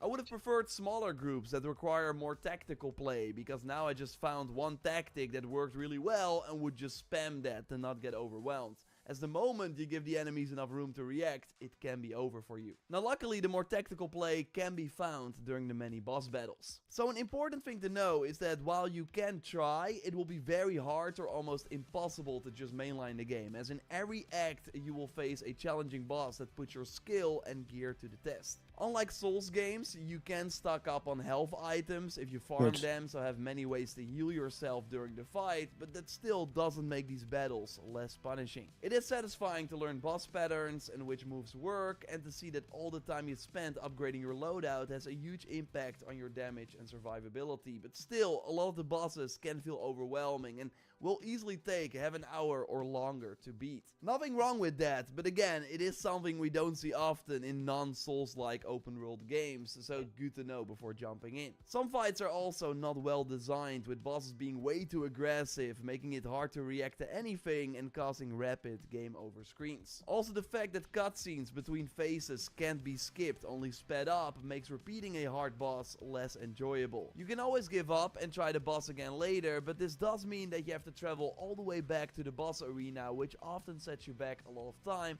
as fast travel points are few and far between. Crimson Desert just often gets in its own way. Sometimes when you fail, you spawn quite far back and have to repeat puzzles you've already completed, easily adding 10 minutes to each attempt, which especially sucks when you die for reasons outside of your control. There are quite a few puzzles in the game, and these are great if you like to wreck your brain, as there are often no hints or tips available. You can encounter some of them in the open world. These are optional and can be skipped, but there are also some puzzles mandatory to continue with the main story. Some are clear and fun to solve, but others are very hard to understand because they involve new mechanics that are not or poorly explained. Again, there was a Discord set up during the review process, so we could share tips with each other, something I've never seen before. And I get why they did it, because otherwise we would have been stranded countless of times during the main story, unable to continue. So totally expect that you will need guides to continue certain parts of Crimson Desert. Yep. But as annoying as these things sound, you will want to put up with them to experience this world. Crimson Desert has so much to offer. Pets you can take with you. Awesome ways to use your skills within the environment. Amazing mounts that you certainly have to find. The game gives a lot back for the time you invest, and again, it does seem that most of the issues will be addressed in the coming months. There are these annoying enemies that would just out of nowhere stun lock you into a very difficult quick time event, and would just simply cause you to die even when you have full health. So you have to respawn and lose another 5 minutes. It's not fun, but they already addressed this in the day 1 patch. So if you don't mind waiting, then I certainly believe Crimson Desert will be a much better experience, again, 2 months or so from now. But if you are just as hyped as I was jumping into this game, then it will not stop you from enjoying all the incredible moments that the game has to offer. It's a trade-off that I was willing to make. One that hopefully over time becomes less and less of a problem. If you still have questions, drop them in the comments down below and I will do my best to answer them in a special Q&A video on the React channel that will go live before the game launches. Congrats to Save Extract for winning my Deluxe Edition giveaway. I already started a new one, so if you still want a chance to win the game, then totally click the special link in the video description. Nice. Okay, I'm just really looking forward to this. It's gonna be great, I think. But yeah, I think this is it. It's 12 over midnight for me. So I think it's better to stop now and be ready for tomorrow. And yeah, thanks again for watching, as always. I will remind you, if you're watching this VOD or watching this live right now, we will be playing this game at release tomorrow, 11 p.m. CET. First couple of hours, and then I will continue on Friday at some point. I'm gonna guess after 3 or 4 at some point. So yeah, well, thanks for watching. This has been a blast. I'm really looking forward to this game now. I think it's gonna be really it's gonna be special. But yeah, see you guys. Thanks for watching, and bye bye.